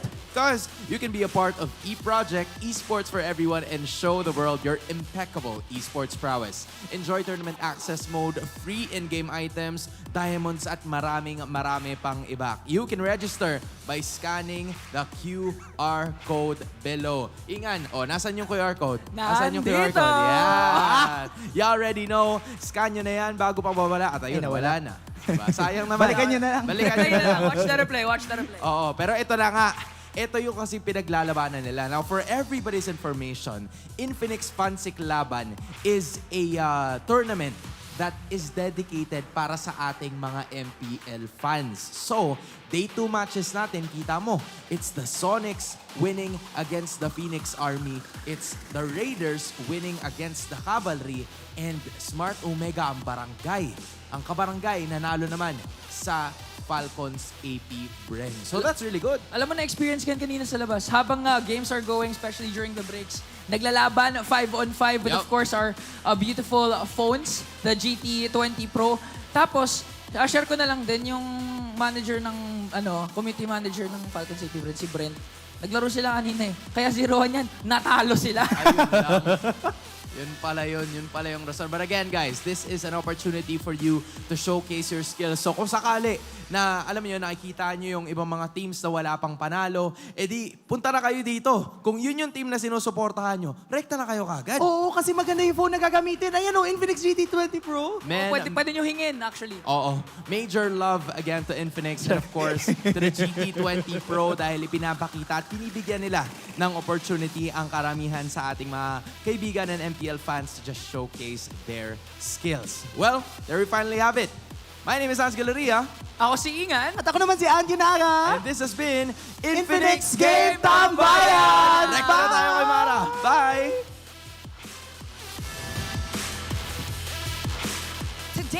matches have written the tale for the journey ahead.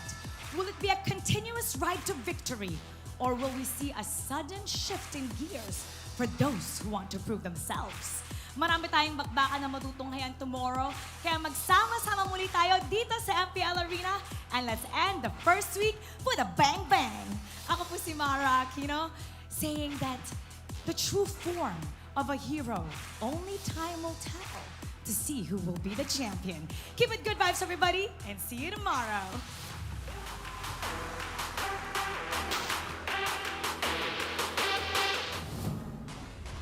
The 14th season of MPL Philippines is brought to you by the following sponsors. Smart, the official telco partner of MPL Philippines Season 14. The official tournament phone of MPL Philippines, Infinix GT20 Pro. Official suppliers, EMC Asia and Index Salon. Experience the MPLPH Season 14 action live at Green Sun, Makati City. Grab your tickets now via official MPLPH website.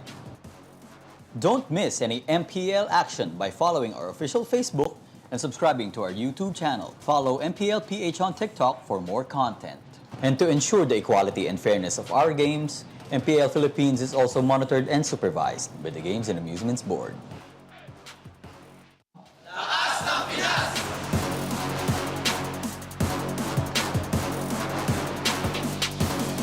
Lakas ng Pinas!